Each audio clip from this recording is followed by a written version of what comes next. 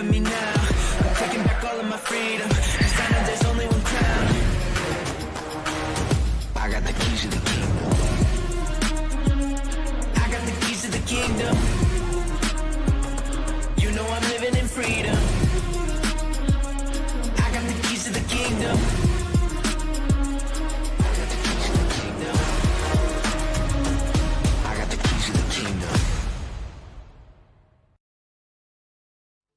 It's a new day with a new set of teams, but with the same old casters. Welcome, ladies and gentlemen, to BGIS 2024. We're currently inside of the round 2, day 2. And of course, I'm going to be a host of Caster Necro. John alongside with me on the panel is going to be Fixes. This time, Super Johnny's not the one to kick things off. So Fixes, man, how you feeling first of all? And I'm still not able to wrap my head over the cutoff that we witnessed yesterday. 36 points. Yesterday was absolutely mental. In fact, if we have to sum it up, was sort of a mixed bag, don't you think, Necro? Because yesterday we saw a team getting a hat trick. Yesterday we saw those selected names. They really performed very well. But then there were a selected few that kind of missed out on the cutoff because it was too huge. Indeed it was. I mean, Kemen Esports was able to play it really well, and also Bot Army able to get the consistent points. Indeed. And that too, just focusing completely on the eliminations. Even Big Boy, we had a lot of expectations from that team, but unfortunately missed out on a lot of stuff. Yeah, for Big Boys Esports, that was indeed a disappointment because when we were talking about round number 1, they definitely packed a lot of punch, but somehow were not able to replicate that consistency. Considering the fact that from round 1 to round number 2, we have increased the number of matches from 3 to 6. So that has been hurting a few teams. Exactly. More chances, as you mentioned, inside of the round 2 are given. In total, a team or groups going to be able to play 6 matches per day. And the best part about this is that more chances, that means you have another more chances to prove yourself or prove your worth for the upcoming round. And we've been seeing a lot of these teams giving it their best. And also a lot of these teams are playing quite chill. Kemen Esports actually was one of those, right? In the end, they sort of strike the chicken dinner. But then before that, they were relaxing quite a bit. Yeah, Kemen Esports were pretty much in the middle of things, and we are going to keep carrying on with this conversation. Of course, the prize pool, which is massive this time around as well. 2 crores on the line, Necro. And this just gets me excited to see where BGMI Esports is heading at. And the first biggest official tournament of this calendar year, 2 crores on the line, 60 lakhs for the champion. And we do have some individual prize money on the line. MVP gets 2.5 lakhs and so on. But you know, coming back to that conversation we were having, it was Carnival Gaming. They had a set style of play, you know, play defensive, try to go in for those chicken. But there was another team that we forgot to mention, that was Bot Army Esports. They did not care about anything at all. All they wanted to do was just cause mayhem and destruction. Exactly. I mean, Bot Army Esports, I mentioned this, right? They were just getting the consistent points flow, and they're just focusing completely on the elimination points, and it actually worked out for them pretty well, too. As we mentioned, right, all you need is an average of 5 to 6 points. Maybe you can't say 7 points as well, just to keep yourself on the safer side of things. And talking about on the safer side of things, top 7's going to be the way to go. And how are you supposed to obtain the points? Well, here you go. The points distribution in front of us, ladies and gentlemen, from which the first spot will be getting 10 points, the second one will be getting 6, the third one will be getting 5, and it's going to keep on descending downwards until you look at 9th till 16th. You get none. And for Bot Army, this is sort of the right incentive. And we've seen them, they have kind of messed up in those final circles, but every single time they come in, they get those averages. Now, we were talking about the cutoff, we were talking about how many points are required per map. I think an average around 5 to 6 points, I think that should suffice. Yeah, pretty much. As I mentioned, right, you just need an average around 6 to 7 points, and 7 points, that too, just if you want to be in that comfort zone. Yeah. Even if you do manage to get 5 or 6 points per game, that's still going to be good, right? Top 7 is the way to go. You do not really need to be in the top 3, and it's not like if you do place yourself in the top 3, you're going to be getting some sort of a prize pool. No, it's nothing like that. Just need to be there. And ladies and gentlemen, we've got the teams off the day in front of us. Of course, it's going to be the Group 2 to perform on the day 2 itself. We've got T7, we've also got City, we've also got Team 0 returning back in here. WSP, another shot given to them. Yeah, for WSP, they did make it from the grind itself, got that qualification spot for round number 2. They still have a lot to prove, Necro. But I'm really excited about Oe Papaji because the last time we saw them during the broadcast, whilst we were casting round number 1, they were such an interesting prospect. You talk about how good Rules has been. I've been enjoying every single bit of it. Team 0, well, question mark still on this particular team, because if you remember the 3 games they played, the first and the second games, they absolutely mustered it up. But then in that third game of Sanhok. That is where they got the chicken dinner and still somehow managed to be on the top of the table. Yeah, pretty much. And there we go. Let's move on forward towards today's schedule or today's matches. As we mentioned, we're going to kick things off with Erangel, of course, the classic rounds, then Miramar, Sanhok, and we're also going to have Erangel to close things off. Now, once again, 6 matches per day will be given to this group to try and perform well, or to any group that's going to be performing inside of the round 2 in general. So 6 matches is more than enough to keep yourself in that race. And if you still somehow do miss out on that, well, once again, it's time to go back to the drawing boards and figure out what exactly is going wrong with your team. And let's not forget, the top 16 teams, barring for the ones that have qualified, will still make it to round number 3, right? So that also being put into the conversation, because yesterday we did witness some higher cutoffs. But this group, I'm really excited. It's just like opening a Pandora's box. You do not know what comes out of it. But again, talking about teams that are going to be playing today, T7, this is one of those teams I'm really eyeing out for. I'm pretty sure about you. I think you were talking about Sinners. Yeah, exactly. Even Sinner. This is one of those teams that I felt like was really consistent inside of the round 1. Of course, they were playing the offline matches, but Sinners, one thing is for sure, looking at the points distribution that they've got so far going on for themselves, moving in from round 1 to the round 2, I would say it's quite an equal cutoff. And I would just love to see what Sinners they've got in the future stages as well, because one thing is for sure, with how they have been playing in the round 1, hopefully if they keep on moving up with the same momentum, then things are going to be really good for them. We have been mentioning about the cutoff, and all you need is 5 or 6 points per game to be inside of top 7. But then, once again, focusing on some of the teams that we have been seeing for a long time, Team Zero and WSB Gaming, especially for WSB Gaming. There's something going on with this team in the internal side of things, and I really hope they do sort of figure the stuff out, because so far they have been doing pretty good. But ladies and gentlemen, the conversation will keep on continuing on the other side of this promo.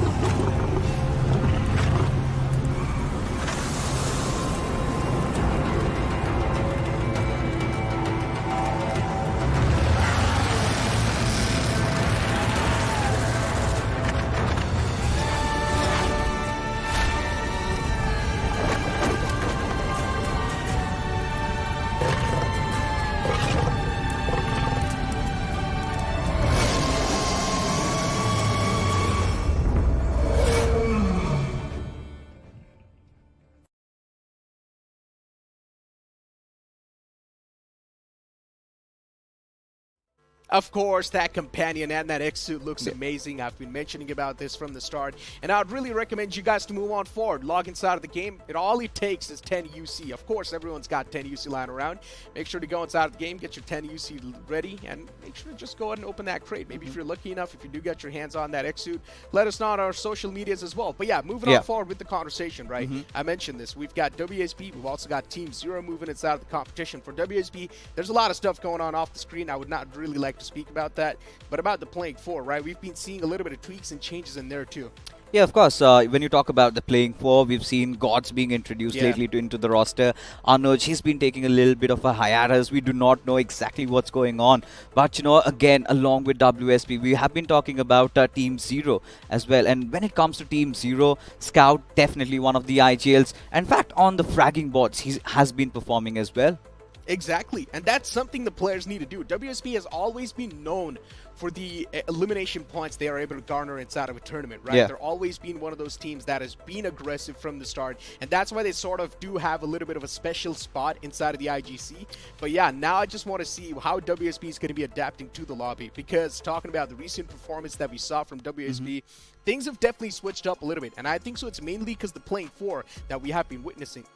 Indeed, and when you talk about how WSB has been performing, right, there's been a little bit of a dip during that domestic circuit performance. We're going to talk more about that. But you know, barring T7 Official, barring Sinners Esports, and then you've got Oi Papaji, I think MG is also one of those lineups to look out for. Formerly known as MG Thamizas, a team from down south. I think they have that expertise in Erangel. Now, considering we've got 2 Erangels for the day, I'm really keen to see if they can conjure a chicken dinner from the very first game, because then again, you have to again relate to what happened yesterday. Inspiration Esports, I think they really were unexpected. They came out of nowhere, and somehow, you know, being very consistent in those early maps, did manage to qualify into round number 3. Exactly. Not just that, another team that should be part of the conversation has to be NF Esports. Yeah. We've seen these teams perform in the past, and NF Esports isn't really one of those teams that likes to go for the flashy plays, but instead it's all about the consistency for NF.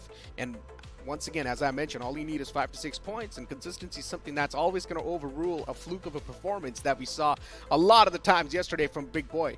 Oh, for sure. I mean, when you're talking about NF Esports, we've seen them in the final day, I believe, and I think they garnered around 22 points. But in conjunction, again, we have to put Sinners in the discussion once again, because they kind of amp it up a notch. They get those finish points, and yet they are still consistent. They did manage to secure 1 chicken dinner in round number 1, but when you look at their position points, that is still pretty high. So which goes on to show that this is one of those teams that has been getting those constant top 3, top 4 positions.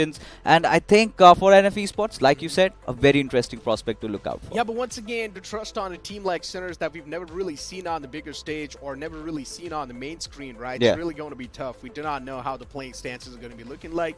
We do not know what the drop location is for this team. All we know is that they performed really well. And for that performance to carry on forward inside of round 2, where we've got a lot of the known teams, it's just going to get even tougher. We mentioned this yesterday too, as the rounds keep on increasing, as we keep on reaching the milestones, the difficulty is going to be notched up bit by bit every time. So all these teams who did manage to perform in the round 1, it is a note to be happy for, but then inside of the round 2, things are just going to get even worse. Another team that I really would like to talk about is also Grim Reapers, right? The name sounds pretty cool. Oh, yeah. Maybe expectations as well are definitely going to be a lot. I mean, for Grim Reapers, this is again a shot that we're going to take in the dark. We have no clue as to how they're going to perform. We have seen teams living up to their names. We have seen teams playing quite opposite to their names. But that being said, ladies and gentlemen, here is the war horn already being blown over as we head into the greener pastures. It is the first game of the evening. It is going to be in Erangel. The flight path trajectory all the way from Georgie Containers towards Sosnovka military base. And boy, oh boy, Necro, teams dropping down east are going to be in a whole world of trouble. They will be, of course. I mean, if you want to extend, as you mentioned, all the way towards Noropnoi, even Milta, Kamishki is, of course, going to be out of contention, too, including Yasna Polyana. So, yeah, the difficulty is definitely going to be there. The toughness will be there. And I just want to see some early game drop collisions. I'm a big fan of those. I want to see the early game aggressive moments. For sure. Especially around Pachinki, where we do know for a fact that WSP, they tend to drop down over there. Considering the fact that Entity are not going to be playing in this round or even today, so that is an added bonus. But T7, they're moving right beside WSP, but seems like they want a piece of pie around maybe the school or apps areas, whilst the other teams, I think we kind of might get to see a drop collision happening somewhere around the northwestern side of the map. Towards the southern side, we've got 2 teams taking an exit at the same time. Interesting. There's a chance we might just see a drop collision inside of the military base. That's where things might just be quite interesting. But, yeah, I mean, considering the planned flight path is extremely to the left, VRV, they're going to be on the safer hands. Pachinki might just be the hotspot as well, considering we do see one of the players from the side of T7 officials. And for T7, it's really an orthodox split that we're seeing, right? One player towards Pachinki, the other players towards school. It's an interesting split they've got. I'm not sure if it's intentional, but if it is intentional, there's a chance it might just not work out. And there's a whole chance that it might. Because, well, to be honest, we all know WSP loves taking down Pachinki. And they are certainly the team to beat over here. For T7 officials, if they could get some early loot and could cover WSP's tracks, could maybe block off their first rotation, or maybe just throw them off a little bit, that could really help them in their endeavors. But for Smiley from MG, pretty much a rough start. just dropping down and getting knocked out. I hope he's not in trouble. Sinners. Interesting stuff, right? We did see them on the screen a while ago. And for MG, as you mentioned right a while ago, MG also used to be known as, in 2023, they were called MG Thamizas. And now the name's changed to MG Esports. Not that big of a change, but still. We'll take it. Yeah, we'll take it. Just to let you guys know what this team was called right in the back in the day. Interesting developments, Necro, that's happening around over Ripnoi. Somehow, two teams have managed to lock horns against each other. You've got Team Zero. On one side, you've got PCN, the veterans, on the other. And we've seen Team Zero engaging around over Ripnoi even in the past. During round number 1, they did manage to get a couple of finishes, but look at this. WSP, they know what they've signed up for. And seems like they've got a feeling in their bones that says that, yeah, they're aware of T7's positioning. Zerev's primed. They probably did see a couple of parachutes just floating in that area. So that's why, just looking in that generic direction. Zerev looking around for now. For WSB, it's all okay. They're inside of the Pachinki, and not a lot of teams would like to mess around with the team that likes to drop inside of Pachinki. It is one of those commanding spots inside of the map. So yeah, T7, they just want to have a peaceful start.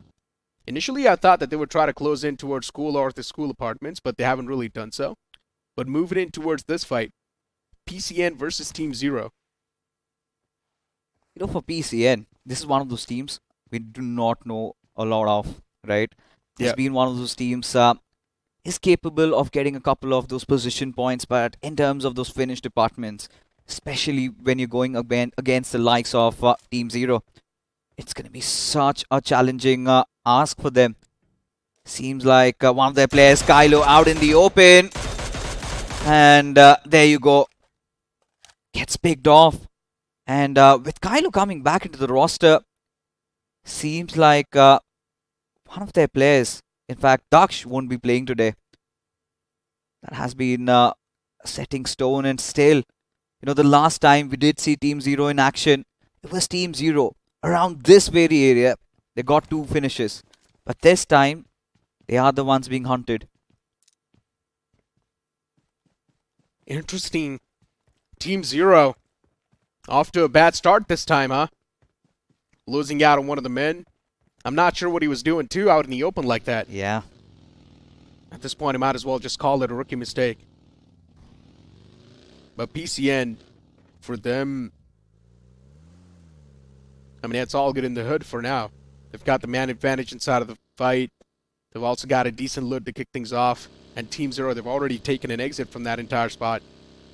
Do not really want anything to do with the players of PCN, which is understandable, especially when you know that you're already down a man. Do not really have the enough firepower to back you up. It's better to just play safe.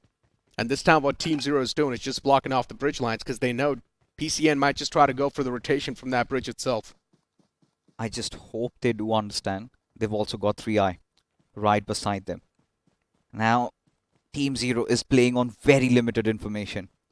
And I do not like what they're doing right now. Just blocking off the bridge, trying to seek revenge.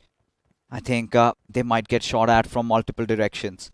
Now again, me being one of the personal advocates for Team Zero, having Kylo included in the roster, somehow 3i Esports though managing to mess it up a little bit as Syed.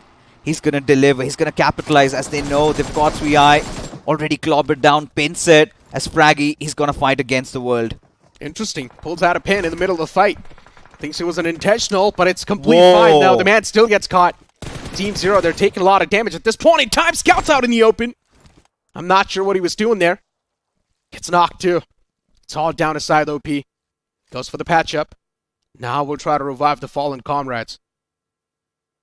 Look at the players at 3i. They've just got a better visual on the players at Team Zero. And that too, Fraggy up close and personal is given the constant comms of what exactly is happening between the players of Team Zero. I like the fact that Payne is also creating a flank angle. Is going all the way at the top, and this mat's going to be having the overview, or maybe if you'd like to call it the drone view of that entire scenario. Smoke's being tossed, so for now, Team Zero is going to be okay, but still, Paint's got so much information to play with. He certainly has. No questions asked over there. But for Team Zero, deploying all their smokes out there, need to get themselves out of that situation. Stuck in that kerfuffle. And I do not like how it's going to end up for them. But for 3i, having lost out on 2 of their players, now that is also going to be a little bit of that setback.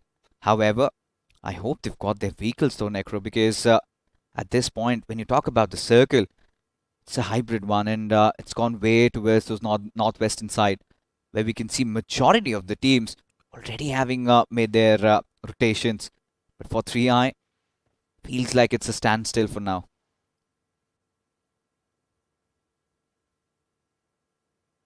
The zone's taking constant damage. Scout OP repositions himself, this time in the back a little bit. Team Zero, I'm not sure what the game plan is, but Scout's position's noted. He's all the way in the outskirts, moving in to the left. I'm not sure what he's trying to do. Finally ejects out of the vehicle, and now wants a little bit of a better line of sight on the players. I think he's just trying to live up to his name. I think they're searching for the contingency measures. Scout wants to go and check if the western bridge is clear. Maybe could carve their way in. But no, Indeed has decided to come back. So that is something that's not going on. They're looking quite distraught at this point. I mean, if they just want to take an exit, they've got the vehicles. Yeah, they've got the vehicles, but they cannot just cross over from the eastern bridge, right?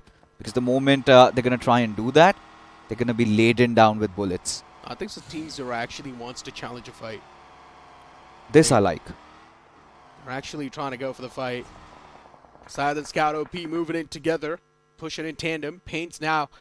This time the mat's going to be pinned down a little bit. Definitely can start to feel the pain a little bit more too. Utilities being tossed from Syed. Nate's going to be doing the perfect damage. Man Beautiful. gets knocked out. Pain not inside of the game anymore, and now to over your third eye in a big world of trouble. Ogre's in the back line, and I don't think so Ogre can do anything. It's better to just keep yourself anonymous from all the current situation that's going on. At this point, I really feel like Team Zero would not want to let him live. Surely they're going to go in for the chase, and his position almost compromised. At least they've got a slight idea of where he could possibly be. And for Team Zero, I like what they did. I like how they conditioned themselves. They realized that taking up those fights, getting those limbs is the way to go.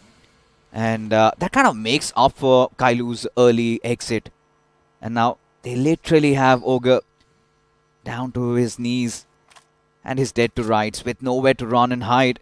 It's just a matter of seconds where he gets picked off. Unless and until he could cause some surprises. See the OP? Hit in the hands. There you go. Yeah. Doesn't even matter. So the OP does not need to do anything. The teammates, they close in from either angle. They usually get that elimination scooped up. And now it's time to move. Looking at the circle too, considering it is a little bit on the top left. Hospital might just be in contention. Then you've also got the Big Boy Mountain. That's probably going to be the hot spot. WSB's right underneath towards the compound. And considering it is WSB, we know how good they are at asserting dominance, right? It's all about the first knock. I think WSB going back to their old ways. The lineup that worked out for them, Anuj making his way back to the roster.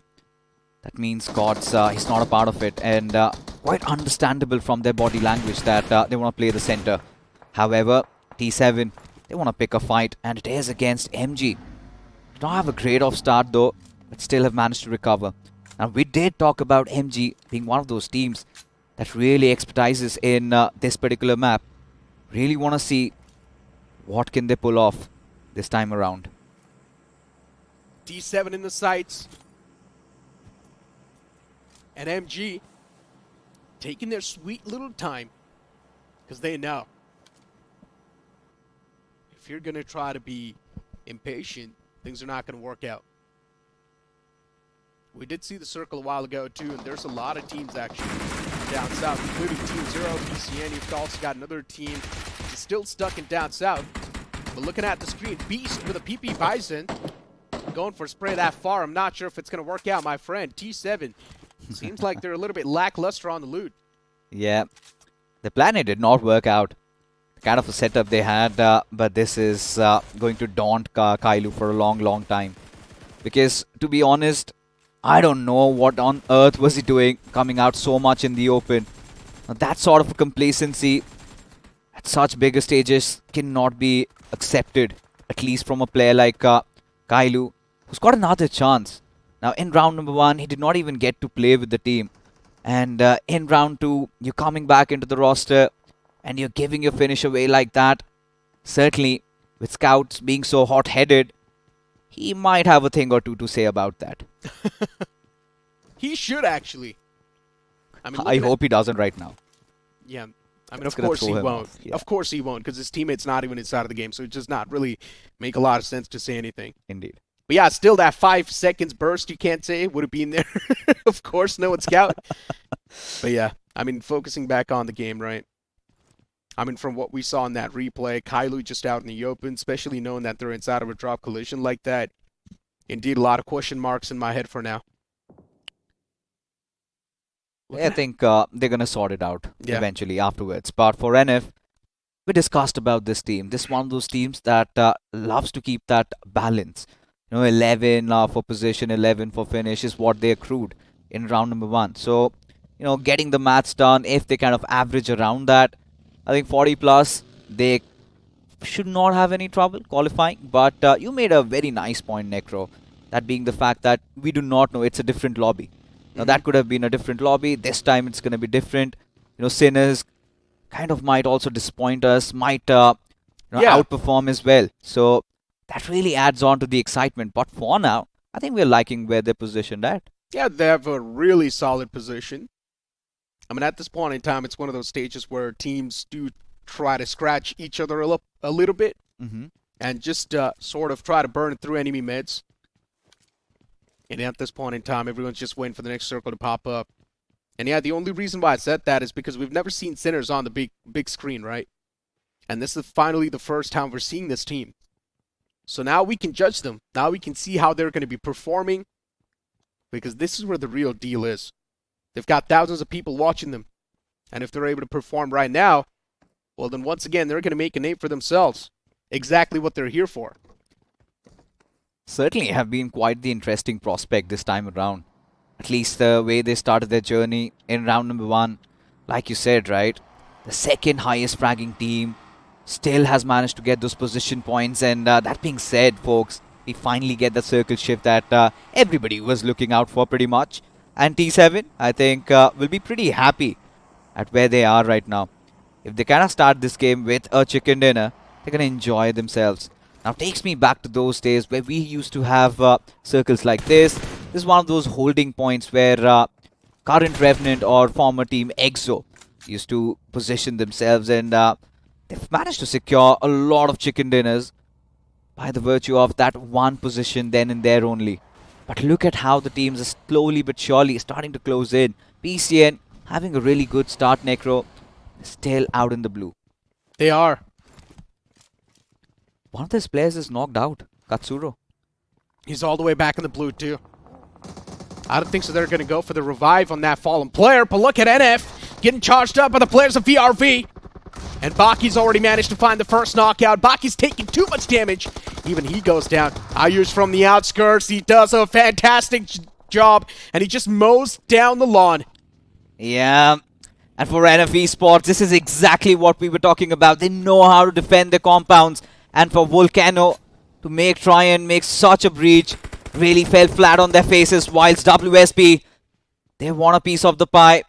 They're here to salvage whatever remains, but they really need to get a reset, and instead they part their own ways. They decide to go elsewhere, and seems like they've got a good compound to hold as well. They do. They've got a solid one. And if after getting that squad wipe, that too such a quick one, right? It was a blink it, and you miss it type of moment. Yeah. And if, especially Ayu's just wrapping up from the outskirts with that UMP 45, and they're just mowing down the lawn, that was quite impressive. Both the players, they just line up in front of him. So NF, they're going to be feeling good. NF has been one of those teams that we've been talking about for a while, and we mentioned that this is another one of those consistent teams to watch out for. No, but I really did not or rather, I could not understand what Volcano was doing. Felt like a very hasty push. I mean, even if you're going in for a push, you should be striking from multiple directions. I think the information was not there. Everybody just grouping up, ramming from one direction. I think was just free frags for the players of NF. And they kind of took it with open arms. The main problem was Baki was able to stay alive for too long. Yeah. And Baki did a lot of damage. He should not been able to get that one elimination that he got. Indeed. He should be knocked out with the first blow. But yeah, still, I mean, this is what you call it, right? The planning wasn't done really properly. It was a YOLO moment. For sure. And they've learned their lesson the hard way. But for PCN, I'm starting to ponder if they have any meds. And there you go. You could see that scarcity starting to haunt them a little bit. They were at Novoripnoi for quite some time. And look at how they approach. First, initially, the timing was completely cut off. You know, they let their two players just go charging in. And eventually, everybody striking from one direction. You could see that crossfire also being created. Ayush staying alive also over there. And like you said, Baki, he did the dirty job. He managed to take everybody down. But for PCN, they've got another team right in front of them. It's going to be really exciting to see what could Sai get out of this one. It will be exciting. I mean, look at these two teams right next to each other. You can't say it's a little bit of a cold war for now between these two guys. But everyone's just watching out. Towards the Big Boy Mountain, we've also got that taken over by another team. But PCN, it was one of those teams that started all the way from down south. Finally found the breaching point from the Pachinki area. But this breaching point isn't really looking that great for them. Oh, this is the circle shift that we were all waiting for. And D7, they're going to be very happy about where they are. And along with them, you could look at TW. Team Weibo feeling good about themselves as well. But this is where the pour-in comes in from the southern side. And even for the boys from Oi Papa G. Now, this is one of those teams that we did not get to talk about a lot whilst in the game. Because I feel like they're slowly but surely starting to feel the pressure. Because the Oi Papa G, we witnessed in round number 1, they just did not care about anything at all. They used to spot players, they used to go charging at their direction, and the confidence exuded by the players was something to really look out for, which has so far been missing, but maybe we're jumping the gun too soon. This is not the same WSP we're seeing in front of us. Playing this passive, playing this defensive, I'm not used to this. WSP waiting out for the right moment to strike, for the right moment to rotate inside of the zone. There's also a team at the top, and maybe that's why WSP are taking things a little bit more cautiously. But one thing is for sure, we're seeing a little bit of a playstyle change. Not just in playstyle change, Necro. It's also a personal change. When we kind of anticipated that Gods is going to be replaced, they decided to replace Arman. Arman was such an important piece for WSP, and suddenly in round number 2, they get back Anuj. And they get back Gods playing together. Now for Gods, he was a very interesting prospect, a very young assaulter. He's got a lot of that punch. And I like that they're showing faith.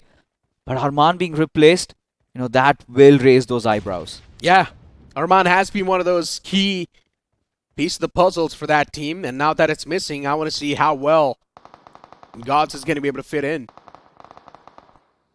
Looking at the screen for now, though, towards Ruins, it's looking like an hot area. You've got IBV Gladiators.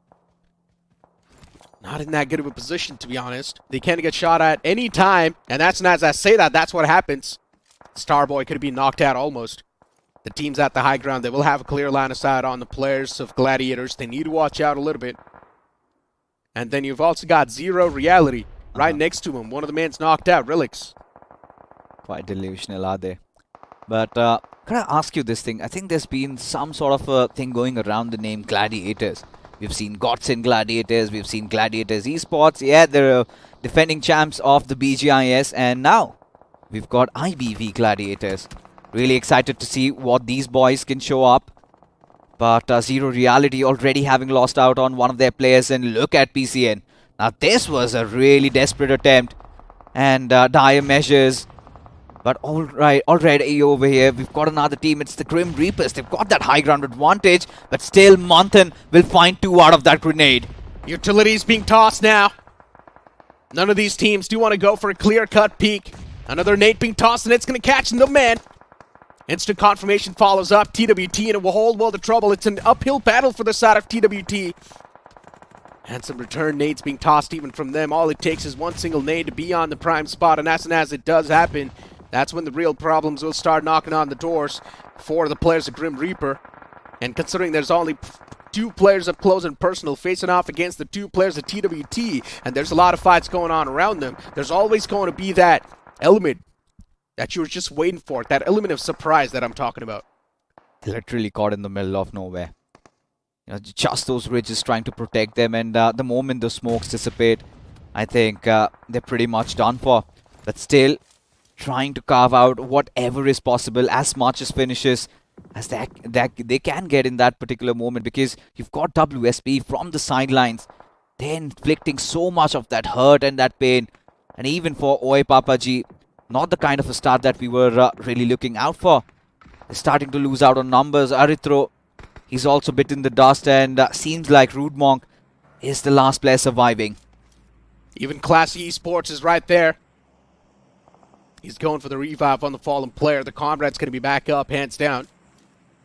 Classy Esports, even they're trying to create some different line of sights. Repositioning is the main key aspect of the game, and that's what these players are trying to use. And considering CS, they're not in that good of a spot. They still need to make it inside of the zone. The breaching point for them is going to be really tough to find. They're already way too late to the party. There's so many teams around them. You've also got WSB in the edge playing around. If they do try to move in from the down south, I'm not sure what the game plan is going to be looking like for a lot of these teams, because the circle is panned out in the open. I'm really loving what MG are trying to put off over here. Beautiful position for these lads. Really the central spot being occupied by them. For the players of Classy Esports, seems like Rajvardhan was in a little bit of trouble, but Sinners trying to cross over the waters. Now this cannot end well for them, as one after the other, the players are being taken down, but still Manav does find something over there from the backlines. You've got Spygod, but look at Classy, they're being clobbered down, but for the Sinners also, they are suffering. Yeah, they're getting shot at from somewhere else. Sinners, they've been blown to death. They're not able to stand their ground for too long. And Classy, they're going to be the one to come out on top in that fight. Living to see another day inside of this game. Sinner Esports with only 1 finish points getting wrapped up in the sheet and sent back home. And that too, it was not that good of a standing. We've still got 12 teams alive, ladies and gentlemen. That means Sinner Esports did not manage to get any position points. The consistency this time dwindling down. Whoa. And look at what's happening to the players of WSB. All that passive and defensive approach, even that's not working out for them, because they were too late to breach inside of the zone. A nade squeezes in, and he catches the last man lacking. And for MG, beautiful play coming in from the boys, and now look at the circle shift. The 6 circle favoring them, and somehow PCN, they're still alive. But for Team Zero, this is the perfect time for revenge. They need to understand that they've not just got somebody up top the hills, but also beside them. With Toxbot really out of the picture, Shinagao, we've got to see what can he pull off over here. As you can see, still Toxbot fighting it out. 1 grenade is all it takes, and Team Zero, they've lost out on numbers as well. Just 2 players surviving, Syed and Scout. They really need to get those finishes done for them. I like what Team Zero is doing. Smoking off the opponent's line of sight, so that they're not going to get peeked on, and that's why you can see Scout OP and even Sayed OP playing a little bit more freely, you can't say. PCN, all the 3 players just trapped underneath. All it takes is 1 single nade, and then it's going to be a package of points. CS taking fight against TW. The elimination feed right now is just dancing through. Too many teams right next to each other, of course. Everyone's going to be jealous of the uninvited neighbors. Oh, for sure. As we've been seeing these 2 teams trying to climb the mountain. Look at from the backlines, T7, they shut on the doors. And there you have Jericho trying to be a little brave. But he was pushed back, knocked and finished off before he could even breathe, as Pishi Nagao, the only surviving member, not for too long, as somehow Team Weibo successfully defend the compound. But now the circle is starting to squeeze in. And this is the moment where the players of T7, they could really capitalize. Tough luck. But TW at the top once again. They're just raining down death and destruction. Ayan was knocked out, but now the man's back up on his feet. So a good job to the players. TW from the top, still just looking down on the foes in the front. And considering They know they've also got the prime position for now. It's all good in the hood for them. And even the circle is a little bit favoring to them. They're still barely going to be making it inside of the zone. Look at Scout OP on the left from Team Zero. The only glimmer of hope alive for now. They've managed to get 4 points so far, and Scout's main mission is going to be to survive for as long as possible. Maybe try to be inside of the top 3 in the first game. That's still going to be decent, consistent points. 5 to 6 points is all you need per game. And Wow. look at this nade. It was perfect. A 3-pointer from Ayan. For sure. Really loving what we were doing out here. Getting those finishes, making sure their backlines are clear. But for MG, this is one of their games that they should not be throwing out of the window. Should certainly secure this in the bag. But when you're talking about Team Zero and Zero Reality, look at them. Both these players individually alive and do not want to move a muscle. They want to let all the other teams fight it amongst themselves. And whoever survives, maybe. We've got still 2 snakes inside the lobby looking to bite from the backlines. TW, considering they do know they sort of have the man advantage, but the wall of death now is also starting to move in from the back. And God, for now, the players at TW okay. They're barely going to inch inside of the zone, as I mentioned a while ago.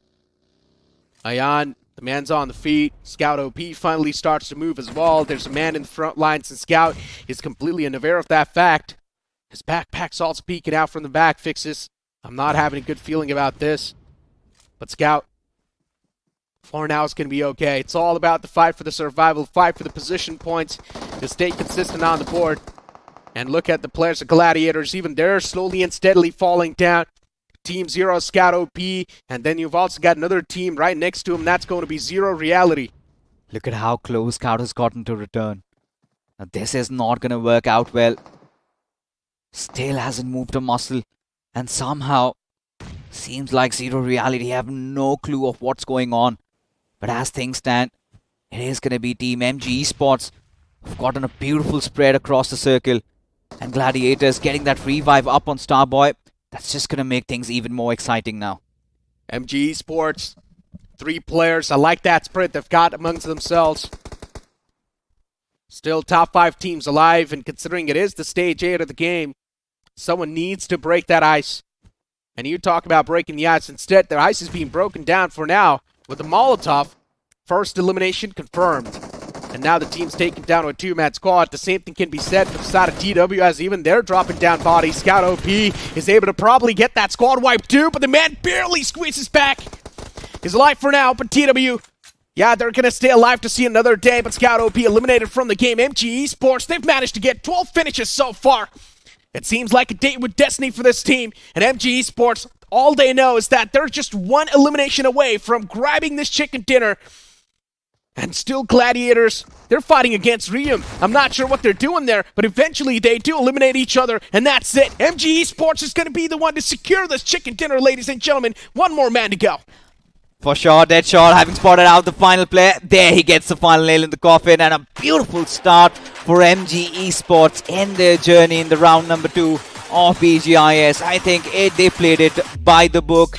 No overextensions whatsoever. The prediction was absolutely on point, and they were bang on with every single decision that they took inside of the game, and we liked it. But for Team Zero, I think I really felt in that moment Scout got a little too excited. Should have really let the other 2 teams play through. Maybe was wanting to maybe get a couple of finishes here and there, but did not work out. Just made things easier for him. Yeah, he broke the silence a little bit too early, in my opinion, too. And then the man was able to squeeze himself back inside of the cover, so he wasn't even able to get the squad wipe completely. But hey, it's still fine, right? I would say Team Zero, that's still a decent start. Some are down line. They managed to get 5 points in that game. If I'm not wrong, I'm not sure how many points exactly they got, but somewhere around 5 points should be the cutoff for the side of Team Zero. And as I mentioned, all you need is 5 to 6 points per game. So Team Zero should be good.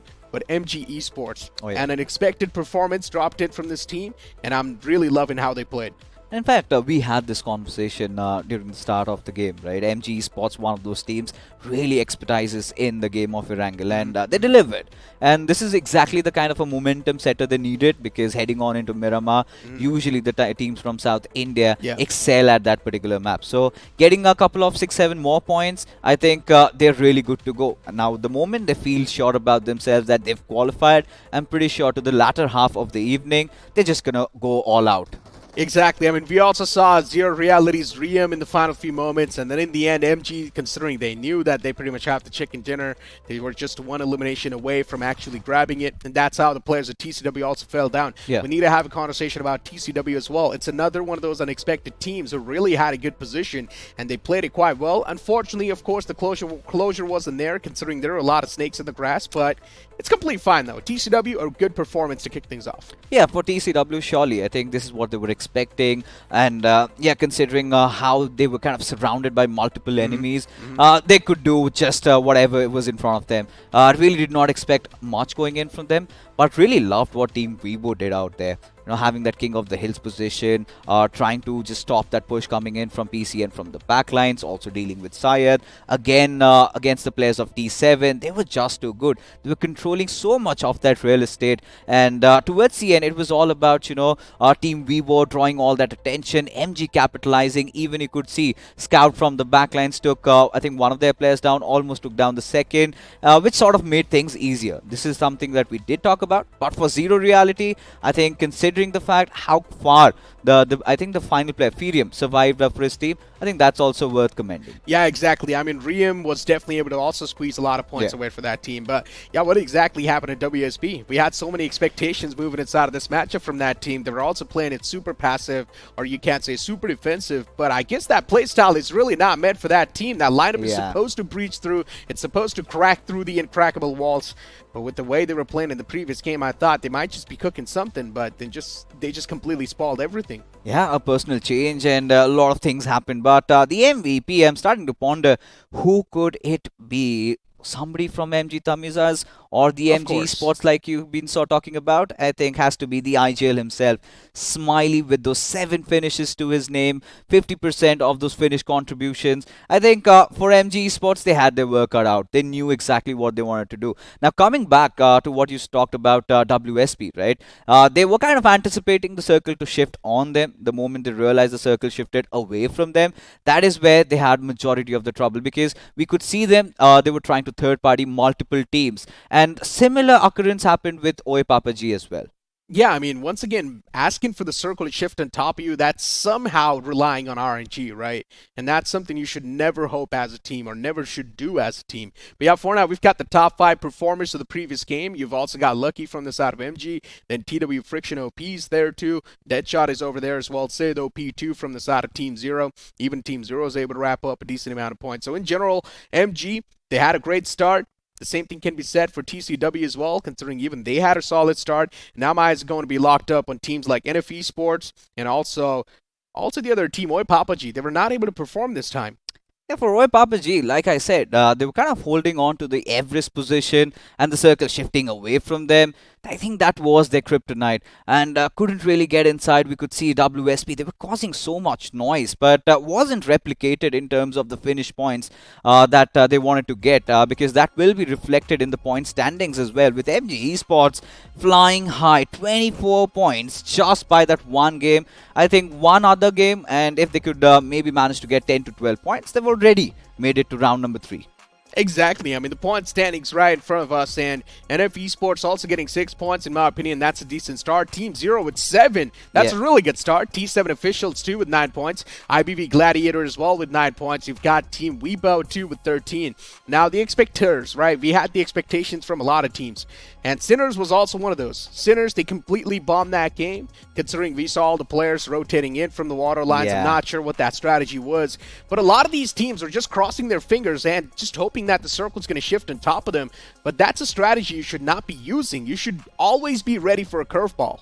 You know, considering Sinners, I think we're going to give them that a little bit of a leeway, because we've seen in the past, even during round 1, even during grind, the circle did tend to go up a little bit of north, and they were holding on to that junction position, while T7 did take over those ruins area for themselves. So yeah, for Sinners, they were a little bit unlucky. However, for Volcano Esports, the way they pushed on NF, I think that is still something that I'm trying to process, what they were really intending to do. Even for the players of Grim Reapers, we saw for a moment, yeah, they were taking that fight against TWT, and then suddenly the next moment, from the backlines they get bombarded, from the players, from the opposition also they get bombarded. So surrounded, surrounded by everywhere, and as a result of which they could not progress much. But we came down with thinking that WSP, this is one of those teams to really look out for. They need to come back with a bang in Miramar. They need to wake up. Yeah. I mean, they've only got 5 more games to go, right? I mean, as I mentioned, you can still say you might just have a little bit of leeway of 2 games, and then the rest 4 games you need to perform phenomenally well. But still, why just put pressure on you when you can consistently get all the points, right? And that's something teams like WSB that really need to start doing as well.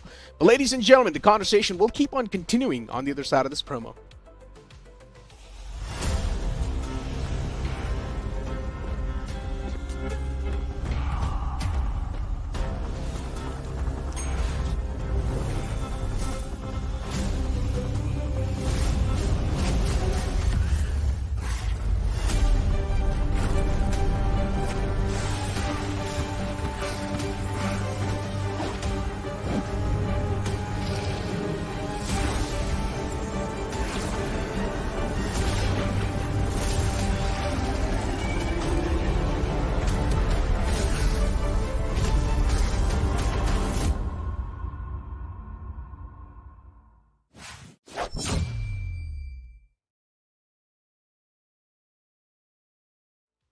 Yeah, I mean, of course, that X2 looks amazing, and as I keep on mentioning, all it takes is 10 UC, and everyone's got 10 UC lying around, right? Getting back to the conversation, though, once again, Fix this right. We had a conversation about how TW played. Even TW was able to get that consistent finish. Now, moving on forward towards the map of Miramar, one thing is for sure, WSB, they should have a solid shot. They did sort of switch up the playing for once again. We had a conversation about this as well in the pregame segment, that WSB as well is trying new stuff out, but one thing is for sure, this lineup that they're trying out for now, it did not work out in the first game at all. So something needs to be changed, either the playing style or maybe bring back the old player. I think the idea for WSB was quite visible, what Zeref was trying to get in with his teammates that try to play around the center. And I think WSB is one of those teams that does excel in doing that. Again, the zone going away from them did not make things easier. And them causing so much noise, I think that is where they fell off. But heading into Miramar, the only good thing that in round 2, we do have those 6 games.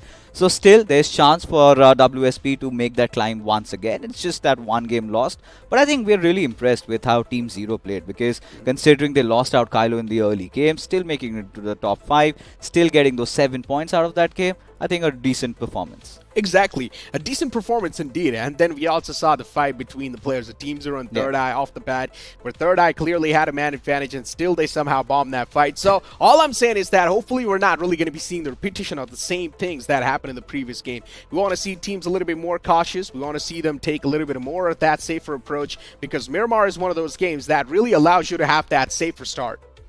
Indeed, and that being said, ladies and gentlemen, I think it's time to set in our foots on the dessert as we take a look at the schedule once again. It is going to be Miramar this time, and a lot of these teams do excel in Miramar. And at this point, seeing all the matchups that we've had, we've got a new storyline altogether. And to enjoy that one particular game, I've got my brother with me, Johnny, and to celebrate that brotherhood, that love that we share amongst each other, which is platonic, by the way. So, Johnny, welcome back on the desk. We've got something special the moment we come on the screen. But Erangel, I think this was completely off the charts, something that we did not accept and expect and anticipate, and yet we were surprised. Yeah, I mean, it was a little bit surprising with how the game turned out. And of course, MG Esports, I think Maisie over on the Hindi desk was...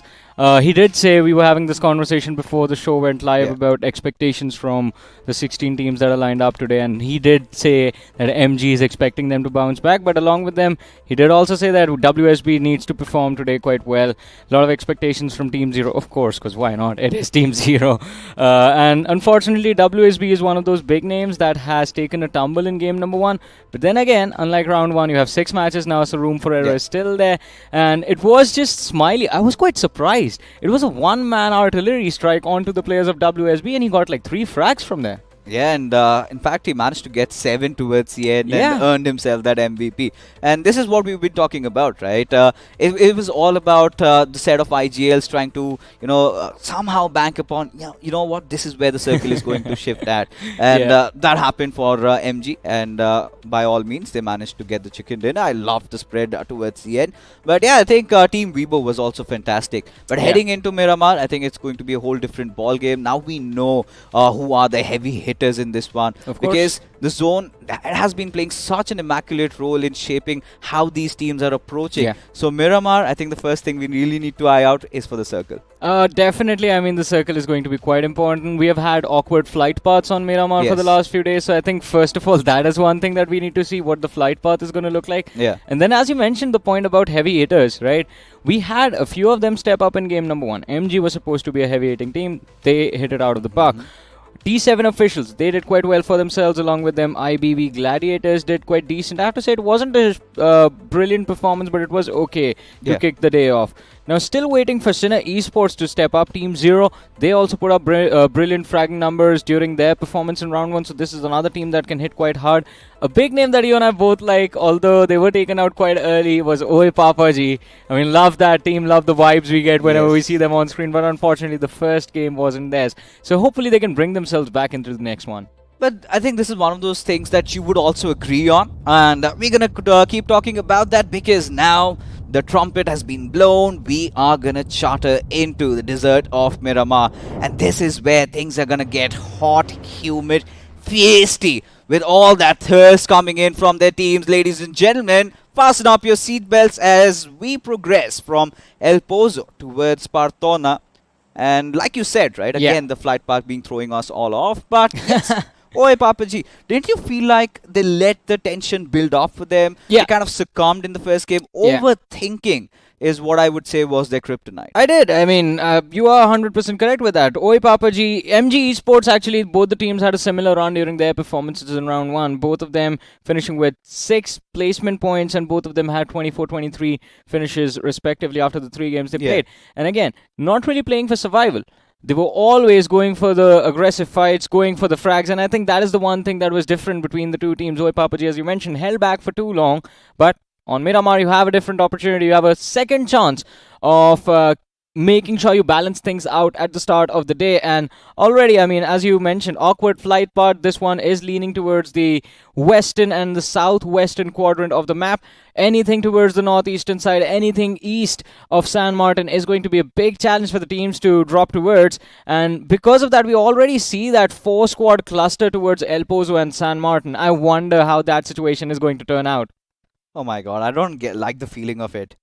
Considering you've got the sinister ideas, pretty sure you're going to enjoy what you're going to witness. Look at Chumasera as well. Yeah, that looks stacked up. I think we've got the players of Classy, and would love to see who they're up against. Well, we are going to find that out soon. Oh, but hey, I guess think what, it's Grim Fixtures? Reapers. Well, yeah, I think it is Grim Reapers too, along with Classy, but one big update that has just happened. The first finish of the game has been secured, and it is Team Already? Weibo who have lost a player. I think it was picked up by one of the lads from PCN. Alright, PCN again getting those first finish. I think one of those teams to really eye out for. This is also one of those teams that did majority of that overthinking. Yep. But for Volcano, look at them in a whole world of trouble, really. But can say the same for 3i. Especially, it's just Fraggy. And considering they fell flat on their faces in Erangel, Fraggy has to stay alive. Oh, in fact, he's Oh, no. deciding to part ways. He wants to get away, and he somehow, at least for now, has been successful in his endeavors. Oh my god, he gets away. Yeah, luckily there was only one coop available in this entire, I think, 100-meter radius. So 3i, they are quite lucky. Although that coop has taken a lot of damage, Fraggy was dropped out extremely low. It is him just escaping by the skin of his teeth.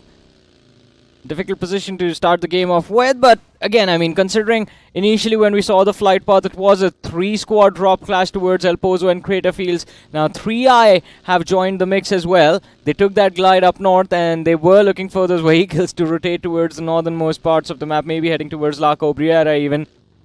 And I think, considering they've managed to keep all 4 of their players intact, it should be a worthwhile drop for them, although I mean, we see the radar fixes, not the radar exactly, but the map in front of us as well. And one thing I'm noticing is the fact that the 3i, they've gone for a 2-2 split. And this plan of theirs might backfire because there's no way Payne and Fraggy are able to avoid 3 different lineups and join their teammates towards those La Cobriera hills. It's going to be too difficult, man. I think the plan is that there is no plan. At this point, for 3i Esports, they're just rattled. They just want to breathe inside of this game.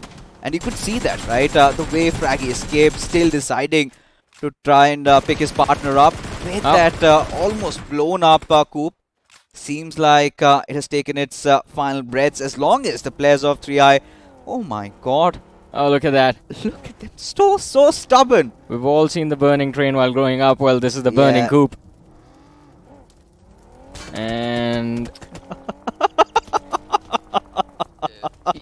yeah. No way. That is not supposed to happen. I mean, that was not planned. That was not planned. As you said, they don't have a plan. Look at How is the opponent supposed to know what I'm doing if I don't know what I'm doing? And I think that is the idea from the side of 3i as well. They've just given a free frag to TW, Team Weibo. And again, it is the same side that has lost the first player in the game. So again, for them, it is quite welcome, right? They do not really have to... do anything extraordinary for that pick, and even Fraggy is going. He's not going nowhere. Yeah, for TWT, however, don't let him escape. I mean, Zed, we haven't seen Mutant in action, but certainly one of my favorite weapons, though. Yeah. Love using that with no angle available 6 times, but a Winchester. All right, I mean, I'm enjoying what we are seeing. It's a duck hunt, and Fraggy, he's just on the precipice of getting thrown off that hill. My goodness, what is this, man? Blunders across the board. Neither one of them is about to hit their shot. And yeah, TWT Esports lost one early game, recover 1 point early game. They had another point lying in front of them, but just missing and whiffing so many shots. With the Mutant, it was fine, but as soon as it came down to the Winchester, I think it's a 3.5 times zoom. Yeah. Or 2.75 something. No, it's 3.7. It's 3.75. Yeah. So 3.75x zoom. You have a rifle which, in the mid-game stages when everyone's running around with ARs and DBSs, it does nothing. But in early stages, when you have roughly around 100, 120 meters distance between you and the opposing, it's perfect for an early game fight. Still ends up whipping like 4 shots and Fraggy just makes an escape. But wait a minute, what's happening over here? Grim Reapers. Seems like they've found someone to reap, and it is going to be the players from the side of Classy Esports. And you know, for Grim Reapers in the previous matchup as well, we saw them get caught in the middle of nowhere. They were surrounded, they were still trying to put up a fight, things didn't work out. But this time, they've got the driver's seat. Considering they've got that high ground advantage, could really capitalize on that. Yep. And for all the shenanigans, the fiasco that has been occurring in the map of Miramar, I'm still trying to process it. Because for 3i Esports, surely, I think would be fair to say that they've been given the punching bag title of this lobby. Something that was happening with Kinetic Esports yesterday, because they looked so much in a disarray. They kind of have been rattled right from the very beginning. It was initially them being pushed over by another team, then TWT out of nowhere, they decide to drop in TWT. They've also lost on their players. So I'm really trying to kind of comprehend as to what on earth is happening in Miramar, because nobody seems to be taking over the center. None of them have started rotating.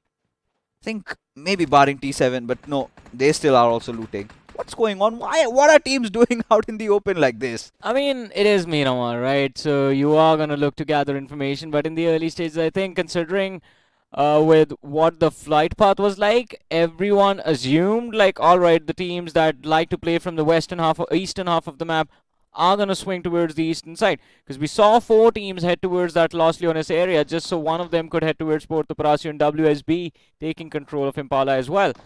And again, these 2 squads that we're witnessing, and in fact the fight prior to this that we witnessed, all of them were happening on the western front. So maybe they just assumed no one was going to be there and they were going to be safe.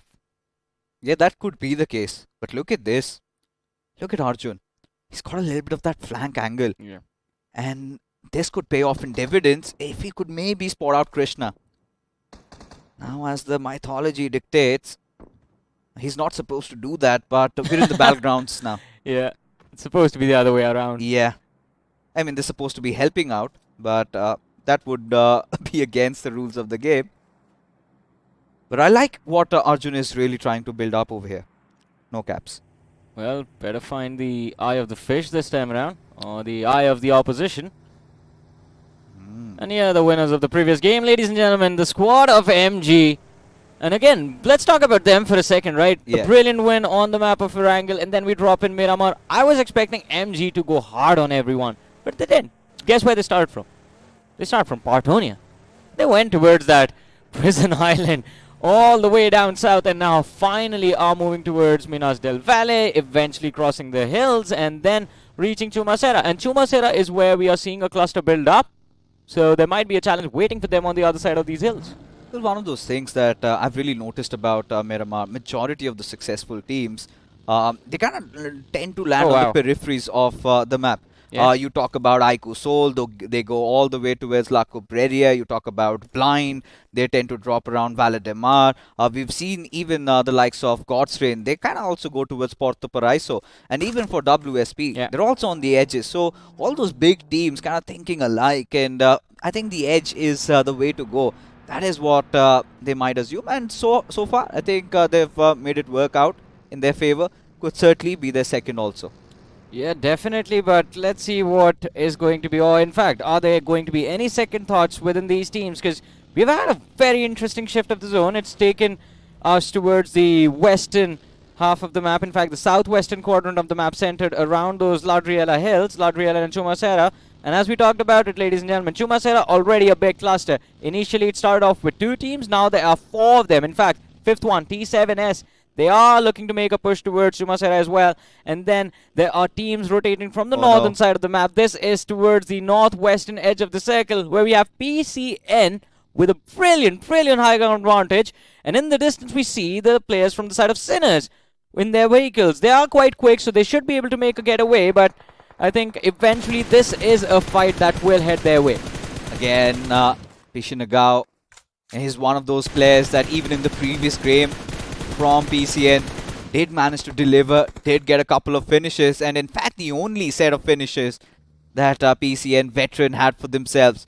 But now taking a look at Chumacera, we've got some new participants, some new unwanted neighbors, and has to be Zero Reality. We've seen Furium, he's managed to get a couple of knocks, and hence I think that's the reason why they're committing in for the push.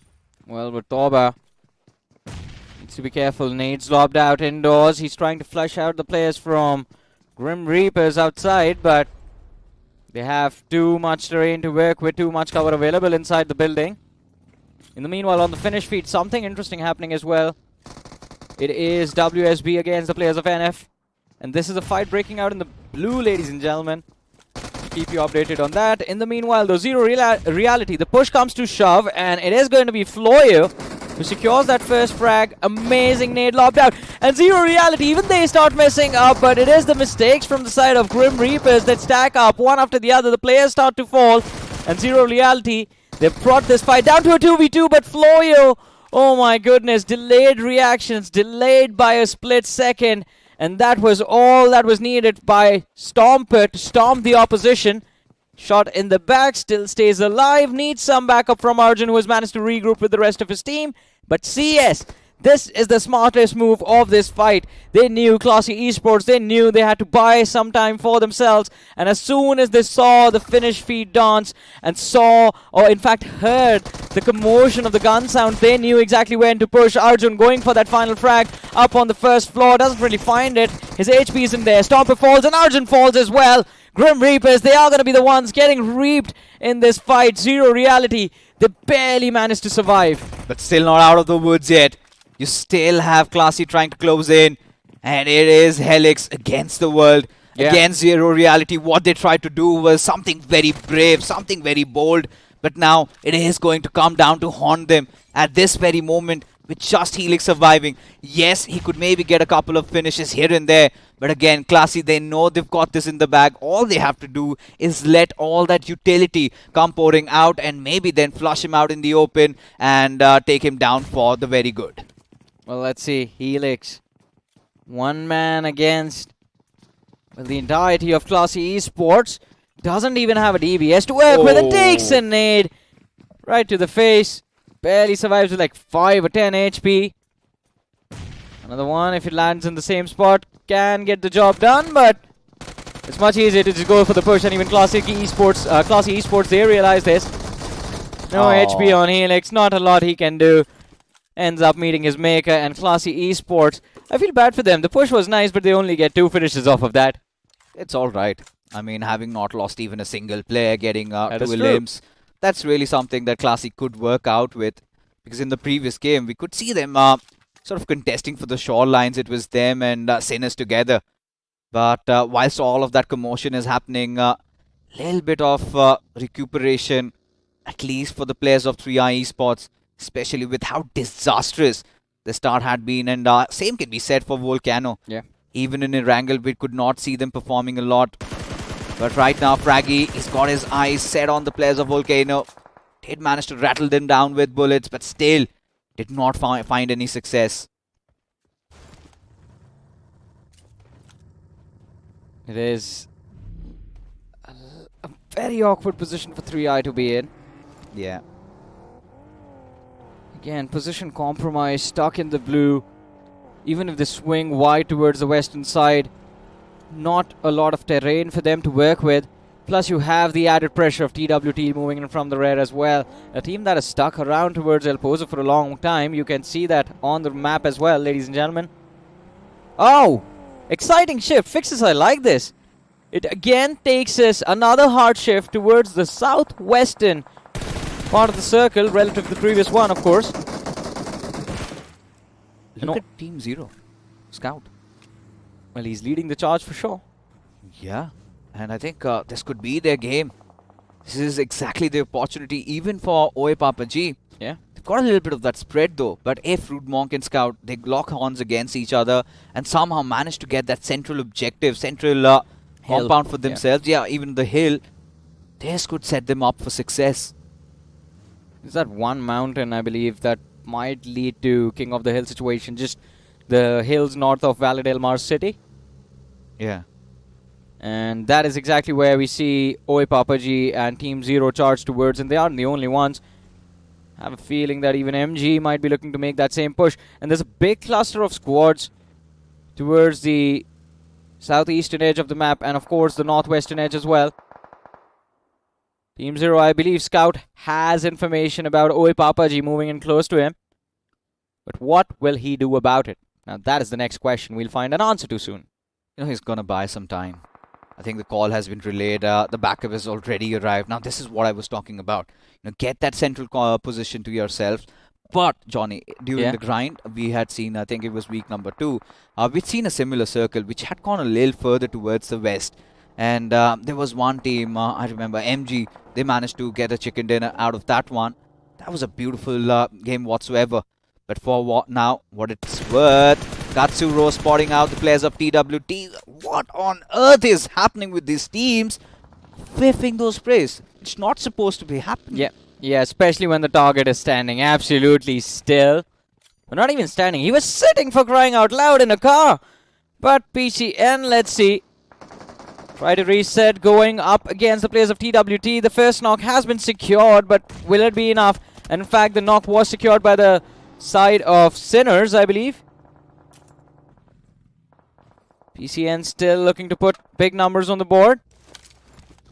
It's not going to be easy though. They are getting surrounded.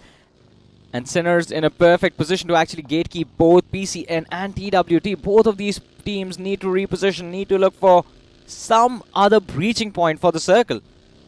Oh yeah, I mean, for PCN, it's a decent start. They got a couple of shots here and there, and that's just pretty much about it. Now, they find themselves in the middle of nowhere. They need to somehow conjure their way in. Like you said, from the northwestern side, I think that's the right way to go. But for Team 0, I think it was Scout was a little aloof from his pack, did manage to secure a good position. But then eventually Team Zero, they had to take another fight. And finally, Kailu redeeming himself. Now we know, and in fact, I was one of those advocates constantly, harping about the fact that where on earth is Kailu? What is Daksh doing inside that roster when you already have such a beautiful player? And he comes down in the first game. He makes a mistake of his life. I'm pretty sure he might have heard a mouthful from Scout. But for now, I think he's made up for it. 2 finishes already. They're looking quite sturdy. You always assume Scout is going around blasting his teammate, right? Do you have any doubt about that? Yeah. No. He's reformed now, Fixes. Oh no. Old habits don't change sometimes. Well, anyways, I mean, it's working out, right? He's gotten 2 early finishes. As long as they're winning, as long as they're getting those points, I have nothing to complain. Keep your players motivated. Yes. Well, 7 seconds left before the 4th stage of the match presents itself to us. And where will this take us? Takes us back a hard shift towards the northwest relative to the previous circle, of course. And out of nowhere, Fixes, we see for the first time T7 hold a wonderful position inside of the game. They have a massive high ground to work with. They can deal a lot of damage on the players of TW right behind them, which is Team Weibo. The only ones who can contest them, I feel, are going to be WSB. Because they have that one slope that allows them to straight up push to exactly where the players of T7 are. What's happened to Sinners? Considering how good they were in round number 1, look at them now. Barely even struggling to breathe. And gonna get back to what you just said because got something to add up. As now Mawali. Now this is good stuff happening. But they still need to figure out some way how can they get their fallen teammate alive. Spy got still down on his knees screaming for help. As Mawali, he's gonna close in on that distance but has to deal with Manthan, who's just hidden around that murky smoke. And instead, Mawali decides to go in for the push. Now, this is something I really like. They're playing on the front foot. Yeah. You've got Manav closing in from another direction. Manthan is being picked off. Finally, Sinners get some success. But coming back, now, this is not the first time, Johnny, that T7, they've gotten the center of the circle. Usually, during those times, even in the game of Erangel, they had a good part of the circle. But eventually, those latter shifts, that is where things really went against them. So again, the challenge is still there for T7. They somehow need to figure a way to survive and maybe win this game. Yeah, I think they need to figure out their survival as well. As you said, I mean, even if you look at the stats from round 1, they weren't really surviving all that much in the 2 matches that they played. Apart from the 1 chicken dinner, they got 10 points for that. In the other 2 games, they got a combined total of, 7 points. So 3.5 per match, which is, well, nothing, basically. But anyways, I mean, T7, this is a team built for fighting. This is a team that is built to be in combat. And that is one thing that I think they are trying to time it perfectly based on this lobby, which I think might be stage 6, stage 7, is when the major fights break out. By stage 7, things are already getting calmer once again, since you do not have a lot of players to go up against. But let's see. That is a lot of distance, but WSB, they do not care at all. Spray is committed on those jeeps coming down the slope. Damage dished out on the vehicles, not on the players though. And WSB still playing that northern edge of the zone. In the meanwhile though, we have Sinners, and they go for a push against the players of 3i. Fraggy has been finished off. Tricky, I will assume, is the last man left standing. Yes, he is. Nail lobbed out, and there's a brilliant knock. Mawali and Manav both are down. That was a 2-pointer. And Sinners, they have committed a big sin in this game, and that was underestimating the opposing player. I'm still trying to kind of somehow understand what on earth is happening. 3i, they suddenly have become so much entertaining, especially considering how they fell off in Erangel and with all that's happened to them in Miramar. And I'm really surprised they're still breathing and still getting those finishes for themselves. This has to be an adventure and a half for them. But again, coming down to the circle shift, it's taken towards the western side. PCA, they've got a really good position, and so have the players of Volcano. But it's still about that king of the hill situation. I think somebody from MG and TZ, they're going to be fighting it out amongst themselves, and whoever survives will make it inside the circle, get the chicken dinner. That being said, really cannot rule out WSB as well. Yeah, WSB, I mean, still a wonderful position to be in. They can be the late breachers inside this, late game, first zone of the late game, I guess. But still, I mean, the challenges are going to be there First ones in the form of, well, Oi Papaji, I guess. But NF Sohail, last man left standing, no point on the board. Needs to make sure they get at least one. Oh my god. And he's quite exposed. I mean, it's not Sanhok. Why is he hiding in the grass? It's not big enough, man. With all that flashy outfit also. He's like Just to clearly make, visible. Yeah, matters worse. But look at this. This is what we were talking about, right? Team 0. Now they're caught in the middle of nowhere. Adi giving a little bit of that cover fire over there. Really need to get their IGL back up, but seems like he's far from home. Yeah, just like Spider-Man. But this time around, he's not alone. He has his teammates, his entire squad of Avengers to back him up. Deadshot, high ground advantage available, but look at the radar. It's the flank from the side of Team 0 that has thrown him off. Because they have secured one knock, but they do not know how many players were there. Still assuming it is a 2-2 split. Although, with how they're moving, I think it should not be too difficult for MG to end up being the gatekeepers for Team 0. And then eventually, they can fall down to the players of VRN as well. At this point, Scout is beyond saving. But still, I like the efforts coming in. Addy, he's doing so much again, initiating that fight. And this time it is against Volcano. I do not know how it's going to turn out because Team 0, the moment they climb up the hills, it's going to be the players of MG Esports that are going to dish in all that death and destruction upon them. But for Addy, he is going to fight. He is going to do whatever it takes, whatever is needed, at least for his team. Team 0, they need to climb. And right on the foothills, the ask is too much. But still not finding any success whatsoever. As losing out on Scout and Syed, I think they're under dire circumstance right now. Well, of course, last two players left from the side of Team 0. And it's an uphill battle that they're running towards. In the meanwhile, WSB taking on the players of Oi Papaji. And in a matter of seconds, they just annihilate the opposition. Running through the flames, Zerif secures the frag. Oi Papaji, not a lot they could have done in a situation like that. Just one frag secured. And WSB, by the way, sitting on 7 finishes in the game so far. T7S under pressure from the players of Team Weibo. And this is a brilliant position for Team Weibo to be in. They have the high ground advantage to work with. It's just the backlines that are compromised right now. And they're dealing with those threats as well. But Friction falls Ayan with him. Dexter and God are all that remains. And all of a sudden, when they were in an advantage against the players of T7S, they find themselves in a massive disadvantage now. Just 2 players left against the 3 from T7. And then, of course, there's a cluster of teams waiting for them up top. Ayan, he's going to be finished off now. It's literally just 2 players remaining. Oh, that's a good nade. Oh, that certainly was. But for T7, this is what we were worried about. How do they get inside the circle? Again, the same story repeating with them. And the same issues. Somehow haven't really figured an answer for this. As now Team Weibo, we did see how good they were in the previous game of Erangel. Trying to get that second position this time around also. They've been quite silent. Yeah. But now they know this is their time to shine. This is their moment. And from the backlines, look at WSP.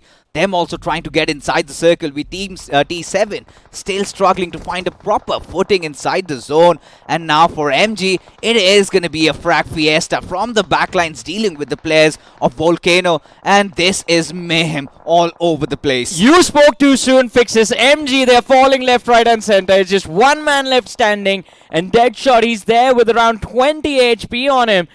Tries to run, go for a revive, but Team Volcano, it's time to erupt, it's time to burn down everyone around them, and MG are going to be the first ones in their target, or at least Sensei is trying to go for a push, finally gets the frag, and WSB, they show up as well to beat down upon an already distracted Team Volcano. 1 player knocked out, Farmer has been put down, Sahel and Sensei in the backlines, 2 players left from the side of IBV Gladiators as well. I think there's no denying it. Fixes this game. It belongs to the players of WSB. All 4 players left standing. They're going for a push up top. Zerif, he can try and deal with Venom. Nostasik is in the front lines, takes him out as well. And he's backed up by Anuj 2 OP. And he's definitely quite OP in this match. 14 eliminations secured. 7 on the man you were saying was going to get replaced. God's going big in this match.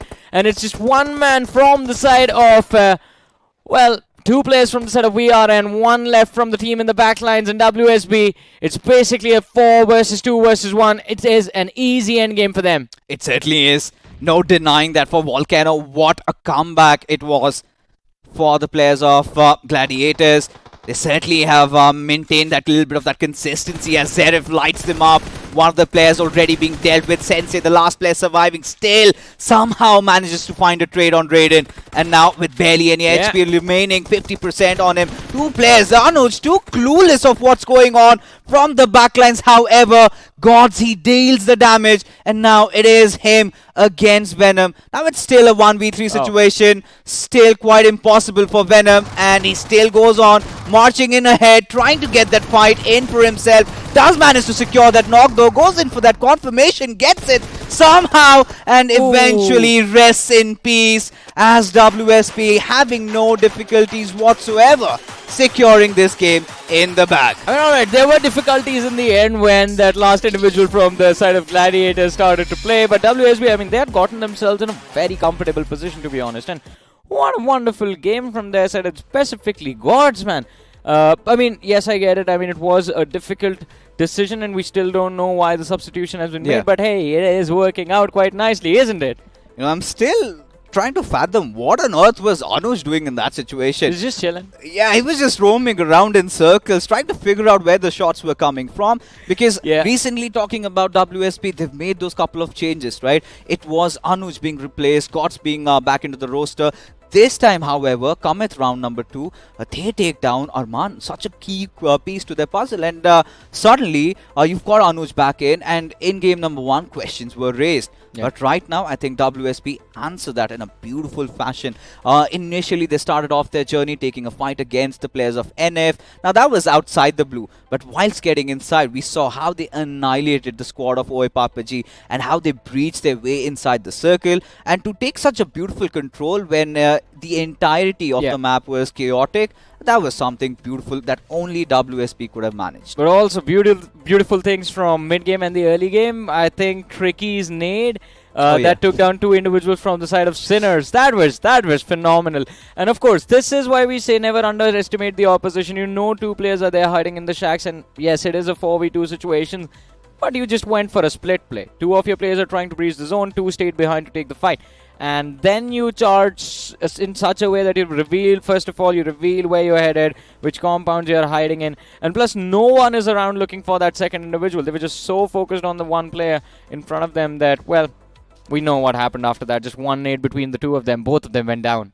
But, you know, when we take a look at the winner-winner chicken dinner movement, right, I think credits where credit is due. IBV Gladiators have so far been the most consistent team in the lobby. Even in the previous game, they managed to secure a 3rd position finish. This time around, a 2nd position nonetheless, with a couple of finishes, Venom even towards the end. Him trying to just go try-harding, sneak that finish under the nose. That is something I really loved about him. One thing I'm very, like, at this point it is going to be a speculation and an assumption. We won't know what exactly the comms were until we had the comms from WSB. Because Venom wasn't moving for so long, I think they just assumed there was no one there and all the players were on the other hill. Maybe all the players were from the side of Team Volcano. Because Venom did not move until the blue zone sort of forced him, and he still took, like, I think 2 or 3 ticks of damage before he stepped out. But anyways, I think the game is done and dusted. It's time to crunch the numbers, ladies and gentlemen. And first things first, we're going to have a look at the MVP of the game. And had to be Gods. I think there's no second thoughts about that. Especially this one new player. He's been such an interesting prospect. He's been delivering in the past. Every single time he gets an opportunity, he's been banking upon it. Now, WSP did not have the best of times during the grind, where we were kind of expecting them to be one of the biggest names coming in through the domestic circuit. But lately, they've been on a little bit of a fall, and this shall be calming down the nerves that really went astray after the first game. Yeah, I don't think a team like WSB needs to get nerves, at least in round 2. I mean, this is a team that has qualified all the way from grind directly to round 2, and I think this is what we wanted in game 1. It didn't happen. We got a little concerned, but now I guess they are back.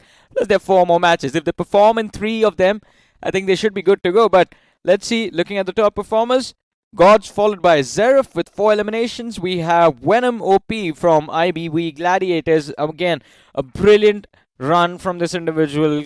solo responsible for all the placement points they are about to get from this game. We have Kylo from the side of Team Zero, who did secure 3 eliminations, 75% contribution for his team. And then we have Wizard from the side of MG Esports with 3 eliminations to his name.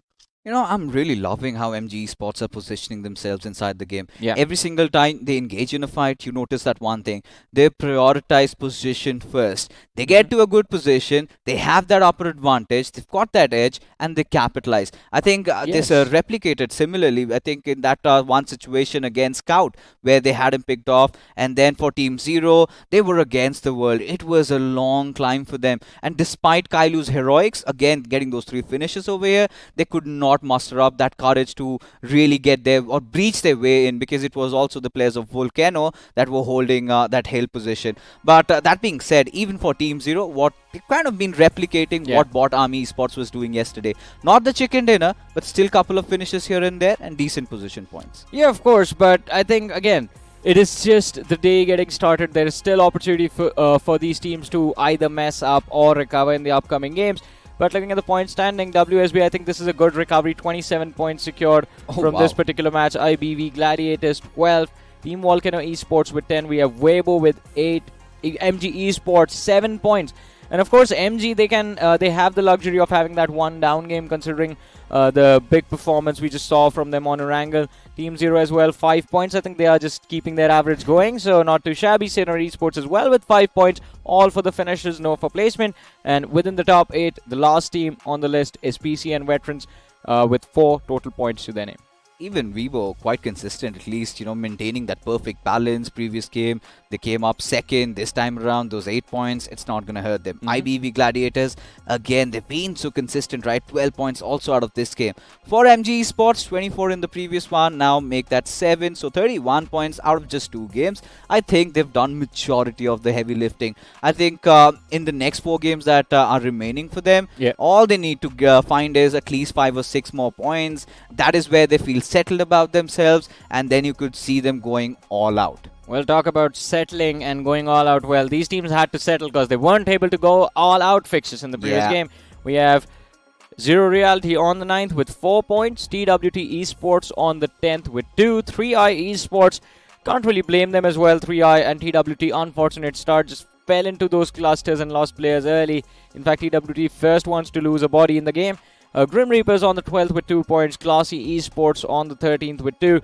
A big fumble from T7 officials, you have to say, in this map of Miramar. I want to know your thoughts on that. And Oi Papa G as well. I think for me it was a fumble. They had a good position inside of the game, just got absolutely destroyed by WSB at the wrong time. Yeah, they did not see that coming. And Oi Papaji, they're not playing in the natural element. They feel like they're just soaking in too much pressure, and they're just completely wetting the floor there. But for T7 official, this was again one of those conversations we did have whilst the game was going on. They were always having that good position. But then that curveball hits and it goes against them. And while they're trying to rotate in, they get caught in the middle of nowhere. But really have to talk about a lot of the other teams. But overall, it was such a good game of Miramar. Yeah, it is an amazing match of Miramar we just witnessed. But ladies and gentlemen, more amazing things lined up for all of you and us by Crafton India. Let's have a look.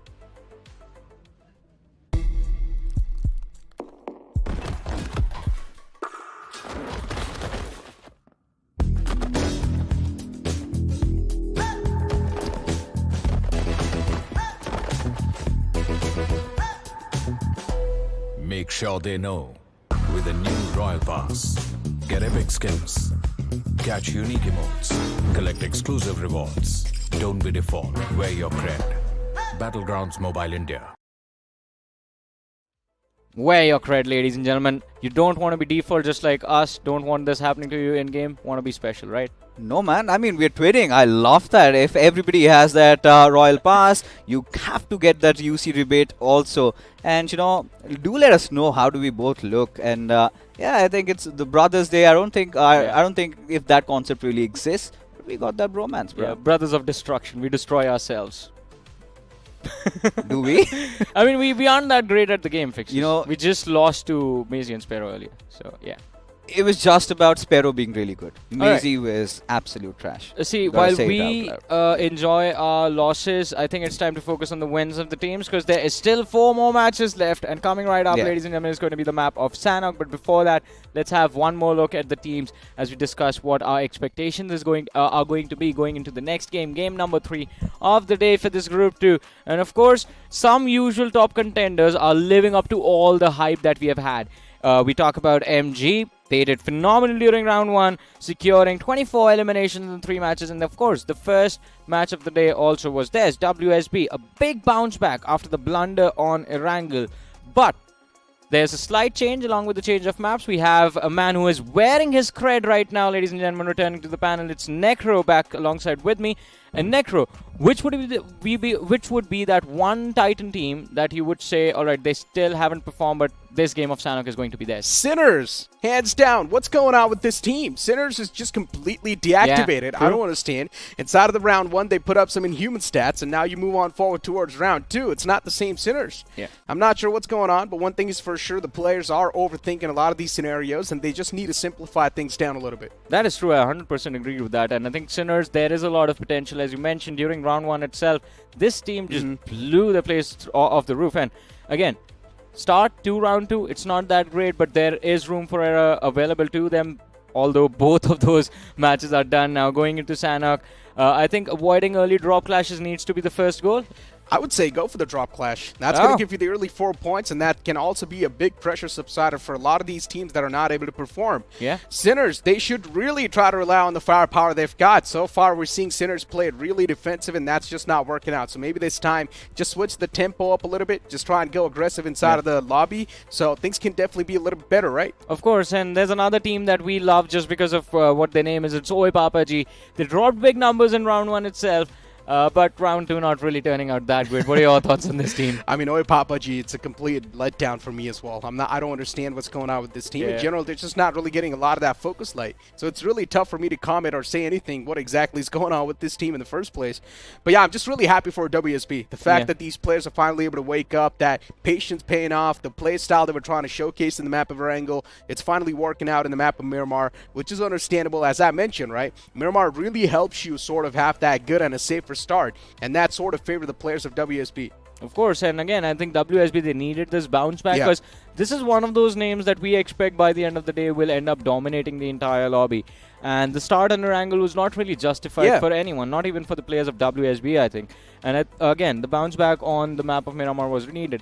Another big name that I think they are going to bounce back on Sanhok, because that is what they did the last time they were here, is Team Zero. Of course, That's Johnny. how the story goes, right? That's the exact team I was about to talk as well. And Team Zero, you bring up the conversation. Now, for Team Zero, they're not doing too bad. They've still got the consistent points flow inside of the account. It's completely fine. And even if they do manage to secure this game of Sanhok, things will just be even better. So, once again, do let us know in the chat as well. Which team do you think is going to be the one to take the chicken dinner? Because Sanhok is one of those off maps. Of course, a zone-centric map. Whichever team does have the control of the zone will pretty much be the one to come out on top. And knowing Scout, he's one of those players that like to prioritize the zone. So, once again, the map of Sanhok really will help him out. Yeah, definitely. And I think it was, as I said, the story for this team in round 1 as well.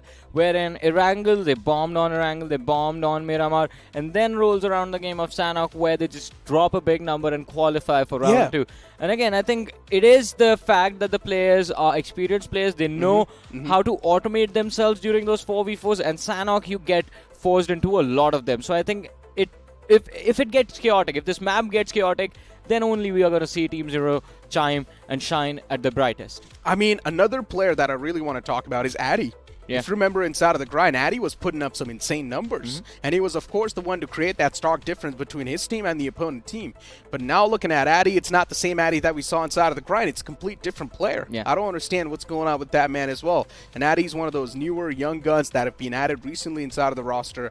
I just feel like the man needs a little bit of more breathing space. but how much do you really need, right? The time's passing by. Already 2 games are done.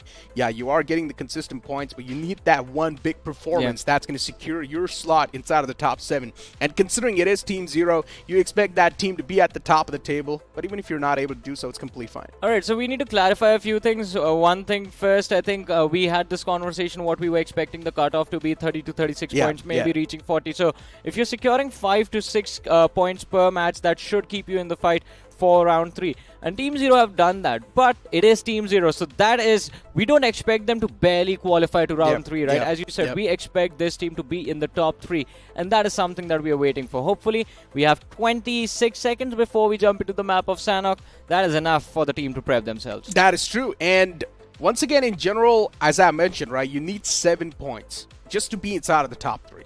7 points per game, that's going to keep you in the top 3. In my opinion, that's a really good deal. And it shouldn't be really hard for a team like Team Zero to pull off. It's even MG Esports. The first start was really great. The second game of Miramar, 7 points.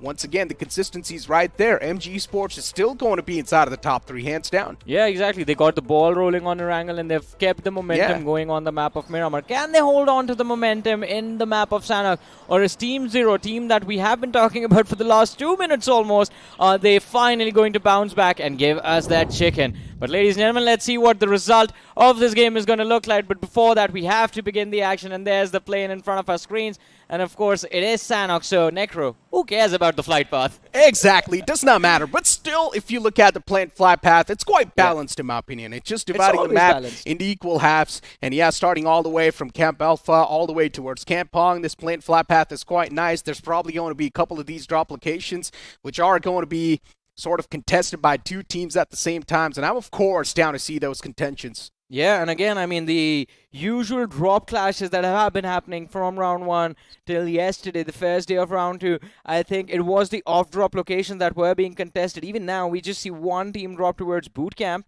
and Team Zero. Now, this is an interesting start. Earlier on, we have seen them start from the Camp Alpha Island, but I think this time around, they wanted to start from boot camp. They took that exit and realized that they weren't the only ones there. So they are going to be forced to glide back towards Camp Alpha. But ladies and gentlemen, the first fight of the game, and this one is going to be between IBV Gladiators taking on Classy Esports. Oh, Gladiators, a team that has been trying to stay super consistent. But this time, there's a chance they might just be wiped off the rip. And it's something the players definitely would not want. Look at the players of CS. Oh, trying to climb on up. But that Uzi this time, it's trying hard. It's stinging pretty hard to the players as well. Tanish being the last man up and alive, and he actually does a lot of damage with that Uzi. Not a lot of bullets left over in the magazine, but then he pulls out another gun. He's only got 14 bullets in the mag, but then he pulls out the AKM. He's still able to do so much damage. It's crazy. 9 bullets in the mag now. We'll need to go for the fresh magazine as well. This 1v1's getting super intense. And now finally Tanish losing out on the patience. He's going for that peak, but it's the DBS in the front. And of course, Tanish does not stand a chance. What an intense 1v1 this was, but the man almost pulled off a 1v4. Yeah, he almost did, in fact, and it was quite impressive. But then again, it's the DBS. Even if the few pellets connect, you are done for. And Yash, he needs to realize how lucky he was in that final 1v1. But then again, I mean, they have 4 points now. And CS Esports, Classy Esports, in fact, at this point, can just keep their heads down and just stay hidden in ruins. Even the circle is theirs, at least this early one. What I'm impressed by is that the quick switch between the weapons that we saw from him, right? He had no bullets inside of the Uzi, and if I'm not wrong, that was the only weapon he had. He instantly looted that death crate. He got weapons inside of his hands. He did not have a lot of bullets inside of the QBZ that he had in his hands, so he switched on over to the AK once again. He took one of the players down, switches back to QBZ, pre-fires, then pulls back the AKM, gets the fresh magazine, and then tries to go for the finishing blow, but unfortunately, it is the DBS. It is the godly DBS. You cannot really stand a chance against that, but honestly, I would still say the man won that fight, in my opinion, in my eyes. I mean, impressive. One of the first lessons, what was one of the first lessons you learned when you start playing video games, Necro? I mean, one of the first lessons when I started playing BGMI recently was that you need to have a DBS in your hands. If you're not really going to be having the DBS in your hands, well then you do not really have a chance to stand in a lot of these fights. Or maybe a UMP-45. If you're able to sort of jiggle around pretty well, if you've got some precise movement, then maybe you can make the DBS miss the first shot, and then you might just have a chance to strike down the DBS player. But still, in general, the first shot advantage will be given to the DBS For whatsoever. me, it was switching your weapons is faster than reloading.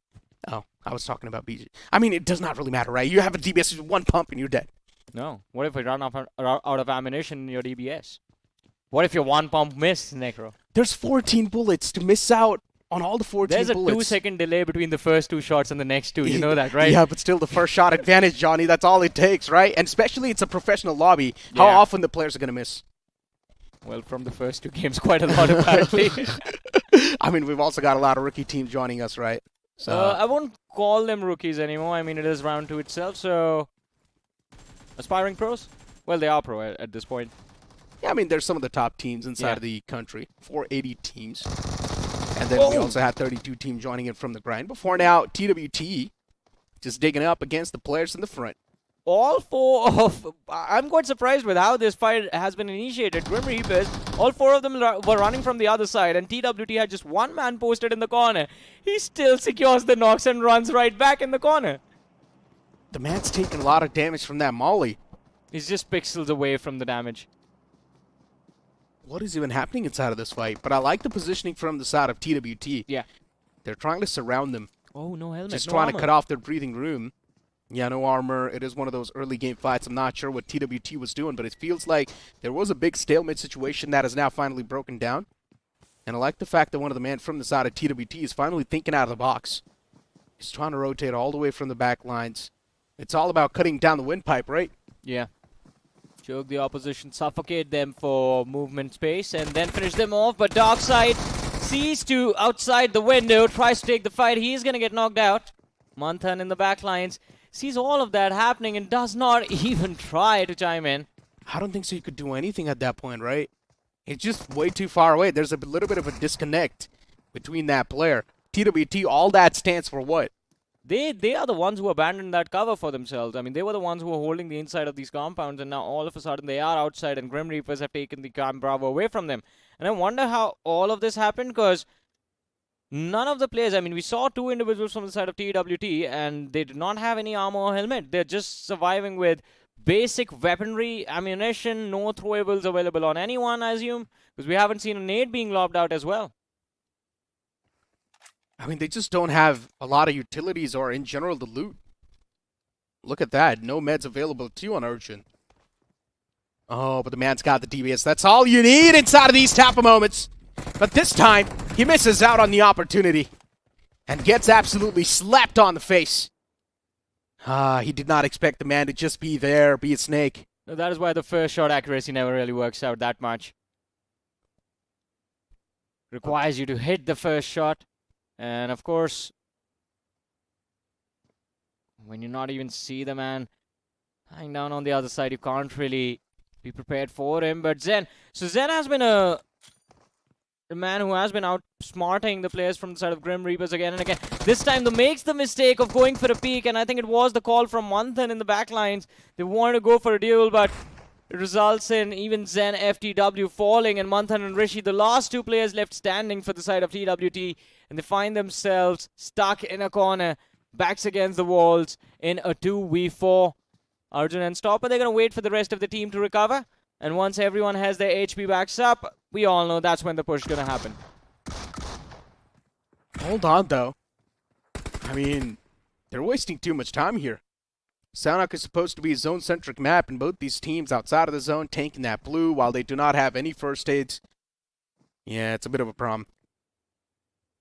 An awkward scenario, and now finally the players of Grim Reapers deciding to disengage from the fight, which is quite a wise option in my opinion.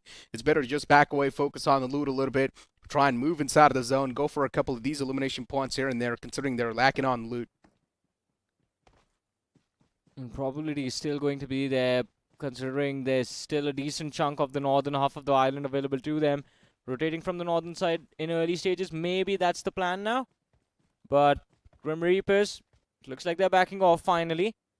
Going along their merry way, but here we have it, ladies and gentlemen. Now this was, again, an interesting situation developing between the players of MG and PCN all the way down in Sami. Down in the southwest corner of the map, southwestern corner of the map. And MG, as of now, they hold the man advantage against the players of PCN. But from what we see, it is a 3 versus 2, but there's a third player on the flank who might be able to provide some cover for his teammates. In fact, catch the players from MG off guard. There he is, Jericho. Holding on to his corner, but Grim Reapers. Wait, are they just getting taken out by the blue zone itself? They are. They're taking a lot of damage. And exactly what I mentioned, right? They just do not really have the first aids to sustain the damage. And the same thing is going to happen to the players at TWT as well. It's done for. I mean, they just do not really have the meds, Johnny. It's the second blue zone. You can survive this with bandages. You can, but that's the problem. They just don't have anything. They wasted so much time from the initial phase of the game inside of this one single fight, and now the players are taken down. Oh, no. Oh, even that painkiller is not going to cut it, my friend. You're just trying to... No, wait. No, What? it's not. No, it's not. He barely squeezes it, but it just works. for another 2 seconds. works. That's it. Just for another 2 seconds, my friend. Yeah, but it worked. I was worried he wouldn't be able to pop the pills as well over there. He would just be taken out while he was mid-animation. But luckily for him, he survives in Grim Reapers. They have recovered, but yeah, gotta find those bandages. Have to start looking for those first aids. The blue zone damage right now might be nothing, but it is still the early stage of the match. It's still stage 2. Stage 3 is gonna hit a little bit harder, and stage 4 is where there will be actual troubles for Grim Reapers. And they have to travel a lot of distance to be able to enter the circle. Luckily for them, though, I mean, considering how split the circle is between all 3 islands, I think they might just have an easy entry. There's no one towards that eastern front on the eastern edge of the zone. Yeah, but still, looking at the circle, it's creating that mysterious aura, right? We do not know if it's going to be shifting on the top left, Yeah. on the bottom left, or on the right side completely towards boot camp. So it's sort of like that mysterious aura. But from what I can sense with my magical powers, it tells me the circle is going to be shifting down left. What do you mean down left? Be specific. Towards ruins. All right. What if it doesn't then? What do you owe me? Nothing. That's not fair. You gotta owe me something. I'll give you a Bugatti. All right. What color? It's a sticker. Wow. Ladies and gentlemen, Necro. But anyways, all jokes aside, I think, yes, you might be right. I mean, we can expect a shift towards ruins, but, I mean, it would be better if it went towards the Pine Island Village, or maybe just the bridge. But I can tell you one thing for sure, All right? and that is the circle is going to shift within the next 20 seconds. Oh, I can be more accurate. It's 15 seconds, Necro. Oh. Yeah, even I see the counter towards the top right, my man. But I think even MG and PCN, they need to take their eyes towards the top right-hand corner of their devices, because they should be able to see the counter as well. The next zone is going to hit. And along with them, I think PCN, they're looking to hit MG with the bullets in their weapons. Although, Deadshot, he still refuses to move, holding on to his spot next to the window, has avoided any confrontation against the opposition so far. MG Esports, not really the ideal circumstance you would expect this team to be in. Yeah. But all the way towards Sami, this late inside of the game, where we see the stage 3 hit the deck, and the players still in the outskirts fighting off against the players of PCM. It's not even exactly a fight. It's a little bit of a stalemate. And once again, for these teams, too, they just do not really have the enough loot. We're not really seeing the utilities being flung over. MG, they've already kicked things off. One of the man's knocked out, actually, from the side of PCN, if I'm not wrong. Yeah. And now that they've also got the man advantage, MG, they can definitely press upon the charges a little bit. Rub the salt on top of the wounds. Confirmation instantly follows up. And now it's all down to this one last man alive from the side of PCN. He's got the shotgun as well in the hands, but against the DBS, the Supreme Lord DBS is not going to stand a chance. Oh, everyone carries one, and this time it was Wizard who was ready to show some magic to the opposition.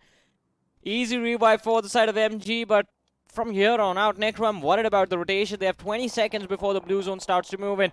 And again, the circle isn't still sticking split on all the 3 islands. There's a decent chunk of boot camp in it. There's a decent chunk of the ruins area inside the zone. And of course, a decent area of the Camp Alpha Island as well.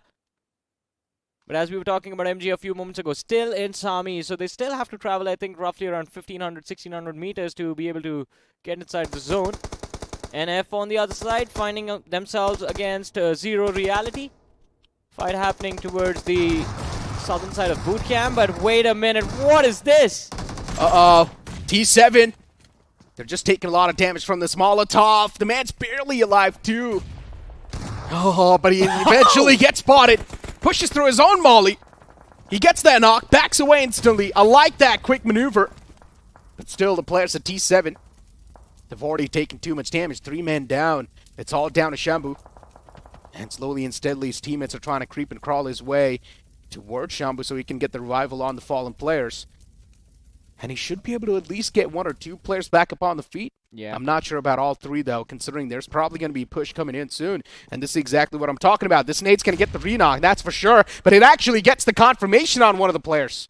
Muchambu is still alive on the other side. It's just one man who has been finished off. No. Has he healed up? I think he has. Decent enough, but Rude, he has his entire team next to him. If they isolate the fight, they should be able to find the pick. And in fact, just one man pushing around the corner. They find that final frag. 5 eliminations on the board for the side of Oi Papaji. Can they get a few more now? Oi, Papa G, finally waking up when it matters the most. True. But yeah, still just taken down to a 2-man squad. I'm not sure how well they're going to be feeling after that. They've taken a little bit of blows here and there. WSB, after that previous chicken dinner, they're of course feeling quite good. Even if this game does miss out, it's quite good in the hood for them. They've already managed to secure 6 finish points, so they're okay. Utilities being tossed in the front. Manti almost on the verge of getting knocked. Another nade's going to be flung over. This might just find the prime position, but no, it does not. A little bit off the mark. Another one. Same result. Doesn't connect. And WSB, even they need to be a little careful about this, because it's not like it's a complete 4v2. It's a 3 versus 2 situation, which can at any time turn against the players of WSB. A lot of damage dished out from that nade. Gods dropped around 30 HP and understood OP while he runs indoors. You need to be careful. Monty can be the game changer, although Anuj is aware of his position. He's checking the corners. And that is just amazing. Finds the knock, and that could be the final nail in the coffin. One last man left alive from the side of Oi Papaji, and he's trying to run for his life. I just love this proactivity from the side of WSP. The confidence inside of the fight they're taking for now.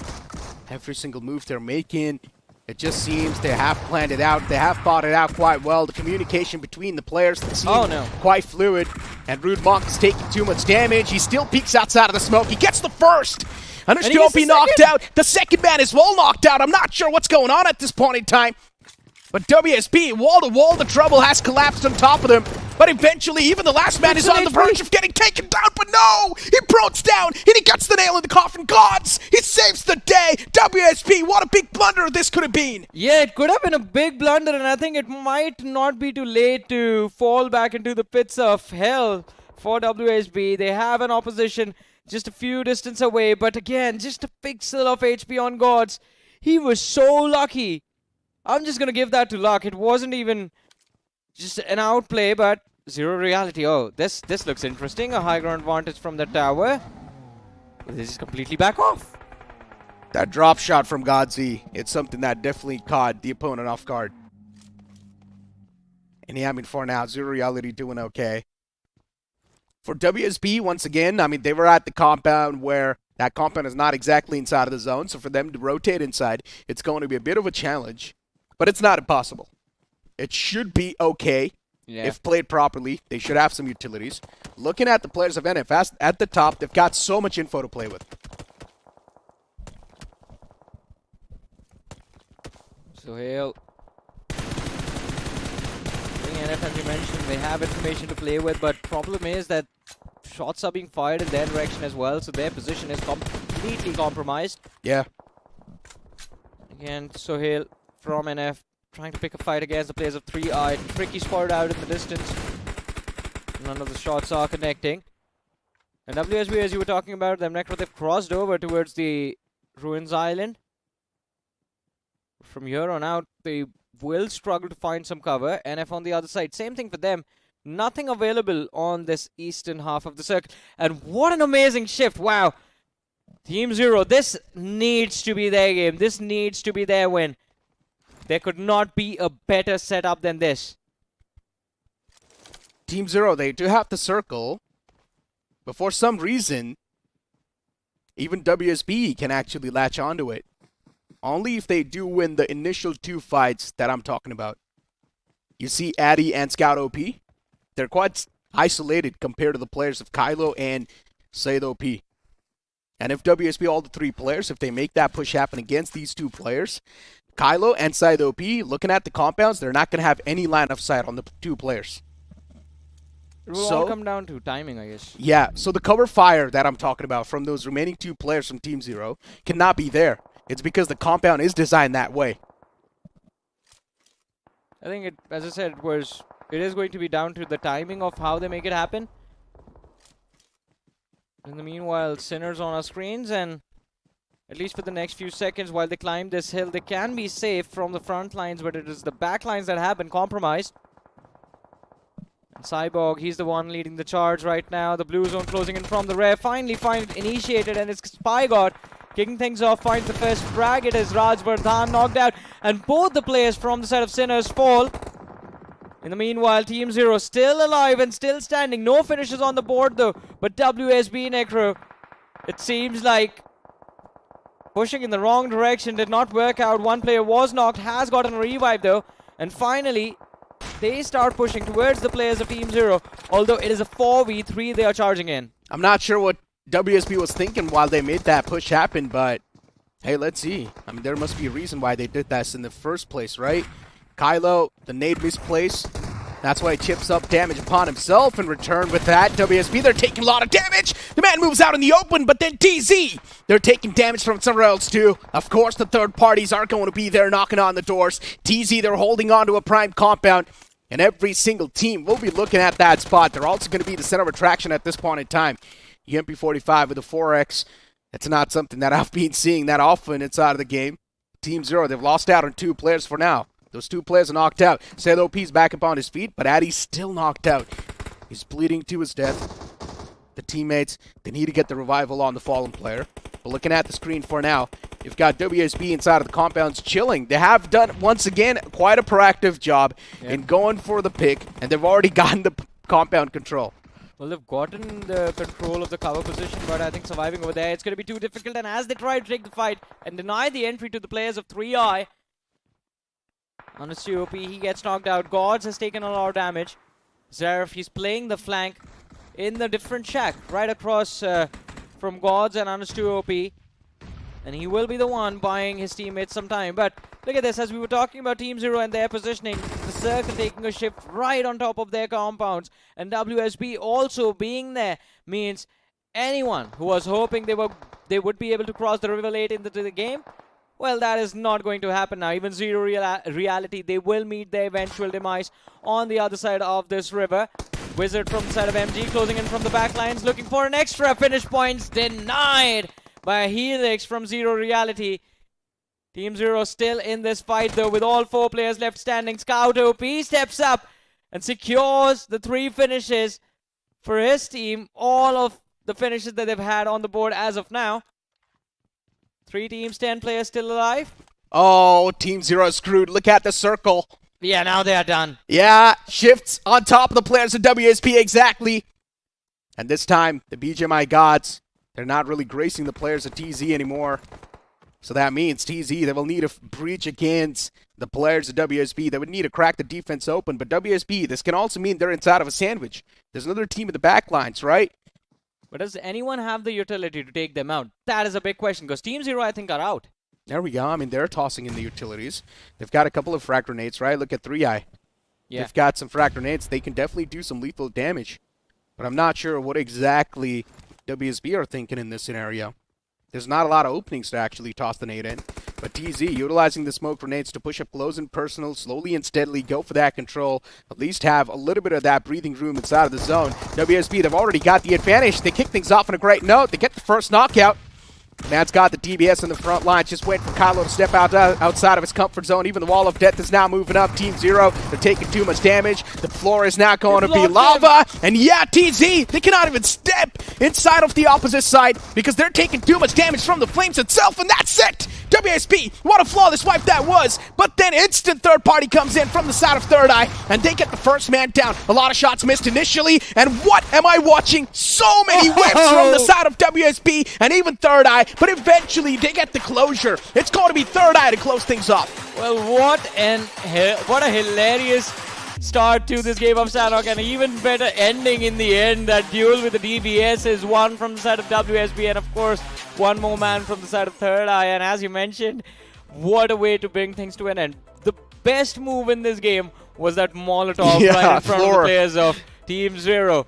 Well, you are in the blue and you're not going to leave the blue. The floor's lava. Yeah. What are you supposed to do? You're taking damage from the blue. You're also taking damage from the lava if you try to step inside of the zone. Yeah. What are you supposed to do? You're just completely choked at that point. Yeah, it's not even you're stuck between a rock and a hard place. It's death in the back, death in the front. So in my opinion, this is what you call the precise thinking Yeah. during these type of circumstances, right? When you know the situation gets really critical, a lot of these players do not tend to think this freely, but the fact that WSB was able to think this freely, it really helped them sort of secure that scenario. And again, I mean, I'm going to be quite critical about Team Zero in this game because this was supposed to be their game. They were holding on to those compounds for so long. And imagine, had they held on to that 2-2 split where Kylo and I believe it was Addy in one compound and Scout was there with his other teammate in the other two, where the players of WSB had crossed over from Camp Alpha towards the Ruin Islands. Had they held on to that split, maybe they could have come back and won this game. But no, all of a sudden, for some reason, all four players regroup, hide inside the same shack, and that gives the position to WSB. They take control of that compound, and well, they get the top 2 finish. I mean, talking about WSB too, the move that they made for the compounds, I thought they're definitely going to be moving in with the edge lines, right? But instead, Ideally, they sat yes. inside of the vehicles and they directly went for the centric spot, which was quite bold of these players, and somehow the fact that it worked out, Team Zero respecting the opponents was a big problem. Respecting the opponents, and even for WSB, it almost didn't work out, to be Yeah. honest. Initially, as soon as they went, I think they lost one or two players one were man. knocked out, and somehow they recovered. I think WSB, of course, a little bit of luck on their side. Yeah. But then again, we have to talk about the winner of the game as well, Third Eye. Brilliant opportunistic play, I have to say. Exactly. I mean, they knew they had a decent positioning, so they did not really go for the fights that were unnecessary. Just kept on holding on to that same spot. And considering they knew that they're also in the outskirts, they have a lot of that breathing room, and they can get a lot of intel. And that's what sort of helped the players of Third Eye slowly and steadily close on up, considering it was Team Zero just completely obliterating the competition around them. So Third Eye, all they needed to do was just wait for the right moment to strike, and as soon as they found that right moment to strike, which was the third party, they did. Yeah, and I think it was also set up for them. I mean, because at the end, when Third Eye came with the push, WSB was down to 2 players, and Third Eye kept, I think, their entire squad alive. So it is an entertaining game of Sanhok coming to an end, and now I think we are going to see those consistencies develop within the top 7 of this particular leaderboard, but it will still lead to an interesting rankings, I believe, because WSB now have put up big numbers on the board. Third Eye have taken a bounce back. I don't know where Team Zero is going to be, but they've kept their average going. Now, I really don't want to say this to a team like Team Zero, but one thing is for sure, inventory management is something they need to work on. They threw everything. Really. Exactly. I mean, not having any type of utilities in the final few moments, just having smokes to push up close and personal is not something that's going to cut it. True. And that's why they had the major problems. Imagine if they would have had at least 1 or 2 frag grenades. The entire situation could have been completely different. The opponents would have needed to respect you because you were tossing in the utilities, and they would have needed to back away from that compound in the first place. But considering they did not have any utils, the opponent just stood their ground and easily just took them down at one after one. Yeah, of course. But let's talk about individuals. Let's have a look at the MVP of this game, and it is going to be Gods again from the side of WSB. 6 eliminations secured, 50% finish contribution, 11% map impact. We did not know which playing for WSB was going to be in front of us today. Yeah. But I think this one is working out very nicely for them. It is working out really well, right? You've got Zeref, you've got Raiden, you've also got Gods, another man, then you've also got a Anuj Nuj, too OP. who also packs a lot of punch. And I've personally had a lot of conversation with this team, and this team consists of all the assaulters. All the players inside of this team are assaulters. And, I mean, they're somehow trying to adapt on to new roles as supporter and stuff like that. But in general, everyone's got that aggression in them. I mean, that's the ideal way you and I think the game should be played, right? So, WSB, I think, whatever they are doing, it seems like it is working out for them now. Although, looking at top 5 performers, we have Scout OP on the second 3 eliminations, 75% finish contribution for his team, which dead shot from MG Esports makes the list. We have Monty from Oi Papaji, and then again, Zero Reality, Toba is going to be there with 3 eliminations and 50% finish contribution. Overall, I think we are seeing a few recurring names on these top performers list, Necro. Yeah, exactly. I mean, XR, Zero Reality, in the first game, they were there, if I'm not wrong, in the top 3, somewhere around that. And then now, once again, Tauba is back over here with 3 finish points wrapped up. Definitely, even XR is doing decent, slowly and steadily. It's a snail pace approach, but hopefully it works out for them. Point standings in front of us. WSB 2 nuclear games in their hands. And having those 2 massive games, that's going to propel them all the way at the top of the overall standings. Yeah, but considering it is WSB, it just makes things worse for the rest of the lobby because now WSB is free. They don't have to worry about their qualification. They can just YOLO the next 3 matches. That is true. I mean, WSB, they're probably just going to go out all guns blazing, and that's what I like about this team, right? I want to see this team back on the prowl. But yeah, moving on forward towards the other teams, right? You've got Team Zero with 9 points accumulated. You also got Third Eye, a team that got chicken dinner, still only getting 15 points. Zero Reality with 10 points, as I mentioned, snail pace approach. MG Esports consistency kept up. I like that. Yeah. Every single game, I think MG and Team Zero, they've managed to keep their average going. Zero, I think the lowest they've gotten today is 5. This match they've gotten 9, and we're having the same discussion, right? 6 to 7 points on the board every single game, and you will be in the top 7 at the end of the day. Team Zero, I think, again, top 7 should not be too difficult, but we are hoping for that one win before the day comes to an end. Team Weibo on the 6th, Oi Papaji on the 7th, just 5 points for them. Classy Esports as well with 5. I think they definitely need to step things up. And there's a chance we might just see the cutoff even higher from yesterday. Right, because once again, the points are equally distributed. We're not really seeing that major vacuum just being made by one team. Yesterday, we saw Carnival Gaming win 3 games back-to-back, right? I mean, of course, it was Carnival yesterday to make that vacuum. Today, it sort of feels like it is going to be WSB, but still, I mean, they're not getting that many points compared to the players of Carnival. So you cannot really call that an exact vacuum. You can still say the points are equally distributed. So I think the cutoff is probably going to be higher. Yeah, and again, I think even with the vacuum of points, it depends how it happens. It has to be about those finish-heavy teams, because if you are just getting the chicken dinner by securing like 2 eliminations in the end game and you still get that hat trick, that amounts for nothing. Because majority of the points in the lobby right now do consist for those eliminations. You have 60 other players that you can potentially wipe up. I mean, I know that's impossible, wiping out the entire lobby with just a 4-man roster, but there's a potential of 60 points for grabs. And those 60 points are going to be divided between the rest of the 15 teams, right? So that is, again, something to focus on. So it's the frag-heavy teams, and as you mentioned, WSB right now, yes, they've started to pick up the pace, but there still need to be more finishes that need to be brought on the board to bring the cutoff down. But do we actually want that, Necro? That's the question. I mean, no, I want to see the cutoff rise up all the way to the 40 points. Let's bring it. Let's bring it. Because as we know, top 16, they stand a chance to qualify from the overall standings of this round, and it is definitely going to be a tough one to sort of squeeze yourself in the top 16. At this point, you might as well just join your hands and pray to the gods. But, ladies and gentlemen, there's so much to talk about. There's so many possibilities that can happen, but after this short promo. ये है बदनसीब लाल, इसने अपना नसीब बदलने के लिए काफी टैक्टिक्स ट्राई किए। अरे यार, कब चमकेगा मेरा नसीब? पर नसीब चमकता ही नहीं, क्योंकि हमेशा थर्ड पार्टी हो जाता है। इनका आज का दिन कुछ टफ सा लग रहा है। Just like every other day.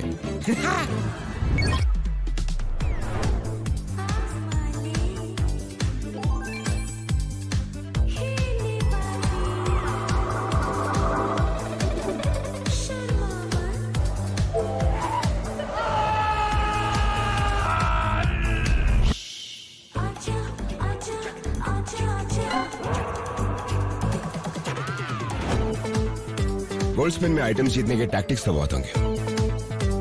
तू मेरी मान, बस स्पिन करता जा। अरे मिल गया। तुझे भी नसीब चमकाना है, बस स्पिन करता जा और फ्लेक्स कर गोल्ड स्पिन का all new luminous muse suit, upgradeable weapons and epic sets. पहली स्पिन कर 10 यूसी में और बस स्पिन करता जा। Let's get spinning.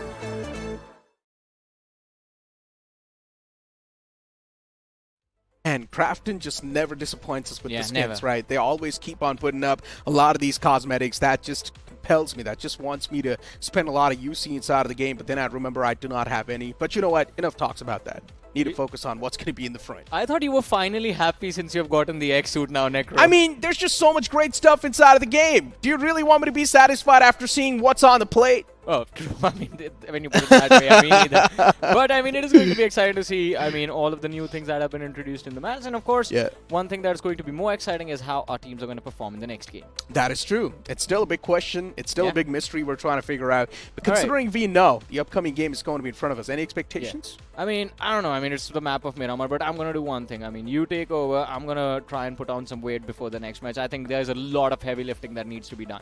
Put on some weight. I'm not sure how much weight exactly Johnny's going to be putting on, but I mean, let's hope that he's definitely going to be feeling good after that. But yeah, moving on forward towards schedule, we've got 3 more games to go. That means 3 another chances being given to these teams to try and propel themselves inside of the top 7. So far, WSB has been playing really well. MG, they have kept that consistency up. 3i getting that previous chicken dinner once again. Even they're doing quite decent for themselves. Now we're going to move on forward towards the map of Miramar.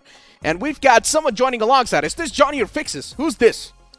I mean, is that so difficult to guess over there? Certainly did put up some weight, but a lot of muscles and definitely some hair up there. But getting back to what we did find in Sanhok, right? This changes everything for 3i Esports. Considering what they were trying to commit in those maps of Erangel and Miramar, felt like a comedy of errors. I really loved the recovery from their side. Even for the likes of Team Zero, I think a little bit more stability in their roster surely could have done a little bit more. But then again, when you talk about Oye Papaji, I don't know. I am really missing out on that confidence that displayed in week 1. I mean, it's not just you missing out on that team. In general, the entire broadcast is missing out on that team, right? We're just not able to see that team on the limelight.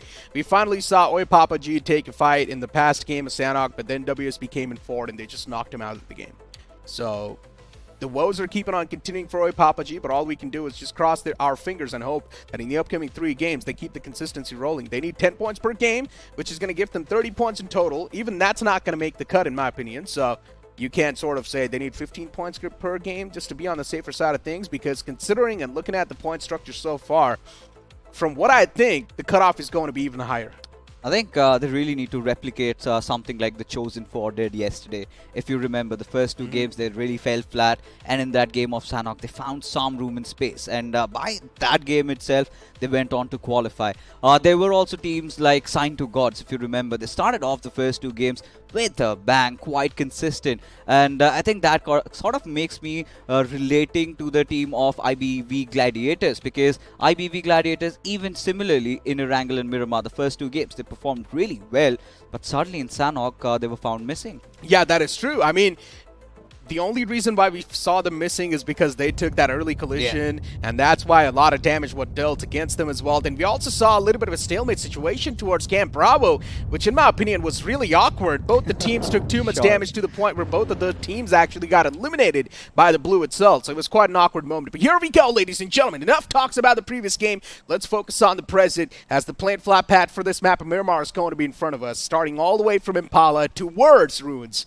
This plant flat path is a little bit tilted to the northern side, you can't say. Maybe if you do want to move in towards Chumacera, Minas del Valle, or even Valle del Mar, it's going to be out of reach. Which I think is really fine, considering the first Miramar of the evening. We did get to see that circle going around the Chumacera region. This time, however, we want to see something happening around the northern half, right? Some circle maybe towards Torre Hamuda or maybe Cruz de Valle. It's been a while, Necro, that we saw a circle going up there. And even La Cobreria, I'm going to take it with open arms. But now, looking at how the storyline is really building up. For WSB and MG, the heavy lifting has been done. I'm pretty sure they're feeling very solid with where they are right now. Like you and Johnny discussed, I'm pretty sure they're going to go all out. But for the rest, this is where, you've reached the halfway marker. Still, there is a chance that you can qualify. Let's see what happens. What am I watching? Towards Impala, there's 3 teams. We've got T7, if I'm not wrong, facing off against WSP, and there's another team in the middle of both of them. Oh, I love this. A trifecta of death off the rip. I want to see what the ending is going to look like after that. I want to see the results of that fight. For sure. I mean, first of all, we need to figure out who on earth is with WSP, who is caught there in a no man's land and could be absolutely obliterated. But for WSP, like we said, right, they're just going to spread open their wings, have nothing really to lose. They've already secured their slot for qualification, and now It is all about establishing their supremacy and topping the charts. And this is one of those circle really disappointing because kind of similar to the first Miramar that we saw. Oh, it's Oi Papa G.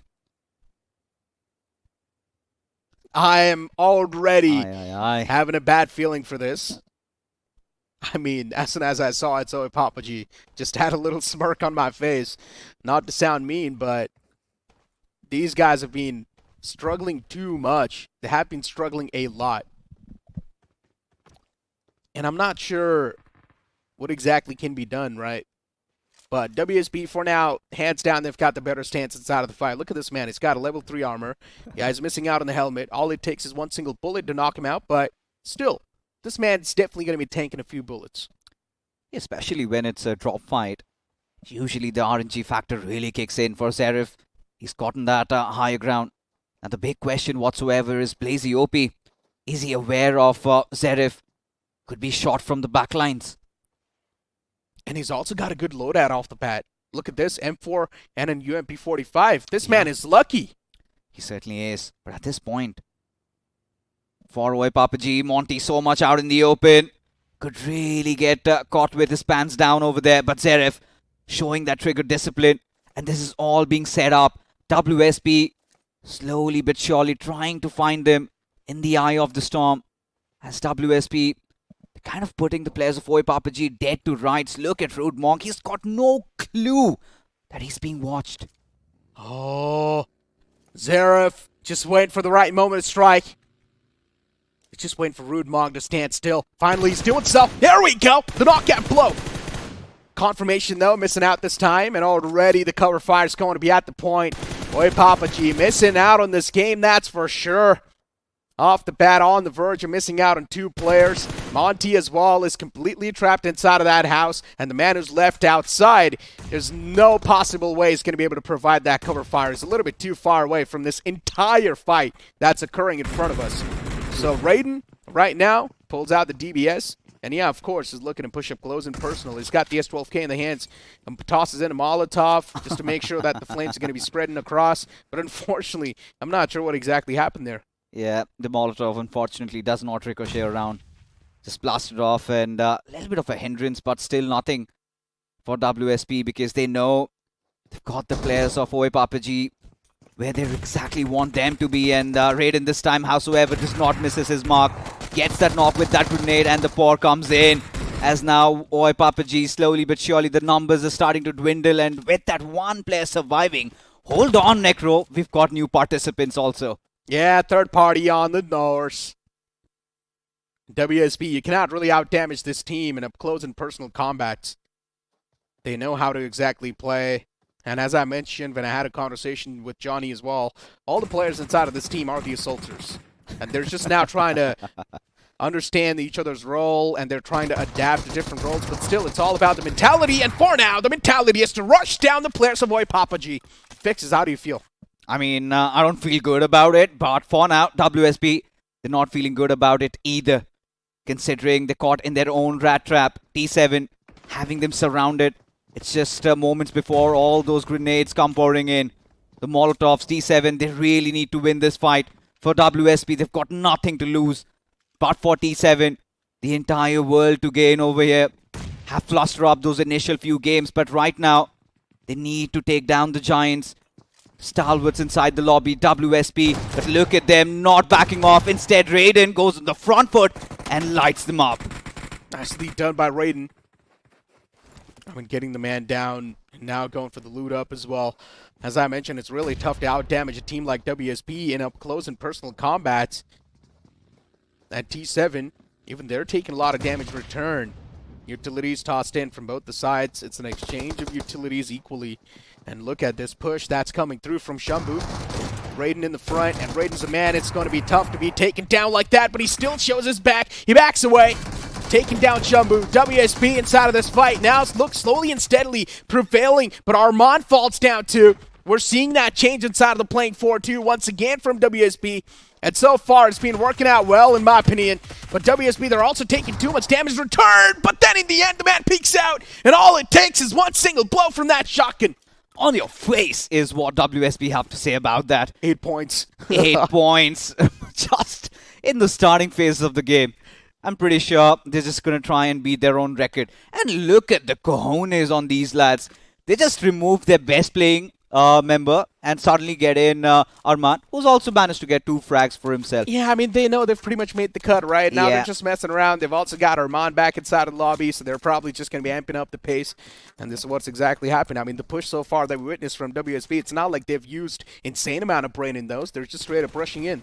Yeah, I mean, they did use for this one. For this I mean, one the it was. setup was impressive. Especially how Zverev just held on for so long. We were just wondering when he's going to start lighting them up.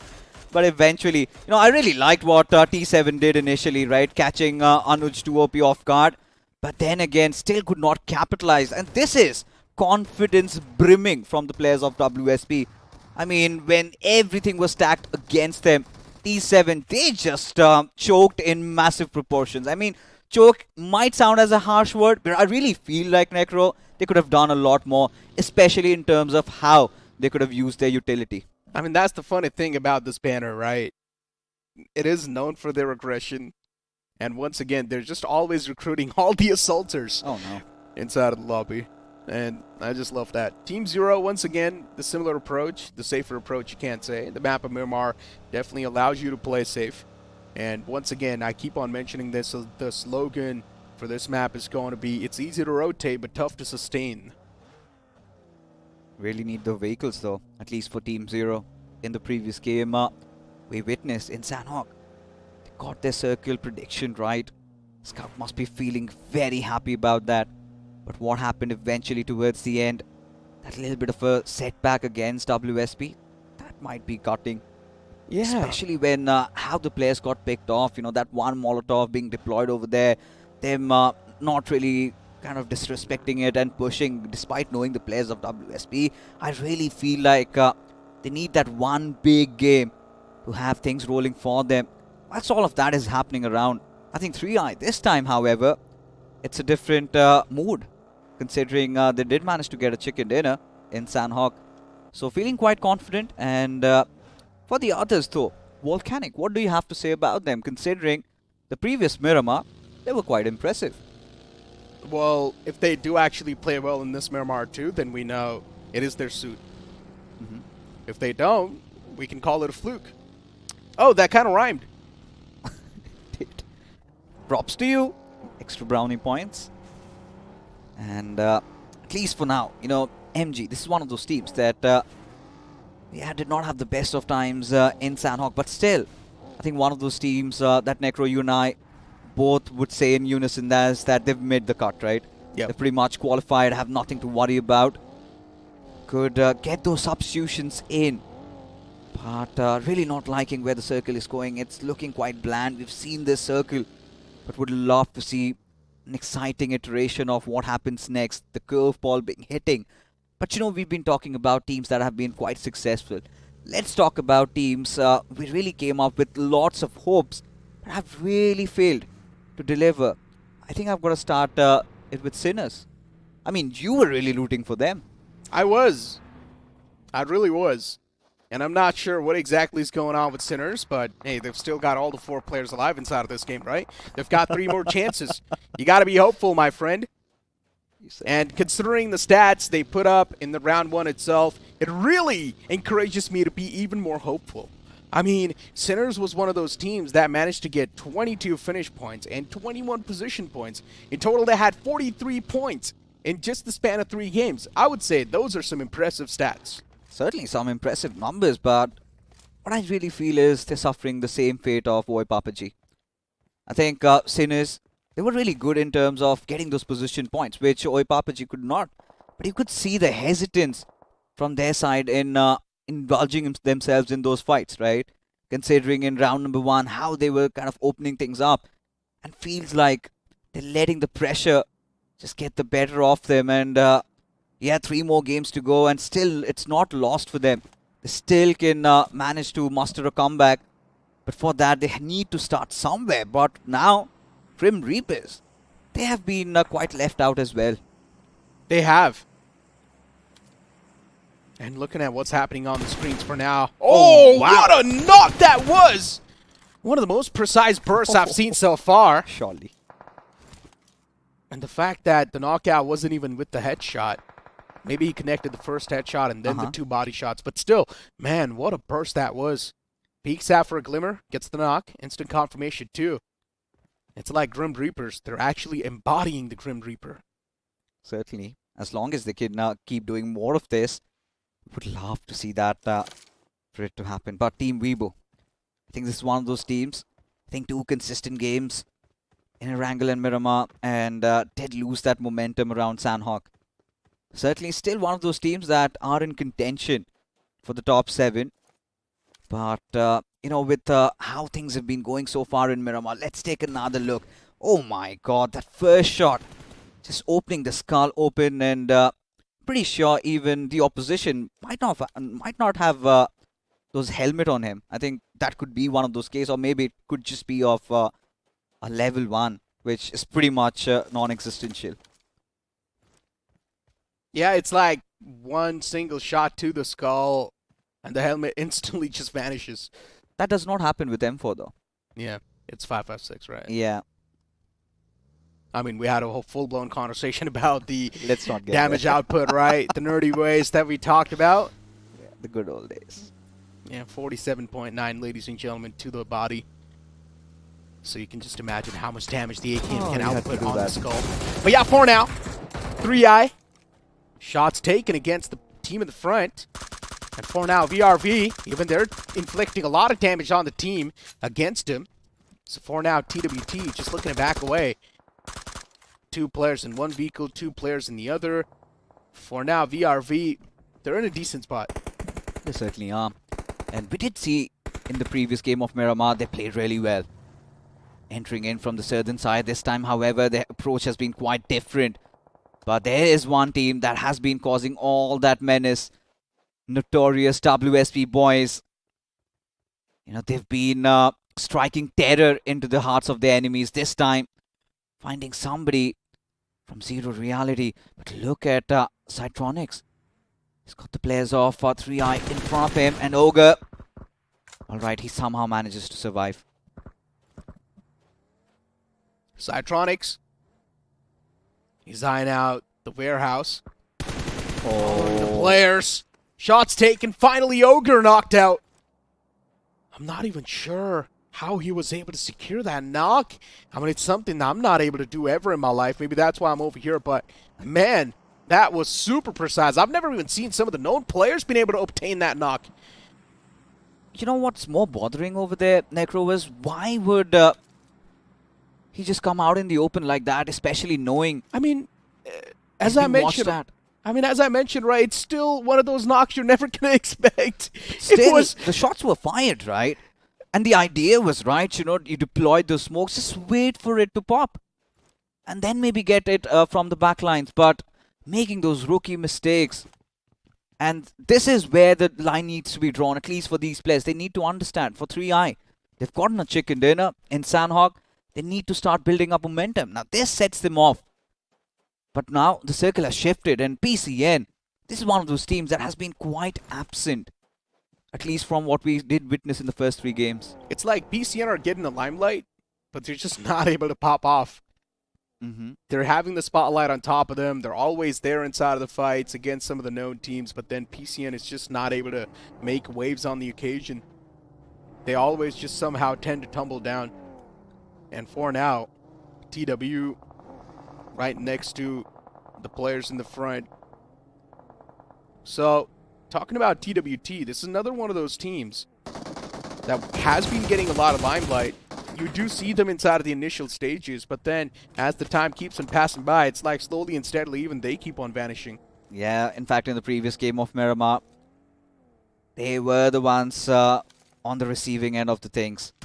They did succumb to that first finish. That happened from a different team whatsoever. But again, this fight keeps on prolonging from the first Miramar into the second 3i and TWT. A love story better than Twilight, perhaps. As MG, they find themselves in a little bit of a pickle. Smiley, one of their best performing players, and their IGL, he's been taken down. Yeah. MG, for them, all they're trying to do is just get the consistent points after that first chicken dinner. Every single team at this point in time, even if they do manage to get that one single chicken dinner, they just know they've already made the cut.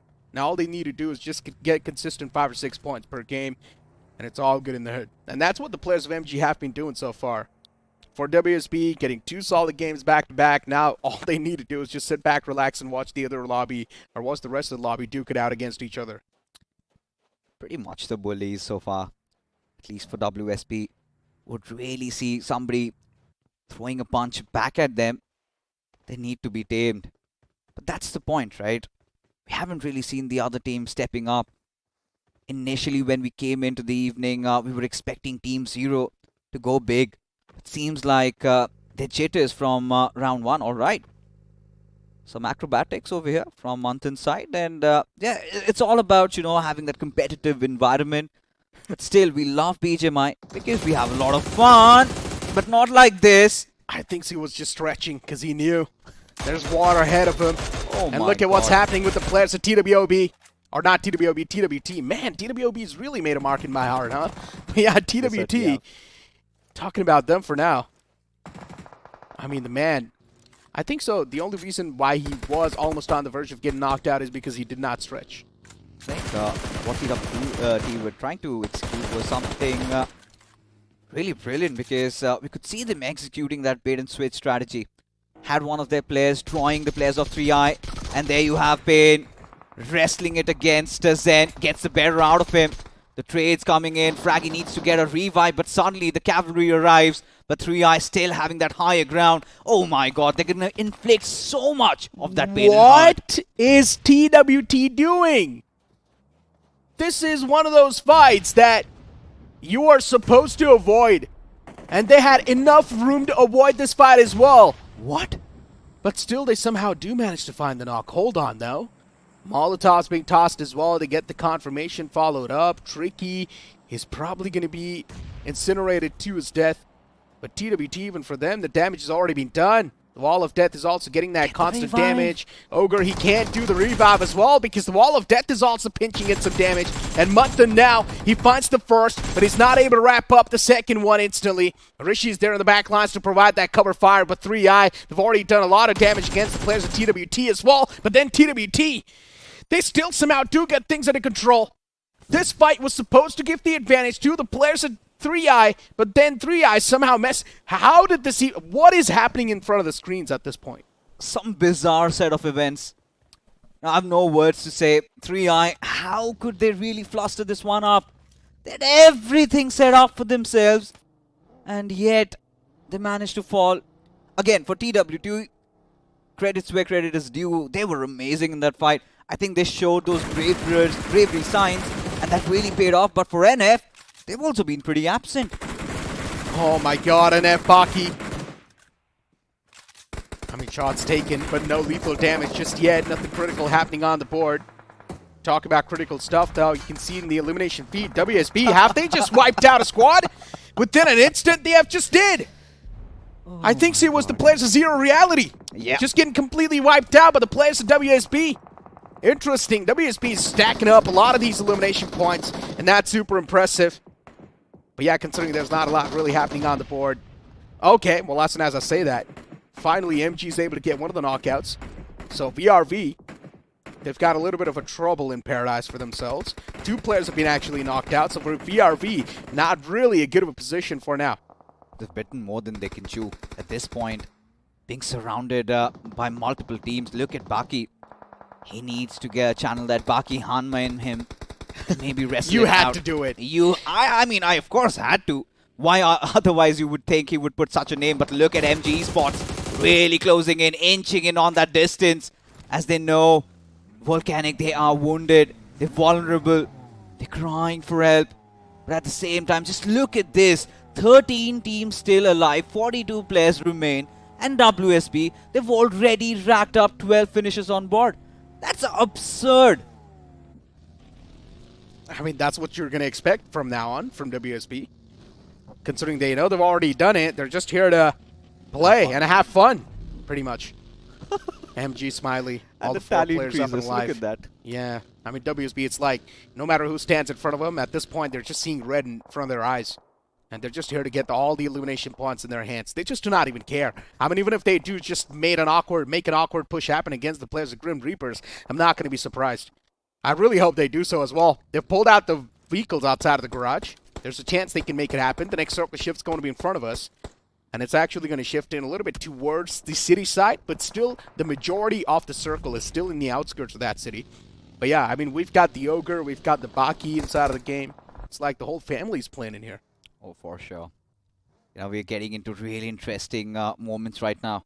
Considering how the circle has really shifted, PCN, this is one of those games where they really need to capitalize as NF take their final breath, and now they're out of the lobby, but WSP still continue their carnage. But for now, it's going to be the players of MG Esports. Smiley taking in a little bit of that beating, but still everything A-okay for him. But can't say the same for Team Zero.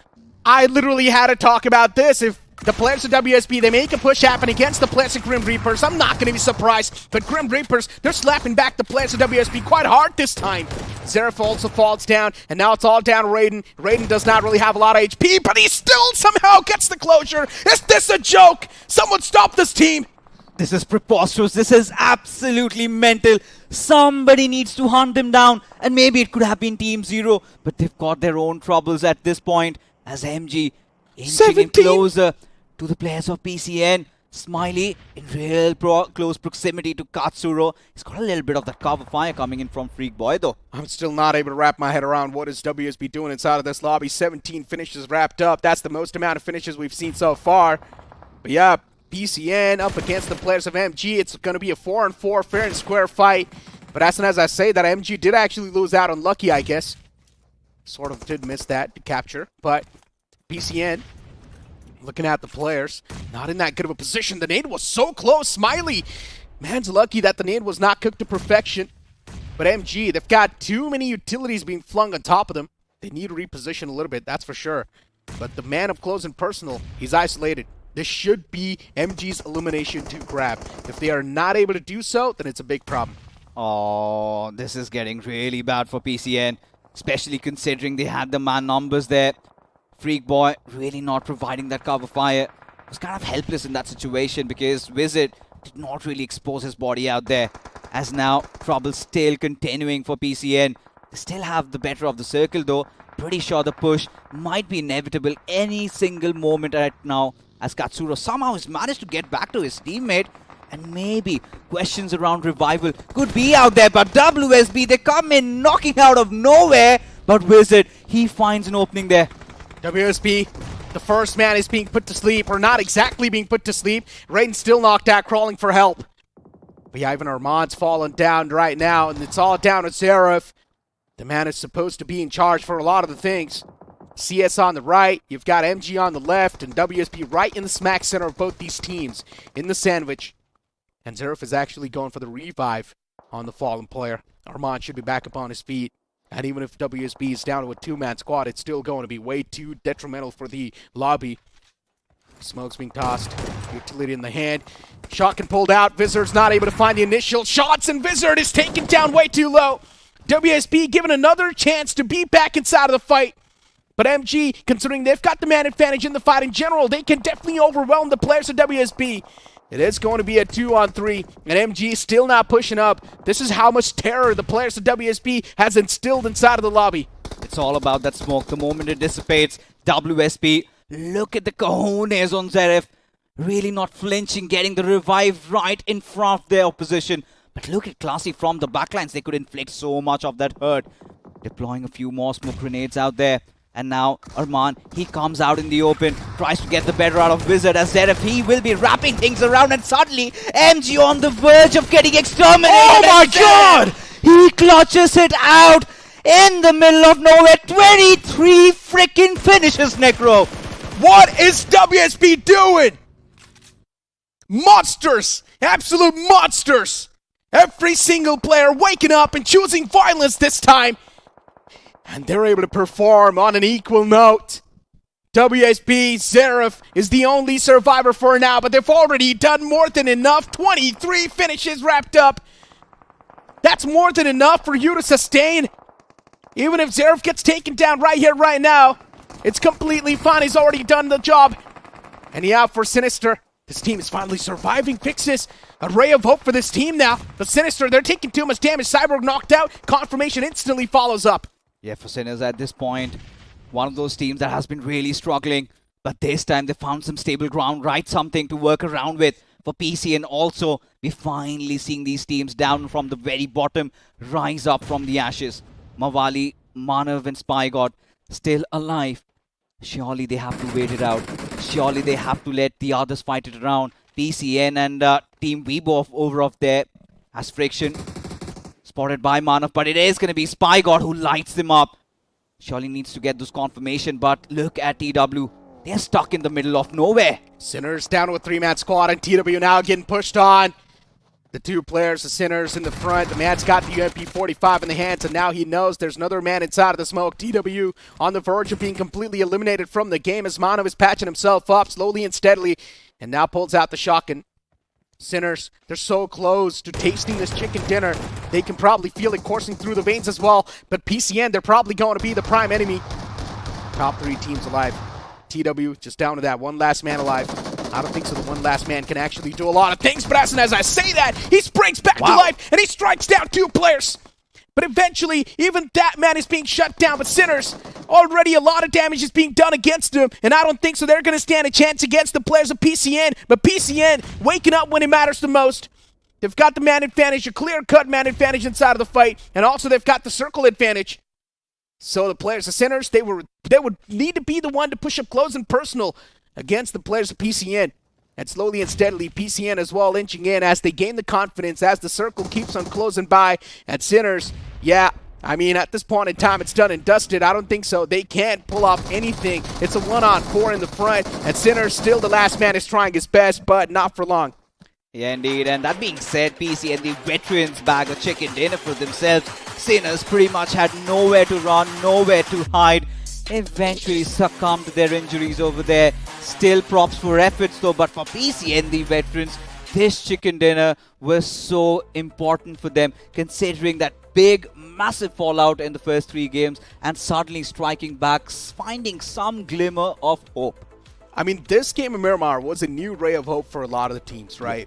PCN, you can't say. We also saw Sinners in the final few moments. Then we also saw TW in the final few moments, right? TW from the game of Erangel. Now, this is another good performance they're able to put up. So you can't say 2 big performances in one day is still not going to be enough to make the cut, considering we're seeing the points equally being distributed inside of the lobby. But then you see a team like WSB who's able to create that vacuum with just on behalf of elimination points. We haven't even counted the position points. They probably did not have a lot, but still. Doesn't even matter. Because I think 24 or 23 finishes for this team, and already having gone 40 plus before that. In fact, after the conclusion of the 3rd game, I'm pretty sure they're just going to get worse than here. I mean, for the other teams, I think it's going to be an absolute nightmare. I mean, they're playing the game as if it's a complete classic lobby. Oh, yeah. It doesn't even feel like they're playing in a professional lobby. The pushes that we saw them make against some of these teams, it's just really hard for me to understand what were they even thinking in those pushes. And the fact that it's actually working out, it's another big blow to me. But yeah, I mean, Sinners, in this final fight, we know it was a 1v4. Not a lot could be done considering the man did not even have a shotgun in the hand, so that was another downfall. Yeah. But yeah, it's completely fine though. Still, as I mentioned, Sinners waking up at the right moment. They've still got 2 more games to go in the front. And now that they've finally woken up on the 4th game itself, in the upcoming 2 games, they need to put up the similar performances. We do see any single slip-up, and Sinners is done for. Yeah. I think the cushion has pretty much been lifted finally with that chicken dinner. I think they've got that semblance of hope going in for themselves. Even for PCN, like we said, right? It was so important for both these teams. But despite them, I think for the players of Team Weibo, I guess after losing some traction around the 2nd and 3rd games, finally have found their way in. And towards the end, I think the last surviving member of Team Weibo just made things so easy for the players of PCN over there. But that also being put aside for MG Esports, I think that fight against WSB, Raiden, Zeref, whatever they were doing, I think that just had me starstruck. I mean, you just cannot really blame any other team at this point. It's just WSB going berserk mode. Right? It's just about that feeling in their bones, just go all out. You could see that confidence, right? Yeah, I mean, at this point, it might as well just sing the song of Imagine Dragons, right? for sure. I've got Why the not? feeling in my bones, and that's what the players at WSB were definitely feeling. They could feel it coursing through the wind. But once again, you know, jokes apart, WSB, considering they know that they've already made it, they do not even need to try hard anymore. You saw that switch up coming in at the last moment too, where Godzi was sitting back, and then Armand came back in the playing four, and then we just saw an absolute domination all across the board. MG Esports, once again, they're trying to stay consistent on the board, but in my opinion, they need another decent game in their hands to just sort of make sure that they have made the cut, considering, as I mentioned, there's a chance that the cutoff is going to be high. But still, you know, considering it is MG Thamiza's a known team, now MG Esports. So, once again, just to be a known team, just you should be inside of the top 5, in my opinion. Hey, listen, they still have another game of Erangel to go. So, that being one of their strongest suit, I think, I'm pretty sure they're still going to feel very happy about where they are getting those consistent points. But the MVP surely has to be somebody from WSP, and has to be Zeref. Towards the end, I think what he just pulled off was nothing short of a miracle. 9 finishes, and yet his finish contribution is just 40%. It's like every single player from this team was able to perform on an equal note. And Zeref now getting 9 finishes, 40% finish contribution with the map impact of 17%. I mean, the man took charge all by himself, and he also saved the day for his team a lot of the times, and I think so too, the clutch moments where we did see these players perform. And then you've also got Armand in front of us with 7. You've also got Raiden with 7. It's like every single player performed on an equal note, so you cannot really compare anyone with anyone. I mean, at this point, Arman has got a case for him. Why do you have me on the bench? I mean, I should be the one playing right now, be in the playing 4. Yeah. And Anuj to OP, I think I really feel like his slot is on the line over here, because considering he again got picked off pretty early on, and this is where I think this is those testing grounds. But when you talk about the others, Jericho is there, Wizard was there, but surely I think WSP, they were the showstoppers inside this game of Miramar. But when you talk about the other big teams, Team Zero, they had such a tough time rotating inside the circle. I mean, they just got eliminated, and we had no clue that they had vanished from the map. In my opinion, Team Zero should go back to how they like to play, and that is going to be the aggressive approach. I do understand Scout is one of those players that thinks the old ways, and in the old ways, usually team focused a lot on the rotations, then the firepower, but this time I feel like Team Zero, they need to focus a little bit more on the firepower, because most of the times Team Zero is just getting caught between those rotations, and they're just not really taking a lot of the fights that they're supposed to. They're respecting the opponents too much just because they want to survive till the end, but it just feels like while doing so, they're not really putting enough trust upon themselves. I have to agree with you on that one. I really feel like Team Zero, with the kind of a roster that they have, with the way they performed in the grind, especially, right, you would expect them to go all out. But once we take a look at the point standings, this is absolutely criminal what WSP just managed to kind of achieve in this particular matchup. 26 points for them, but really important numbers set in by PCN and the Sinners. 18 and 8 is definitely going to help them in their endeavors of qualifying into round number 3. Same goes for Team Weibo, and again for MG Esports. Why are we even being so critical? Because they're still getting those 6 to 8 points, still getting those average around 7 points overall. I'm pretty sure they've qualified. But for TWD Esports, this is where I have my concerns.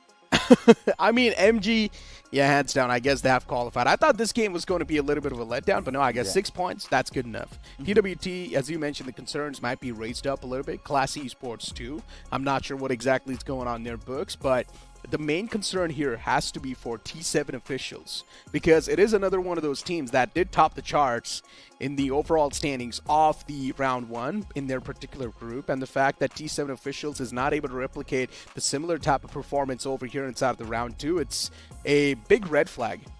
And even for IBV Gladiators, considering the fact that now PCN, they've been on the rise, you could see Sinners, they've been getting all those points. And now this is where that seed of doubt gets planted in their mind, right? If they are not going to be consistent, they might lose out on their spot. And oi, Papaji, it is as miserable as it gets, even for Team Volcano Esports, considering how they had such a beautiful run in the first game of Miramar. Coming into the second one, they fell flat on their faces. Even 3i. After getting that chicken dinner in the map yeah? of Sanhok, it's a big downfall towards the map of Miramar.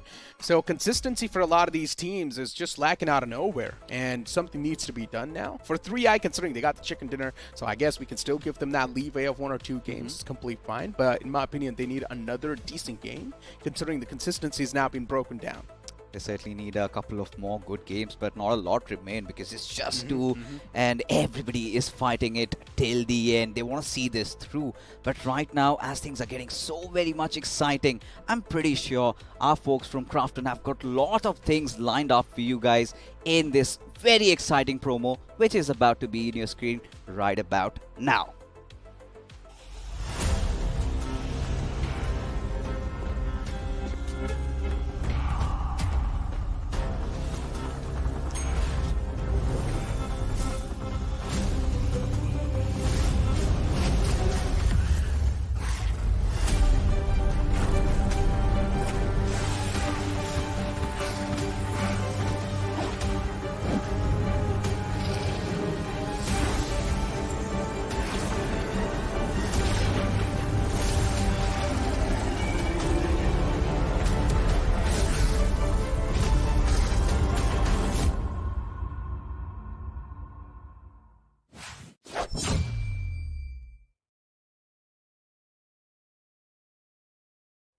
I mean, fixes, we've been talking about this exit so much, and every single time whenever I see this exit on the screen, you know what, I feel like logging inside of the game and just spending 10 more UCs and just hoping for the best. You know what, man? I've been trying to do that for a couple of days, especially with that glider animation where you kind of fly on a Pegasus. I think that's the dream, right? You're living your childhood, you're living your fantasy.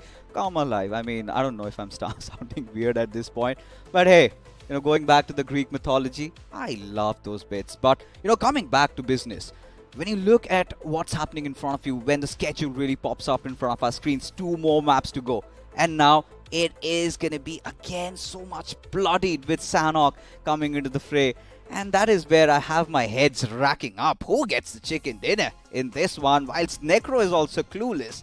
My man, in all of my notorious deeds, Johnny, he is going to be back on the desk. And Johnny, oh Johnny, I mean, there have been some storyline switch-ups with PC and the veterans and sinners having such a good outing in Miramar.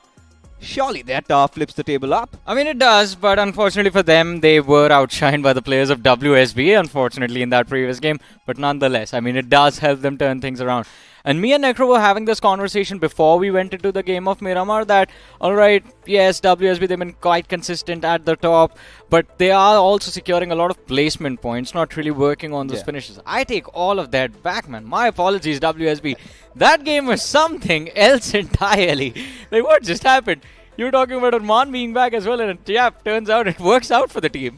It's working out better nonetheless. Now imagine instead of Anuj, they had gods in there. Their best player so far, who performed really well in the first 3 games. Yeah.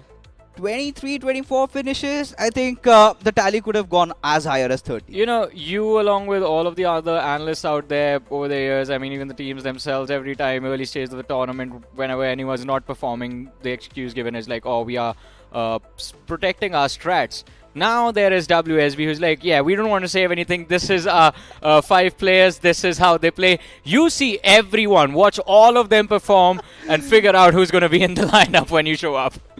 I mean, at this point, you're kind of forced into thinking, do they have any tricks up their sleeves? Because the entire idea is you spot, you go in for the fight. And they've been leaping their way. They've been taking those strides. And as much as we have been loving what they've been doing, that sort of raises concern for the others, especially for the likes of Team Zero, for the likes of T7, for Oi Papaji, who pretty much have been invisible inside the game. They've been the punching bags. Oi Papaji, I'm a little surprised with, because this is not what we expected, to be honest. I mean, we remember the run in round 1, right? They were quite incredible. 20 plus eliminations. 23. Yeah, single digit in placements, but still they made it work.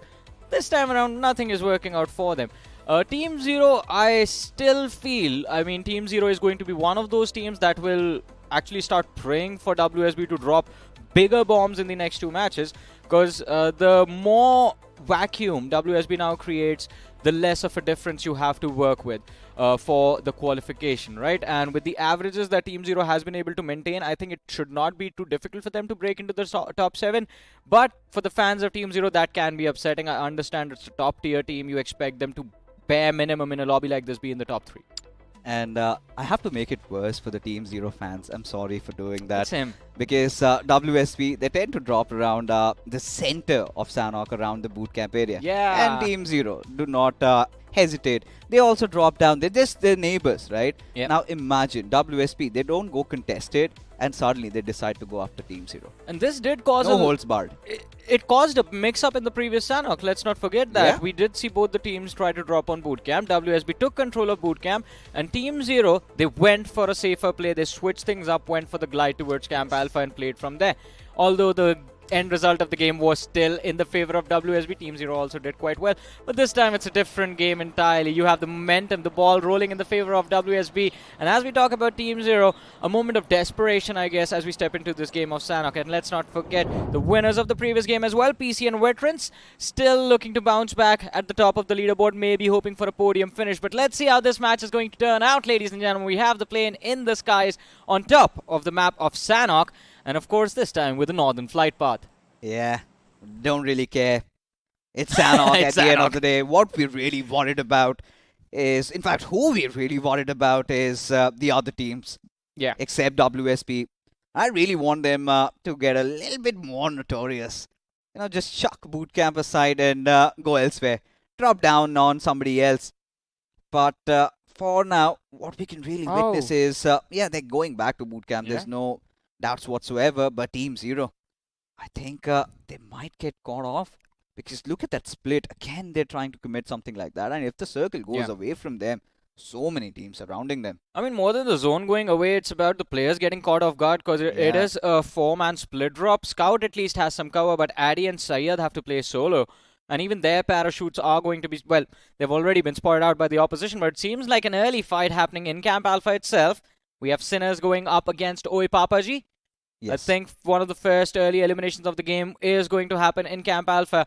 One change in this match compared to the previous Sanhok is earlier on we had a drop clash in Sami as well, although this time 3i, they get a free start in Sami. Yeah, MG Esports not deciding to go down there this time around, but for Sinners, not a start that they would have wanted, especially with how beautiful they were in the game of Miramar. Did manage to rack up a couple of points for themselves as Oi Papaji. Surely this is where they need to understand that the only way is up, and getting those finishes early on, and now trying to play like how they were playing in round number 1, getting back to their natural element.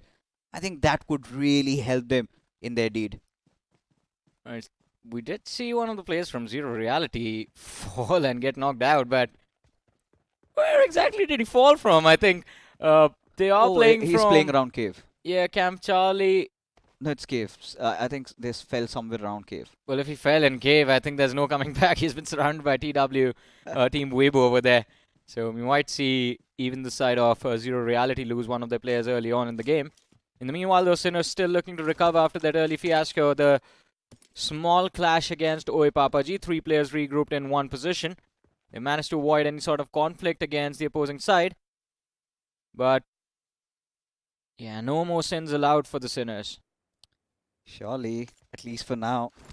No room for error though. But for 3i, you know, especially when you play such a good game of Sanhok, you get that chicken dinner. And this time, MG, they show no mercy. I think catching the players of 3i off guard, that was the idea. Because they never drop down at, you know, at the part they're holding on to, right? I mean, it's... Alright, so, I mean, I understand people might be feeling, alright, what's happening over here? Why are we so confused? Because this was not supposed to happen. MG dropped just west of Ruins, and 3i, their plan was to go towards Nami and Nakam and Sami. And they did try to make the rotation, but MG now, over eager, as you mentioned, fixes. They're looking for these picks. And they're proactively hunting for the players of 3i. Now Payne has been isolated. Wizard, he's lining up a nade, and it's not going to be too difficult for him to connect. See, that bounces off the wall. Will dish out some damage, but Payne runs outside in the open to avoid the damage. Brilliant move, but just has exposed himself. Now the backup needs to arrive right in the nick of time, otherwise this man is done. There's no saving him. At least for now. I mean, even the cavalry seems to be way too far. As MG, they decide to pour in together, pushing in tandem, and would not really come down to that. It is Wizard who does his spell casting and, in fact, gets that finish. 2 finishes already for MG Esports and 3i. They find themselves in a whole world of trouble, and look at MG. I think they had this only feeling in their heads, like if WSP can open up their wings and we can't be left far behind. Yeah, definitely. I think it's they've taken on the challenge. Yep. That was a call to arms. MG, they're trying to answer back. So far, 2 finishes secured. Still looking for the other 2 players remaining from the side of 3i Esports. And it's not going to be easy to find them as well, though. As Fraggy has taken a swan dive into the water. There goes Ogre as well. Did not know Ogres could swim that well. But Deadshot, he saw that leap of faith. And along with Lucky MG, they're here to, well, they're here on a fishing trip, apparently. And we had the Necro talking about that invisible fishing rod, but hold on. It's a wireless fishing rod. It's a wireless fishing rod. I mean, I don't know what that kid's up to, but right now, at least for the Grim Reapers, they're being surrounded by Oi Papaji. And look at Rude Monk taking that leap from above, but still nothing being done. Somehow Stomper, he finds some rescue, but no, gets chased down, and eventually Rude Monk will put him down to sleep. Yeah, Stomper getting stomped by 4 players. And can't even blame him for that. He was the isolated individual from the side of his team. Everyone else has taken the rotation towards the southeastern shoreline of Camp Alpha, so not a lot he could do over there. The man advantage in the hands of the players of Oi Papaji, and they make it work in their favor, not really allowing him to take those isolated fights. In the meanwhile, the fishermen on this cliff still looking for the fish, and it is Ogre. Fraggy's managed to go quite wide, but getting a rescue in from that angle as well, well, I don't think he's going to have a line of fire. So it will get a little too complicated for the players of, for the opposing side over here. 3i. And I mean, ideally you would be concerned about MG wasting too much time in a fight like this, because that is exactly what they did in the previous Sanhok as well today. But fortunately for them, the zone is not too far away this time. The zone is just 81 meters away, so it's going to be a very quick entry for them. They can waste as much time as they please. Especially considering the fact that they've already qualified. I think that's none of their concerns anymore if they're even getting inside the zone, because you still have Classy sort of could be the gatekeepers, and still got to deal with Team Zero, who are pretty much at the center. So a lot of those teams around, but for MG, I really felt this could have been a fish in the barrel situation. Could have had 3i, but like you said, right, seems like they've heard your whispers. And now they've decided, like, guys, it's enough. We've gotten those 2 frags. Let's just get inside the circle, hold on to a decent spot, and maybe challenge WSP down and give them a run for their money. Yeah. I mean, if you want to challenge WSP, you have to give up on a few frags here and there. Just focus on the bigger picture. But I think it's the same for the side of Team Weibo. They found a way inside the circle, but they go up against TWT. In fact, they were quite close to the opposing side, I believe. They might have heard the commotion or spotted out a few individuals, because with how the players of Team Weibo are running and positioning themselves, they're constantly avoiding the line of fire with TWT.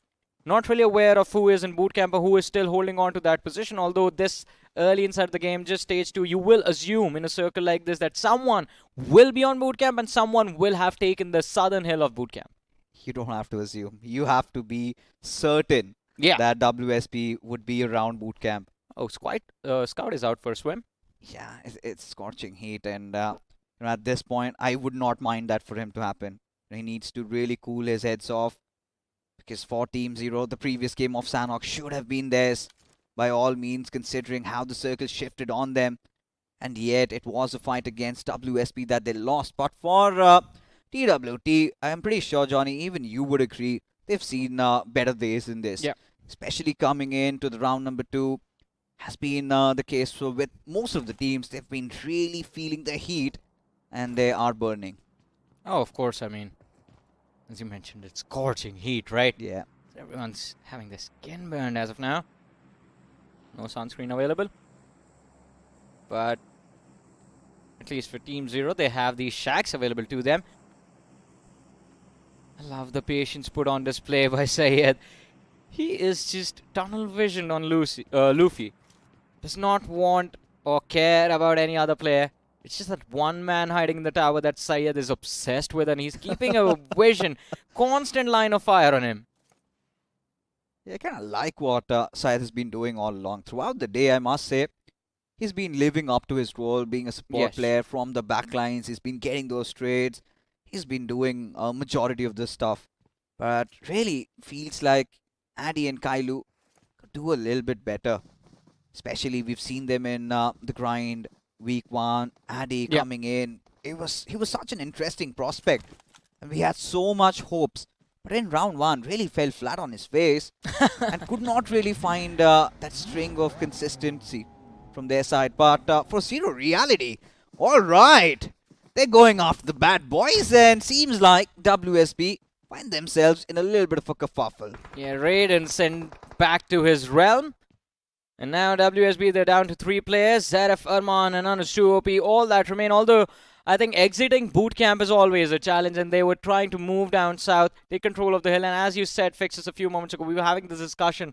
Do you assume, or do you need to be certain that someone has taken control of that hill?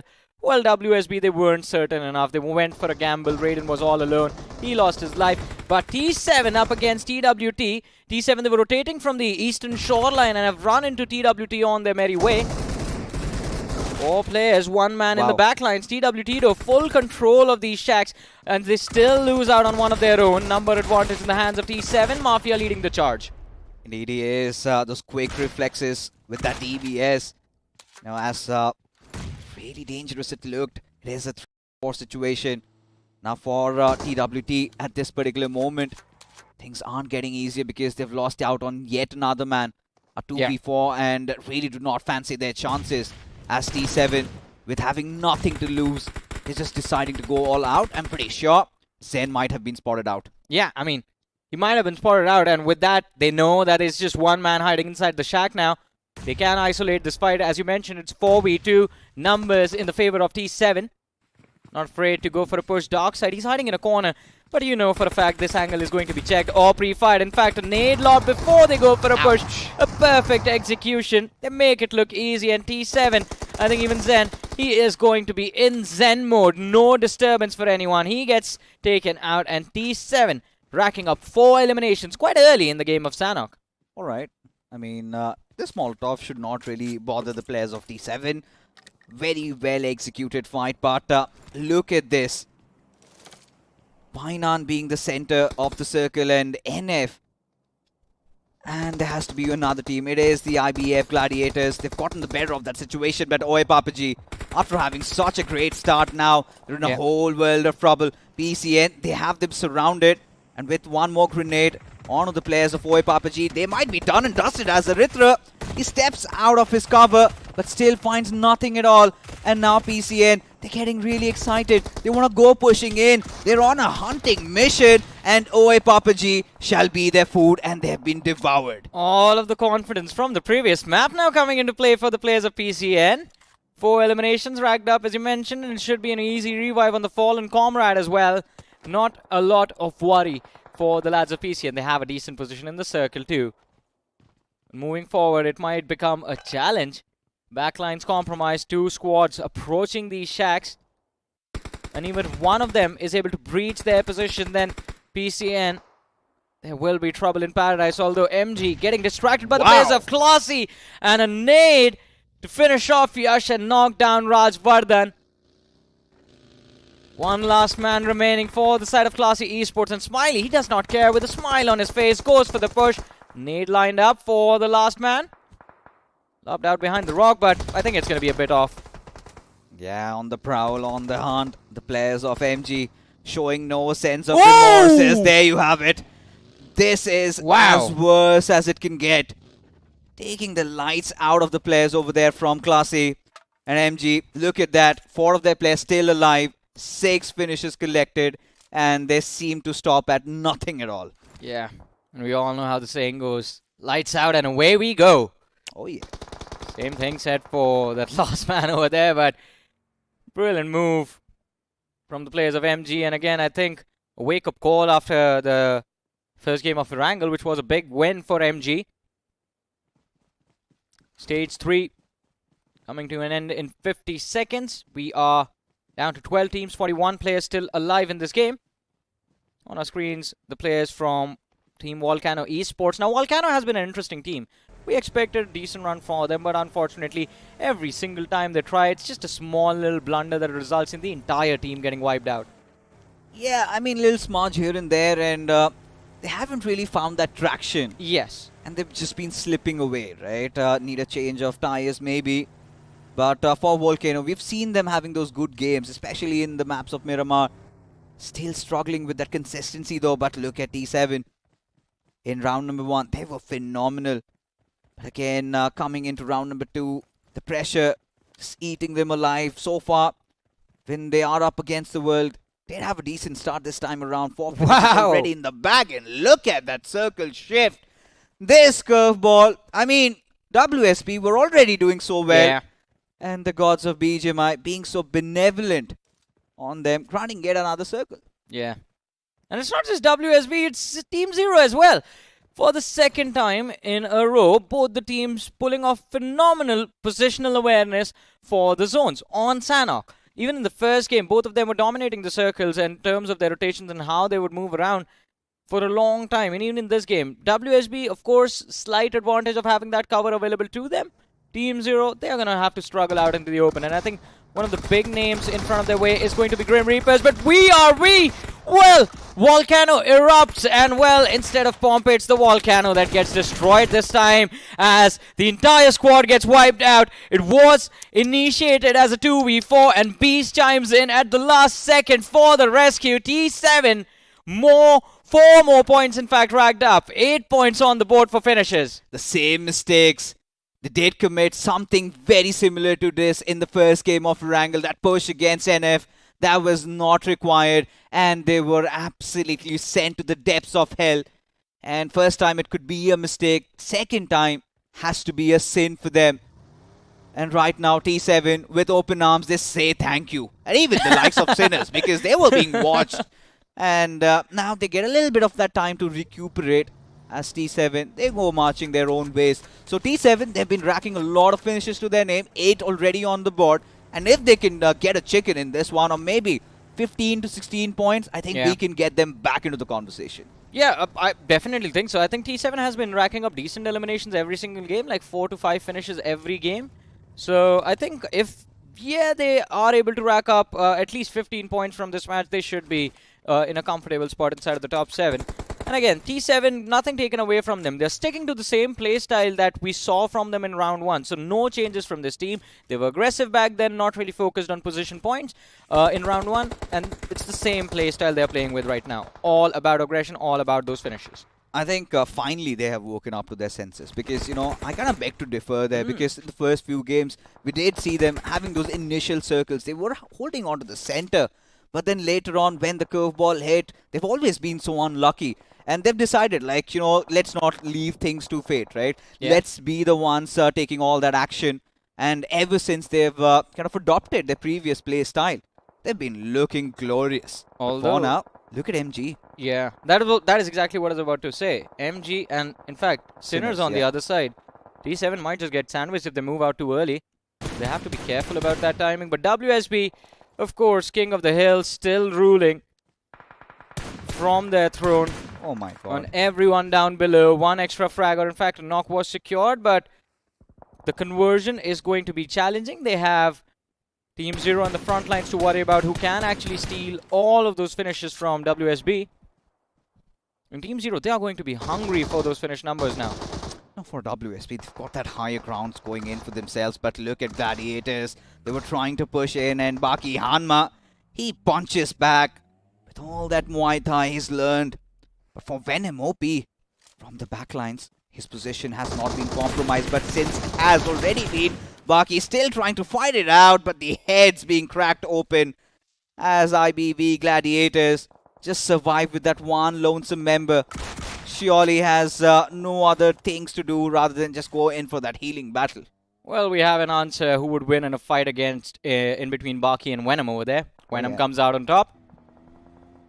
Quite important for the team to survive as well. Although, oh no, T7 finally forced to take an exit from this game with 8 eliminations only secured. And finally, ladies and gentlemen, in the middle of stage 5, we are down to 8 teams, 23 players still alive in this match. And it's too OP. Position compromised, and it is going to be interesting to see, well, how the rest of the game turns out for Unders 2 OP. They're still holding on to that hill. They certainly are. And, you know, I'd love to see myself stealing all that attention, but for now, let's not take it away from the teams. Sinners, look at Mawali, look at Spy God. Their numbers have been dwindling down.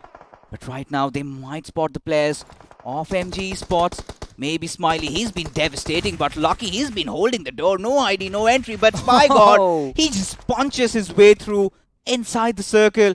As now, WSP, this is the moment they've been waiting for. Arman lobbing that grenade, and he gets the better out of Smiley. Well. I mean, it's the positional advantage that we keep talking about for the side of WSB. But with this shift of the zone fixtures, it has been taken away from them. Now, the circle again favors the players of Team Zero. But PCN, this trio of death, it was the same trio that was there for the destruction of the previous Sanhok. And here they are again. But this time, the new catalyst in the mix will be the side of Zero Reality. And they are going for an incredible push against the winners of the previous match, PCN. Katsuro, no helmet. Jericho, his HP is gone. It's down to the last 2 players. Will they be able to clutch out this fight? Especially with this man right here, cornered, back against the blue zone. And he's under threat, under fire from 3 different directions. Goes down to Team Zero, Kylo, and PCN. Finally, they are done for as WSB Anuj to OP finds the line of fire on that last man. None shall pass, says Anuj to OP. As Zeref, he's also heard the call. Team Zero again on the foothills. They need to take that climb.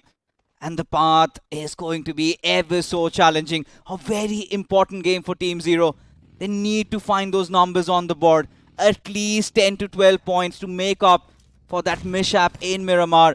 But considering WSP have such an advantageous position, it just gets so difficult. But for Zero Reality, they find that consistency going in for themselves in Sanhok. But it gets ever so difficult again. That bait and switch strategy, it did work. It did work out. They are able to trade out the frag evenly. And Anuj OP, he was dropped extremely low as well. So too much pressure for WSB to deal with, especially considering there's a line of fire for Team Zero available right now. But Zero Reality, incredible performance in this matchup. They've kept their numbers intact. All 4 players still surviving. And now, another big sin about to be committed in this lobby. Hopefully, as there's one player from the side of Sinners who has managed to sneak his way into the back lines of WSB. If he goes unchecked, he can completely ruin the day for WSB. And he sees them from the corner of his eye. Runs out with a gun in his hand, but shoots in the wrong direction. And that is a misplay. He sees them jumping around, but no HP. Goes down to the blue eventually. Down to the top 3 teams we go. He draws so much of that attention. Gave enough time for the players of Team Zero to maybe make that climb, with Zero Reality also keeping the players of WSP so busy. This is getting so exciting. The circle still favoring all these lads. We have seen a similar circle. We have seen Revenant play inside this lobby. It was a different team that got the chicken dinner. But for now, WSP, it is all set in for them as Kylo, he lights it against Furium. Oh yeah, this is going to get very intense. And oh my goodness, Team Zero, they were getting a lot of knocks but weren't really able to secure those finishes, by the way. Because only 2 finishes on the board, and now they are put under pressure by the players of WSP. 2 players knocked out in the back lines, only Syed and Kylo left standing. And Zero Reality, I think, if they play their cards right, this can be their game. WSB still trying their level best to deny that though, but Zeref falls and now the front lines are compromised. Anuj 2 OP, the last man left standing on the flank, and Team Zero, they still have all 4 players remaining. Anuj though, he has managed to bring his teammate back into the game, and they do secure a trade fag, but that will be it. Team Zero down to 2 men.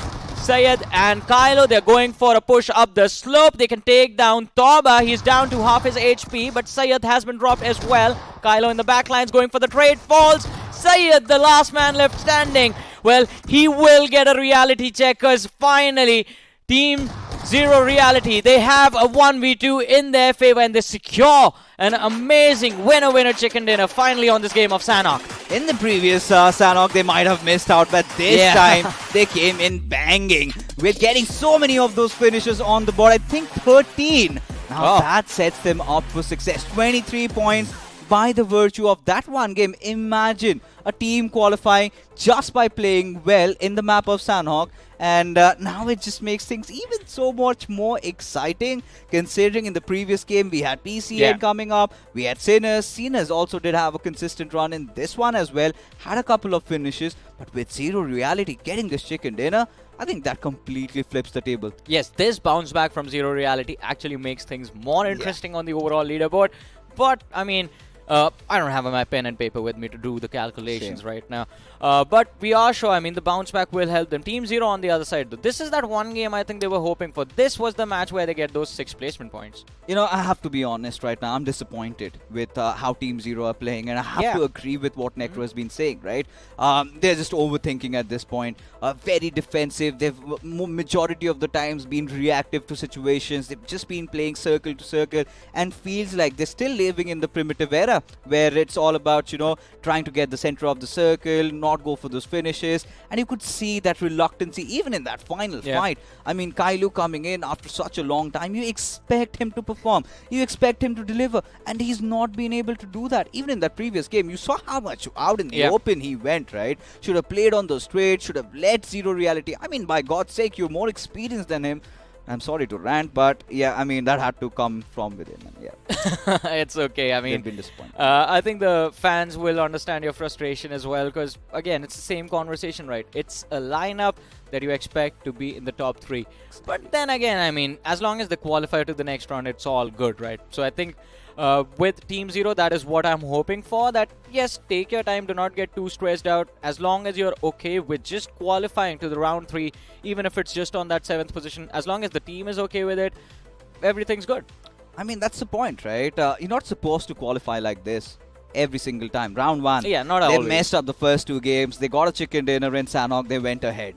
And come with round 2, they've got 6 games to play. They had it. And right now, you know, the games they should really convert, they aren't. And it's about the players really not living up to their roles. I mean, you would expect better things from Addy and Kailu, which is not happening. I want to see those opening frags, which they've not been giving for some time. And talking about opening frags, right? MG and Grim Reapers. Is there something going on between these two teams? I have no idea. But for sure, I can say this for certain, that MG, they're in mood for some really, really good action of BGMI. They've been wreaking havoc all over the place. I think they have something against the players of Grim Reapers. Not on all the maps, only on Sanhok. It is only on Sanhok. They just go hunting out for the Reapers themselves and just completely ruin the start of the game for them. But I guess that is what it is about for MG now. They have secured enough points to qualify, I guess, after the win on first game and the consistency in the next 2 games. But let's have a look at who will be the MVP of this game of Sanhok, ladies and gentlemen. Should be somebody from Zero Reality, Furium. I think his consistency has been speaking volumes for himself, because the first game of Erangel, he was the final player surviving for his team, did majority of those heavy lifting, and now even did manage to convert in Sanhok as well. But again, now when you're talking about the bigger picture, for 3i Esports, especially having gotten that chicken dinner just a match ago, now this is where things start getting really worrying for them, because this time they got eliminated pretty early. Yeah, I mean, it is going to be a question of worry, and I think considering now only one more map is left, you have to go all in that last game. That's not even a question. But talking about going all in, we have the top performers from the previous match on our screens, and of course, Farium followed by Deadshot from the side of MG. 5 eliminations by this man, 50% finish contributions, so 10 finishes in total for MG. Zero Reality Floyo also shows up with 4 to his name. Shambhu from T7 Officials is there with 4 eliminations, and Anuj2OP chimes in from the side of WSB in this particular match. I think they have a quota of being in the top players once in the entire day, and I think the quota for entire lineup of WSB is done. All of them have showed up in the list of top performers at least once. Yeah, and Anuj, I think after kind of falling off pretty fast in those previous games, he's managed to redeem himself as well. But for T7, I think I'm really happy with how they performed in Sanhok, getting those 8 finishes, showing those signs of consistency. In fact, at least in this matchup, kind of replicating to how they played in round number 1. And this is what was needed. Had they done this couple of matches earlier, I mean, pretty sure they would have qualified. But still, the qualification is on the line. They're in the contention. But Zero Reality, those 23 points, I'm pretty sure I think they've made the cut. Yeah, I think with this match, they have set themselves up for success. But we still don't know. I think the last game can change everything going into the overall rankings. But WSB, I think, one thing is for sure. They are the ones creating that vacuum. They are the ones who are securing all of those finishes. And it's not just now. It's from the start of the day till now, Game 5. It's just the last match that is left for them. MG Esports, another team that has been performing quite well for themselves. Team Zero, no matter what happens, they keep their average going, Fixes. Their average points per match, they've maintained it to about 6 or 7 points. Yeah, I mean, again, they are going to be qualifying. But how is that? That's where my concern really arises. I mean, you should be the ones who should be topping your table. You should be the ones who should be, hitting those home runs. But they're just barely managing to, run through, maybe creep in. And that's not the way to go. But for IBV Gladiators, I mean, it has been a fall and a half. Especially after such a consistent start in Erangel and Miramar. They have been looking quite lackluster. Oh, of course. And again, I think you talk about IBV Gladiators, their start today, but I want to talk about Oi Papaji because big expectations today, but yeah, not anymore going into that last game. Haven't been able to pick up the pace even once throughout the entire day. And I think going into this last game of Erangel, there will be too much pressure upon the team to try and bounce back. The best they can do is what WSB did in the previous map of Miramar, or what we just saw from Zero Reality in the Sanhok that just happened. But that is not easy to pull off. Zero Reality, they just came out of nowhere towards the end and were able to secure all of those eliminations. WSB, they have had the momentum going for themselves, which made it look easy. But for a team like Oi Papaji, it's going to be very tough. It certainly is going to be, but one final match remains. But before everything that happens in front of us, we've got our folks from Crafton with a beautiful message for you guys. Let's check it out now.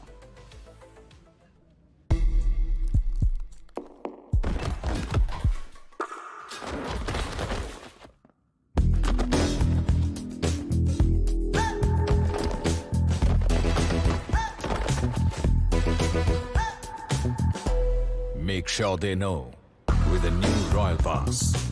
Get epic skins, catch unique emotes, collect exclusive rewards. Don't be default, wear your cred. Battlegrounds Mobile India. It's simple, ladies and gentlemen. Get the Royal Pass so you can wear your cred as well. Me and Fixes are wearing our cred right now on the desk. And, well, our third partner in crime, Necro, he was much more excited about the X-Suit that he has recently gotten, so he's wearing a different outfit. Yeah, especially with the kind of use he's been spending in the game. He's been getting a lot. Yeah, I mean, he's been lucky to get the Marmaris, and he's going after the Ignis as well. I mean, greed has no limits for Necro. I blame you for this. You have been the one who has been gifting him stuff. You know, I just gave him UC for the Royal Pass. Little did I know that he's going to spend it elsewhere. So maybe I should ask Necro for a Bugatti now. For sure. I mean, good luck with him trying to really gift that away to you. But one last game remains, Johnny. And this is where so many teams in contention, everybody fighting till the end. I think the competition is going to be quite cutthroat in Erangel. Oh, for sure. I mean, if yesterday gave us inklings of anything about what was supposed to happen in round 2, last game is where everyone goes all in. And of course, the teams at the top who have nothing to worry about, well, guess what? They will be on a tear in this lobby. But ladies and gentlemen, we all know desperate times also call for desperate measures, and that means a big opportunity for teams that have been struggling throughout the day to drop big numbers on the board. Teams like Sinner Esports, teams like Oi Papaji were still looking for qualification. Teams like Team Weibo, who have been struggling throughout the day. Third Eye as well, that one win they had on Sanhok. If they can convert this last Erangel, it guarantees them the qualification within the top 7. But it's the same question for you, Necro. Now, you have joined me on the desk. What are your expectations going into this last game? Considering now, I think, would you agree, like, the top will be a kind of split between WSB and everyone else? Yeah, that is true. I mean, I think so the top 2 is going to look like WSB, Team Zero, considering Zero has been really consistent. Yeah. And then maybe the third, I'm not sure who it's going to be. If Centers do perform really well in this upcoming game, they definitely can be the third. Or even MG is probably going to be at the third. There's a high chance. I think it's MG. Yeah, probably. There's a high chance. Now, it's up to Centers if they're able to perform well enough in this last game. If they do get sort of a chicken dinner or even if a solid game, then they propel themselves on the third spot. That's what I think. Yeah, I think I agree with you. I think MG definitely has a big probability of contesting the top of the leaderboard, but that is still just 3 teams we just listed. What about the remaining 4 that get to move towards round 3 from here? I mean, top 7 at this point in time, we're not too good with maths, and I was not really keeping a track of what exactly is going on the board, so it's really tough for me to understand as well. But knowing the fact that a lot of teams have been performing on an equal note, it's really tough for me to just pick out 7 teams. I mentioned this, right? In general, the cutoff for this group is going to be even higher. Well, a lot of number crunching. And we're not good with numbers. We've been quite honest about that. But, I mean, it is going to be exciting to see what these big names, especially the teams that have been doing well, now end up doing in this last game. Yeah, and there's also something about Zero and the map of Sanhok. Zero, map of Sanhok, WSB.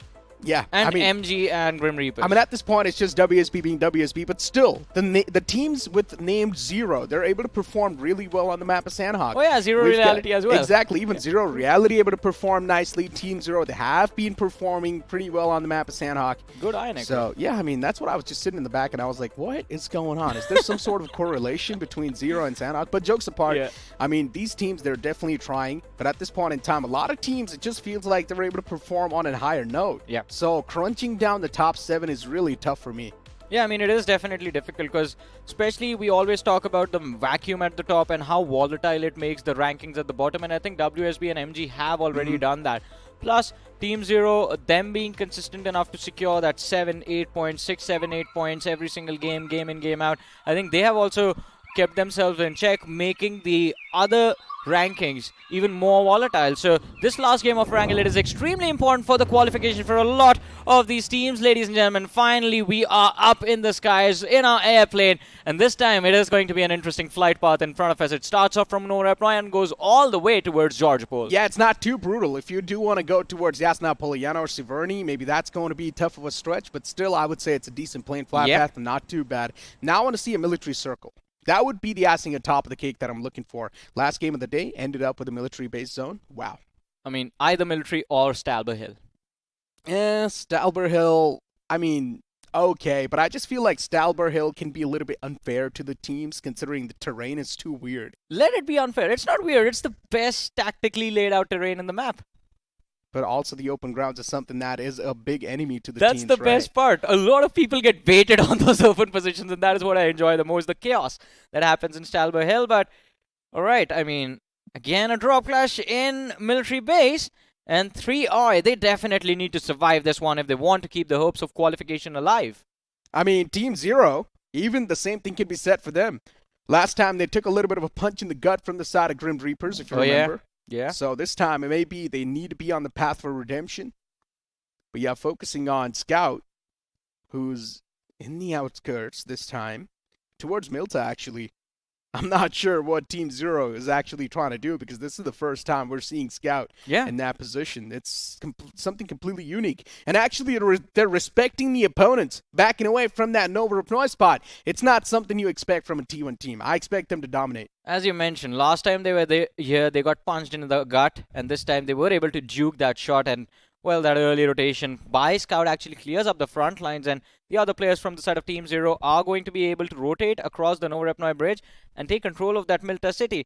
One question still left answered. Where is the circle? Well, we have a central circle. Necro, we're up for a slow game of Erangel. Uh-oh. The central circle is fine, but we've got a fight inside of the C building. And we've got the players of Zero Reality, a team that was able to perform pretty well up against the players of 3i.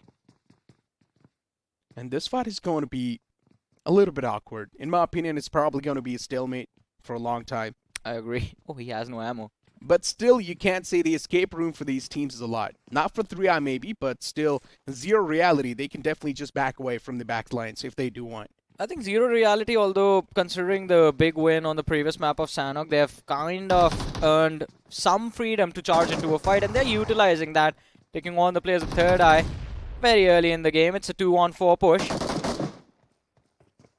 Still looking for that opening though, and again, early fight means very lackluster utility, so you have to convert at least with one nade in order to initiate the fight. Oh, DBS in the hand. And he's just looking forward to find that initial peek from the opponent. And Relix now opens up that door. But Helix is not able to do anything just yet. The man's just tucked behind the door. Yeah, Ogre. I mean, you can't see Ogre right there in front of us. Pain is in the back lines. You know, no one takes that position. And usually I'm one of those players to stay in that spot. But yeah, for now, Tuba still, he's tossing the constant utilities. It's not being checked to prime. And once again, you mentioned this, that angle is not being checked by anyone. And that's why Ogre punishes all of them. And he's able to strike down 2 players. But it's complete fine now. Zero Reality still getting things under check. And they still somehow manage to do a lot of damage against the players of 3i. But the damage has been dealt even on the players of XR. Yeah, that was a brilliant play over there from Ogre, but no follow-up. And he gets punished. The first finish, though, still picked up by the opposition, but Zero Reality, they wrap things up. Still surviving with 3 players and racking up 4 points. And also, now Necro, all of the losses, the time wasted for that early military base control, it pays off because they have entire control of the military base. The sea buildings, everything is theirs. All the loot is theirs. It indeed is. I mean, Zero Reality being able to win that fight with 1 man down, it's not bad if you talk about the general overview. But still, considering this early inside of the game, they've already taken a hit. It's not looking too good for the future stages. For now, we've got the players of Oi Papa G, a team that you guys were looking forward to. And Oi Papa G, for them, the journey's been filled with a lot of woes. Well, they have been. I don't think the troubles are going to come to an end soon. It's done for. Last game of the day. Yeah. How do you feel, Johnny? I don't know how to feel. I mean, it's just that it happened to us the last time as well, Necro. You remember there were a lot of new names that we witnessed. We were enjoying their playstyles in the early stages of the BGIS, but unfortunately they weren't able to qualify. Oh, TWT. They can hear the footsteps around him. I think so this name that TWT is, it's also like an emote. But yeah, for now, TWT taking shots upon themselves as Rish was knocked out a while ago. Shotgun pulled out, but unfortunately, Jack misses all the opportunities that were granted to him. So TWT now taken down to a 2-man squad. Jack almost on the verge of getting completely knocked out. Utilities being tossed in the front. Revival's going to be next to impossible. Another util tossed up, and it actually catches the man. Talk about the revival now. Even Oi Papa G in a big world of trouble. Usually in the early fights, Oi Papa G is supposed to prevail, but let's see. I mean, it was a big blunder from Blaze OP over there. Steps on a landmine. Well, a nade that was lobbed and he just ran on top of it and got taken out. And of course, there's a third party happening right now. TWT eliminated from the game as the third party breaks out from Classy Esports. And considering all of the commotion did help them become more aware about the other squad present, Oi Papa G, I think they can reposition and try and see if they can secure those extra finishes for themselves as well. Yeah. Rajworthan from CS. And CS is also one of those teams that has been sort of in the forefront. You can say they're getting the limelight. It's not like they're sneaking under the radar. Yeah. But they're just not able to sneak. That's the problem, right? Like, they're just not able to get any sort of points in their hands. But CS, they haven't even gotten a single good game in their hands. Nice one! Lands perfectly. Yeah. But the shots also need to land as perfectly as their jump. Yeah, I mean, that's Pavitra Prabhakar right there, if I'm not wrong. That's what the name is, right? Yeah, that's the Indian Spider-Man. Yeah. But yeah, this is how the fight initially started. Ogre having that advantage. striking down 2 of the players. Unfortunately, the man had a Mini 14 in the hand, so he couldn't really do a lot. And it is a DMR, so of course, SMGs up close and personal, or even shotguns up close and personal, can easily destroy that thing. So yeah, in general, I mean, struggles, man. Really, we're seeing a lot of the struggles from a lot of these teams. But CS, this team is filled with a lot of the parkour players. Yeah, Rajwardhan first, Yash next, but again, movement needs to be good if you want to traverse the terrain and, well, traverse complicated terrain efficiently. Repositioning inside of team fights is the most difficult thing, and if your movement inside of the game is perfected, well, it can be a game changer. But in terms of how the players of Classy Esports are moving around, this one isn't about fighting. This one is about putting a little bit of distance between themselves and the team in the back lines, that is Oe Papaji. But as we expected, Necro, I mean, quite contrary to our expectations this game. And we see the bicycle. Yeah, I mean, first they're doing parkours, now they're doing this. Bicycle is still Athletic fine. players, Yeah. athletic players.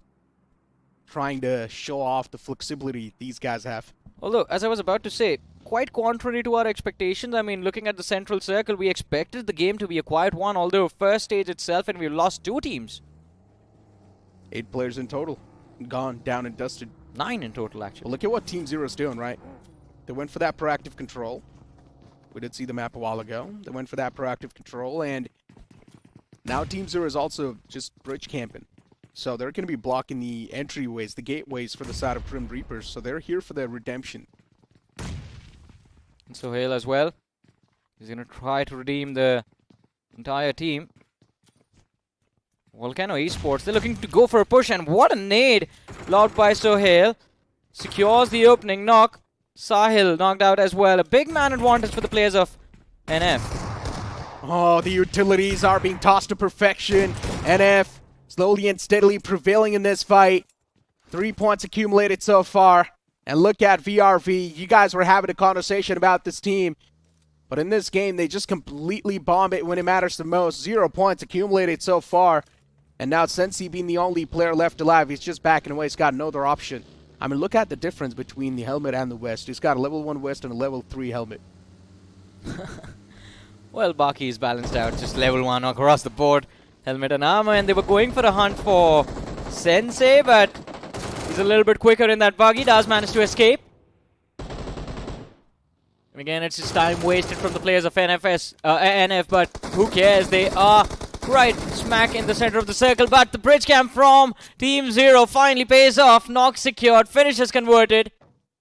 And Grim Reapers now getting reaped themselves. Yeah, Team Zero, they have waited too long for this entire bridge camp. And now finally it pays off, right? Grim Reapers, they have another man in the back lines in the name of Luffy, if I'm not wrong. Yeah. And Luffy, I'm not sure how he's going to be able to make sure that his teammate's going to be out of harm's way. But Scout OP at the top, he's got the general overview of this entire area. And he's just waiting for the man in the front to stand out in the open. He does so. Before now, it's still alive. Scout OP has got the line of sight. He knows exactly where the man is, too. He's still just waiting for him to peek out a little bit. But it's fine. Addy is going to push up. He gets that elimination easily. What a brilliant position from Addy. And it was a risky move running across the flank from the players of Grim Reapers. But it's down to Luffy now. Last man left standing. Why? Can't really do much. A 1v4? He's They've looking forward to pull off. They have accepted their fate, Necro. Yeah. They know they are not moving into the next round. And at this point, if you go down, you go down fighting. Respectable. Grim Reapers. I mean, at least at this point, Luffy's going to try to play the spoiler. Of course. He's at least looking forward for that one single isolated man, instantly get the thirst, and then, considering he knows he's already spoiled the game for the players of Team Zero, he's of course going to have that good night's sleep, knowing the fact that at least he did some damage against a team that is being making path way too tough for them. They've covered up the entire bridge with a wall of smokes. Like, you want to peek us, buddy? Well, where are we? But in the meanwhile, WSB, they answer the questions asked by the players of PCN. Not secured. They're looking to go for a push. It's not going to be easy, though. Katsuro knocked out. And now Raiden's pulled out the nade, and the nade catches another one, too. What am I seeing? WSB just easily cracking through the defensive walls of any other team in the front. Another Molotov toss towards the window. It's going to force the man out of his comfort zone. And what can Freak Boy do? The entire floor is lava. He's tucked in a corner. He can feel his death approaching him. And Freak Boy, there we go. The nade's going to get the confirmation. I mean, as he said, he felt his death approach, but it was already there. The nade was lobbed right on his feet. And as soon as the nade blows up, takes the player with him. WSB, they survive the assault with all 4 players still intact. And Raiden, of course, with a brilliant 3K in that fiasco. Down to 13 teams, 43 players still alive, and we are still in stage 2. So, expectations being shattered. When we expected a quiet match, everyone wants to take a fight. Even Zero Reality, even that's another one of those teams that is still inside of the military base. But getting back to this fight once again, WSB, they've got a third party approaching them. I'm not sure what that team was thinking to go off against a team like WSB. MG, they're dropping down players slowly and steadily. 3 players knocked out. WSB so flawless in these up close and personal battles. I've been mentioning this from the start. It's really tough to outdamage this team in the close and personal battles. Yeah, and now 7 eliminations secured on the board. Anusuopi was knocked out since he was the frontliner, but it's going to be an easy revive. And look on the radar, Necro. There's a 4th man lurking in the backlines. Dead shot from the side of MG, but there's another team on the flank, NF, and they have their eyes set on the compound that WSB is in right now. Still looking for and hoping for a third party where they don't get wiped out by WSB. They need those points, NF. Is he really shooting with a revolver? Yeah. What? Why? Why not? He's playing... Okay, interesting. Okay. Well, I'm not even sure what he's trying to do, but fine. You just want to check the players sometimes. Hey, are you paying attention? I'm not even sure. I mean, whatever he's trying to do hopefully works out. I mean, if he does land a shot with the revolver, it would be a shot of the 2024. Do we give him style points for that? Of course. We How got many? We got to give him the most amount. I mean, no one's got the guts to play with the revolver inside such a lobby, right? I mean, to be fair, we did see that Machete finish in round 1. Machete, you can still say it was desperation, but right now this man is doing it on purpose. True. T7. Oh, Beast knocked out. I thought it's definitely going to be a bit of a sign of concern, but it's fine. Yeah, they're too far away from the opposing team. Oh, no! My bad, Necro. It's not okay. Mafia goes down, reviving Beast. And Beast, I mean, the revive was there, so he does back off. But this allows the opportunity for IBV Gladiators to actually go for a push, and they are committing as well. The buggy slams in, Starboy leading the charge. But it is going to be a big challenge. Their position is going to be compromised. Nade lobbed inside the smoke. Catches no one. And T7, as they look to back off, they are going to be drawn away from Mafia. Beast is still hiding in that buggy, and as soon as he steps out, takes down Starboy, repositions behind the enemy lines. Shambu drawing all the attention, goes down. A 200 IQ play from T7. It backfires, but they don't go down alone. They take Gladiators, IBV Gladiators with them.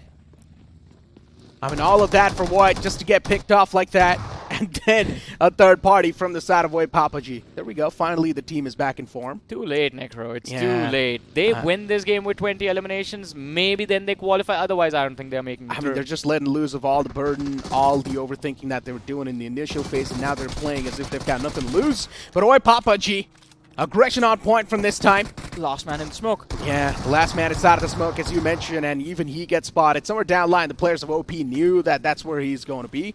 So yeah, that's why they were just circling that same spot. But I mean, looking at the finish points so far, how many teams have accumulated? OP with also the most amount of finish points. Then you've also got WSB there with the 7-pointer. And again, third stage. And only 9 teams surviving. Yeah.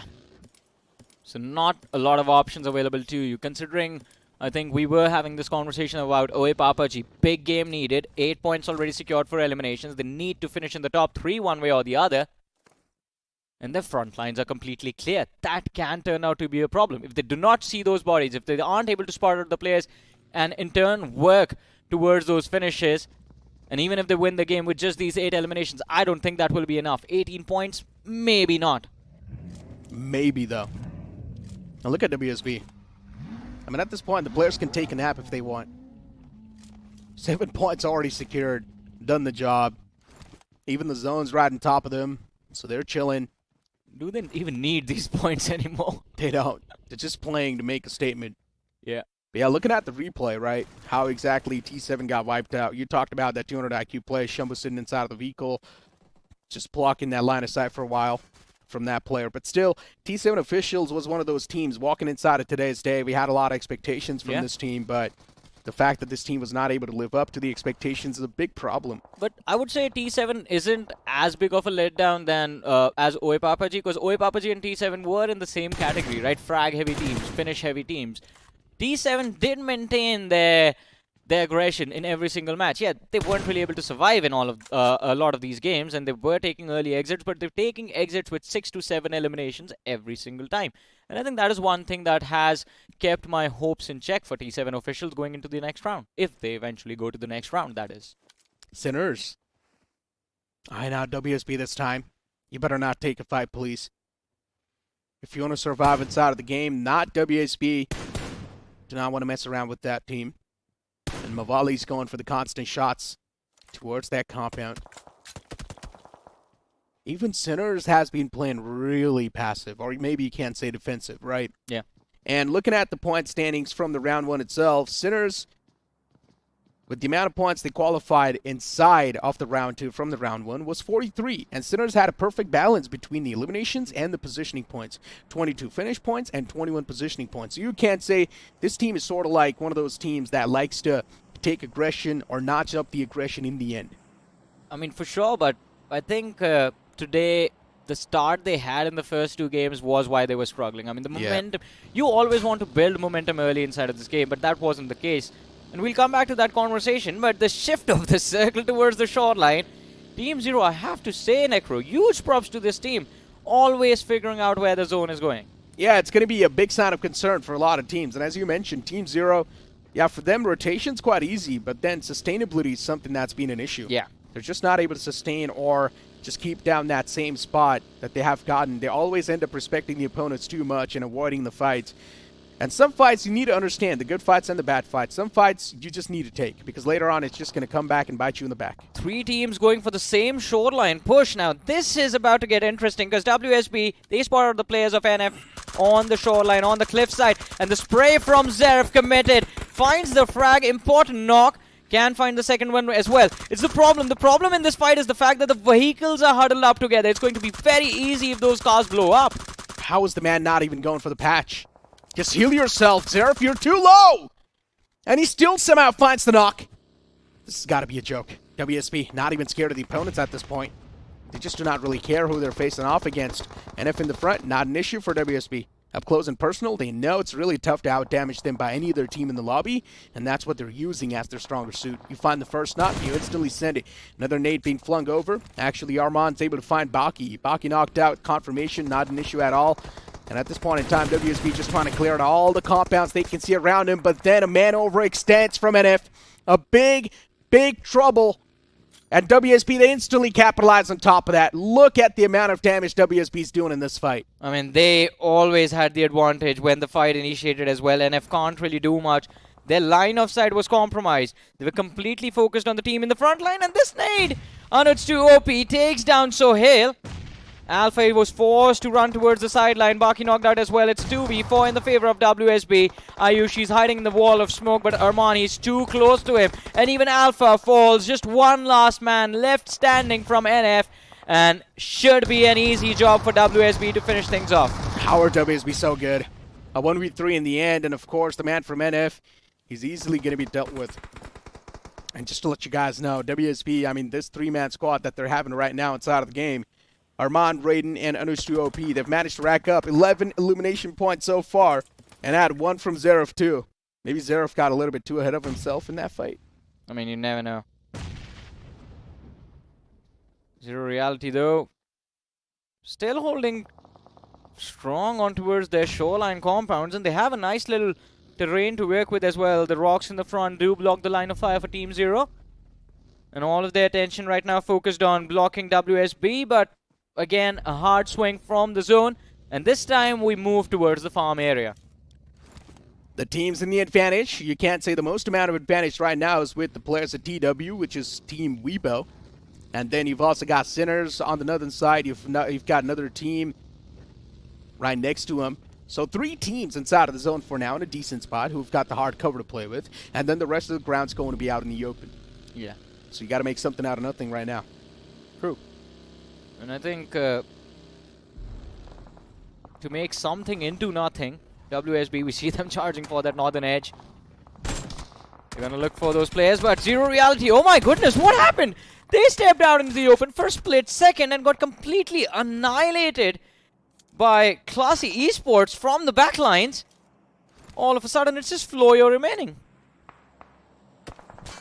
What does Floyo mean? I'm not sure. You got to ask the man himself. But yeah, Zero Reality getting 5 finishes so far inside of the game. I mean, if they do manage to end up towards the top 5, you can still say it's all okay. But then a ramp comes in, and he has not able to stand for too long. Oi Papaji, too desperate to get all these elimination points because they know it's time to wake up. I mean, 11 on the board already. They need the chicken with those elimination numbers all together. WSB not looking to stop or slow down anytime soon. The nade lob, but still 3 players hit the floor. 2 players hit the floor. Anuch2OP still left standing. He's going for a revive, but it's not going to be easy. There's only one team standing in the front line. It is going to be the lineup of Sinners, but they have no line of fire available. It was a team knockout too, my friend. Raiden being knocked out by Armand, if I'm not wrong. But it's fine, though. It's completely okay. WSB, they will be back up in full force with the 3-man squad that they have been playing with so far. And CS, out in the open. This team does not really have a lot of cover to play with. And considering they're out in the open, a lot of teams, they've got their eyes situated on top of them. These are sort of like the free elimination points waiting to be grabbed up. And Team Zero is going to be the first one to notch it up a little bit. And they do grab these elimination points. Well, Team Zero, it seems like, again, hungry for another chicken. Or at least, well, the first one of this round 2. A lot of critiques throughout the day, but finally they're standing up. 6 eliminations secured, and they know exactly where the players of Oi Papaji. A big fight heading in the direction of Oi Papaji, and it's going to be Blaze who is knocked out. The initial knock secured by the players of Team Zero. And Scout and Addy, they are the ones who are leading the flank for this fight. 2 players still left standing. Monty, he's going to try and deny the entry, but it is Rude Monk from the flank who takes down Addy. So the assault to Team Zero, it is denied. The aggression is denied, and Oi Papaji still holding strong with 4 players, and I believe 12 eliminations now. Team Zero down to just Scout. And what a Scout can he do? I mean, so far they managed to rack up 6 elimination points. It's complete fine. Add on a little bit of positioning points too, so at least Team Zero, they would try to play a little bit more safer. Or I thought Team Zero was down to just Scout, but then the rest 2 players are in the back lines. Well, hold on, I just got deceived. Yeah. Anyways, I think so did the players of Oi Papaji. Yeah. Because now they would assume that, wait, that was just a duo. We took down one, maybe just one man. And if they try to follow that one man, they're going to run into 3 players from the side of Team Zero, which is a surprise waiting for them on the other side of the bridge. Yeah, those 2 players are out of contention for a really long time, right? They were just sitting in the back. They're out of any sort of fights. So Team Zero, considering they've got the 3 players, definitely they do stand an equal chance inside of this fight. I think Oi Papaji will get baited exactly as I said they would. They are trying to hunt down Scout right now, and Kylo and Syed in the back lines. They are the only reasons why Oi Papaji isn't pushing. Oi Papaji, the nade was so close, and it actually does toss to the mark. One man knocked out, the confirmation almost followed up. It actually does as well. It's WSB from the back lines knocking on the doors right now. WSB sort of being the kings as well. They've got so much control inside of the zone. And looking at what's happening on the board so far, Team Zero getting that intentional help from the other team. And so far, Team Zero will find a clear line of sight. The opponent's done and dusted for now, but still for Team Zero, the pathway just keeps on getting even tougher. Considering the wall of death, it's already devouring them. Yeah, and this is going to be a big pain for the side of Team Zero. Their game comes to an end, but WSB now, they find themselves against the players of Team Weibo. And WSB, another Necro. We didn't even think they were going to try and win this game. Yet, another big win for WSB. I mean, at this point, WSB, they were just joking around inside of the lobby. They're so confident to win these games and the fight that they were just taking every single fight that they saw. 29 points, man. 29 points. Not finishes, but total points. Yeah, I mean, They're 10 like placement 19 points. eliminations, yeah. Yeah, so once again, another big nuclear performance being dropped up from the side of WSB, and I'm not even surprised after what we saw. Yeah, I mean, but now the match begins, right? Because we were laying out a hypothetical before the game began, right? That Team Zero would be that one name that is praying for WSB to pop off. Well, they did, and they did secure a lot of eliminations for themselves. OA Papaji also popped off as well. So the gap for qualification, I don't think it's going to be that much, buddy. I genuinely think so. The qualification gap will be high. How high? I genuinely think so, because now that even Oi Papaji started How playing much? really well, I think so it should be around 40. 40 points? Yeah, I think so. It should be around 40. Right, we are going to find the answer soon. So, yeah, let's see. I mean, because just imagine, right? So many teams played really well. You've also got MG playing really well. Then later on, we just saw them completely playing on the consistent effort. Yeah. Then you also saw Oi Papaji now in the final few moments play sort of, you can't say, back and start making waves. Then you also had Zero Reality get that chicken dinner. Team Zero, of course, playing consistently as well. NF Esports 2 was another one of those teams that was doing really good. So there's so many teams who try to perform on the consistent note. And I guess they really did hear us, right, when we said all you need is 5 to 6 points per game. Yeah. And every single team was trying to use that criteria, but now that might just not work because every single team was using that. I think it's going to be around in the mid-30s just because of that. Because of how inconsistent the Okay. teams were across the maps. I think the only two consistent teams we have witnessed were, well, alright, one consistent team, WSB, because even MG had their own falls. We did see them take early exits every now and then we saw them play for survival in a few moments. Team Zero, yes, they kept their average going. They were able to maintain their average of 6 to 7 points per game. This was the best performance from Team Zero today, I guess, in this last game, where they were able to break into the top 3 with 6 to 7 eliminations. So I think this gives them the double digit they were hoping for.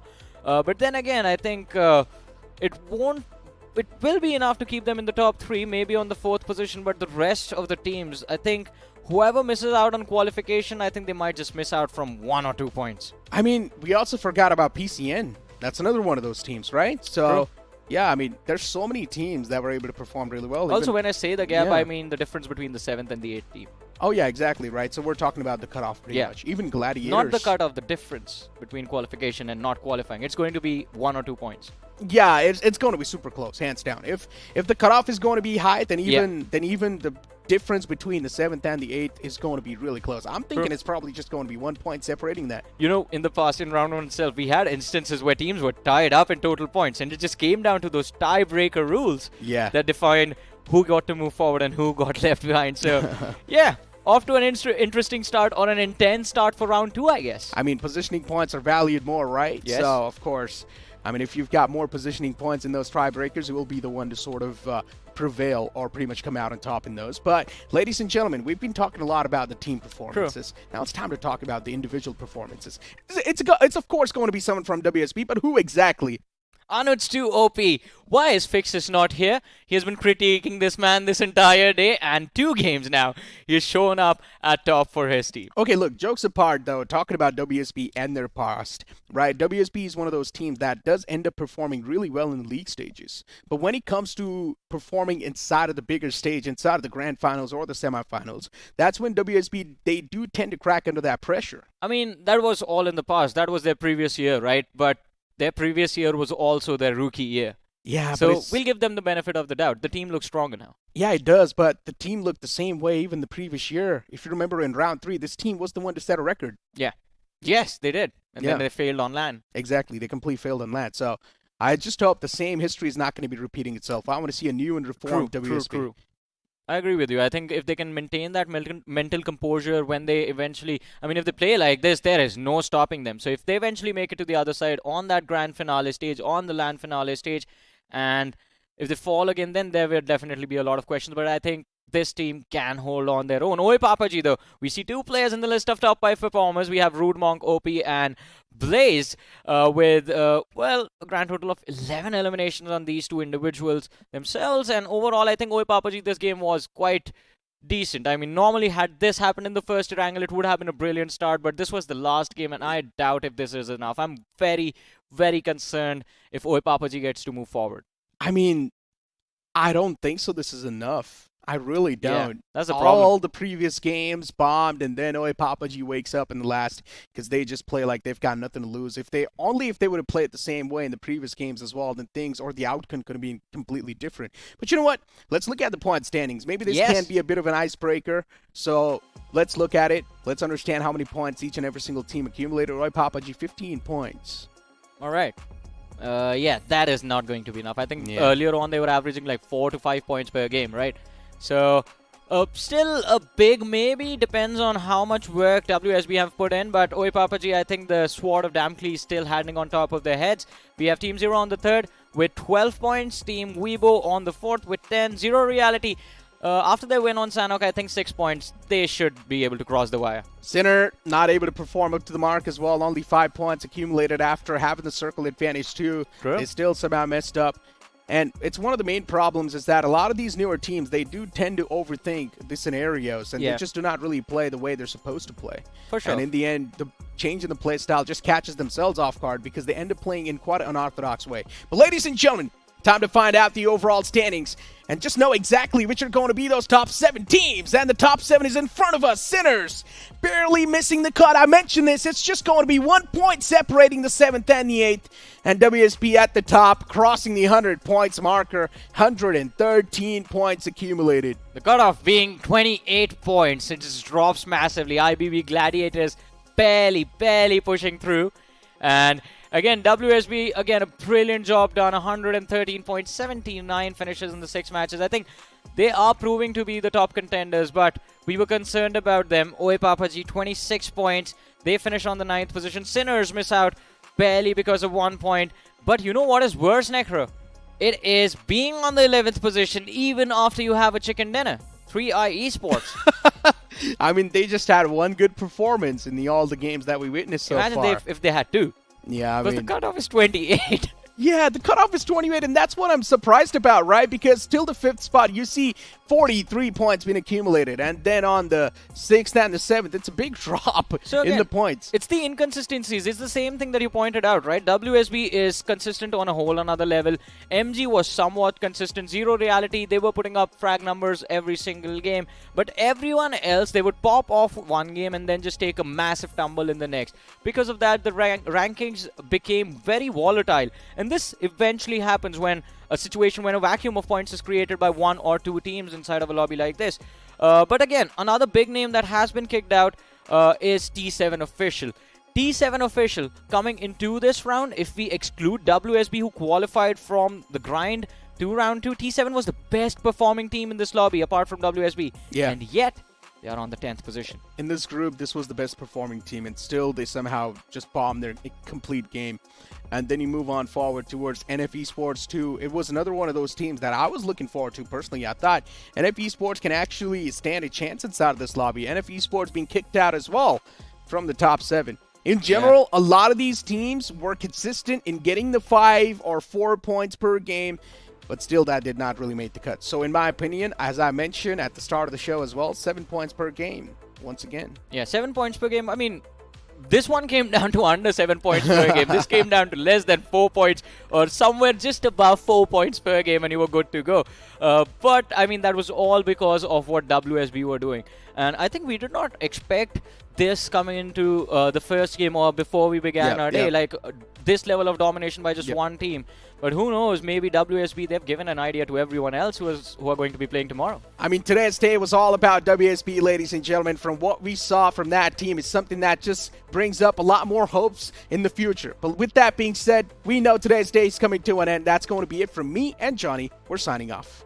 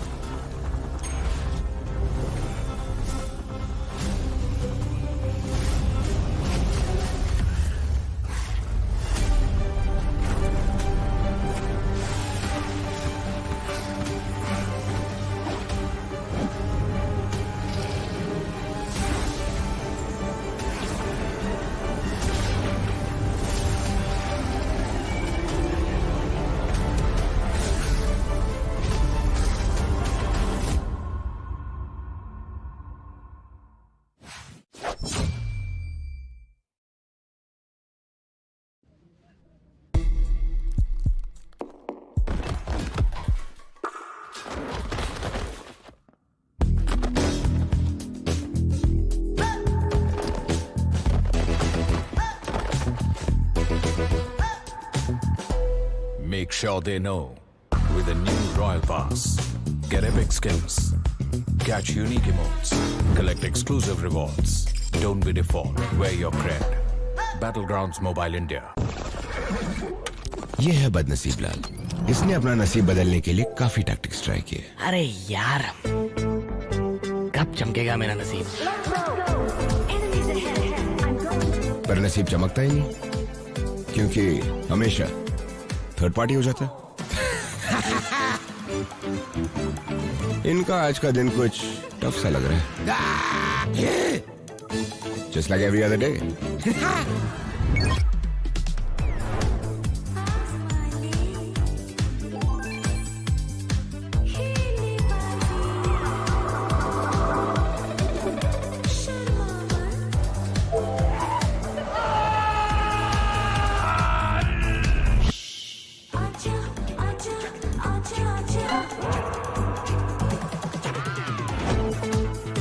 Gold spin में item जीतने के tactics तो बहुत होंगे।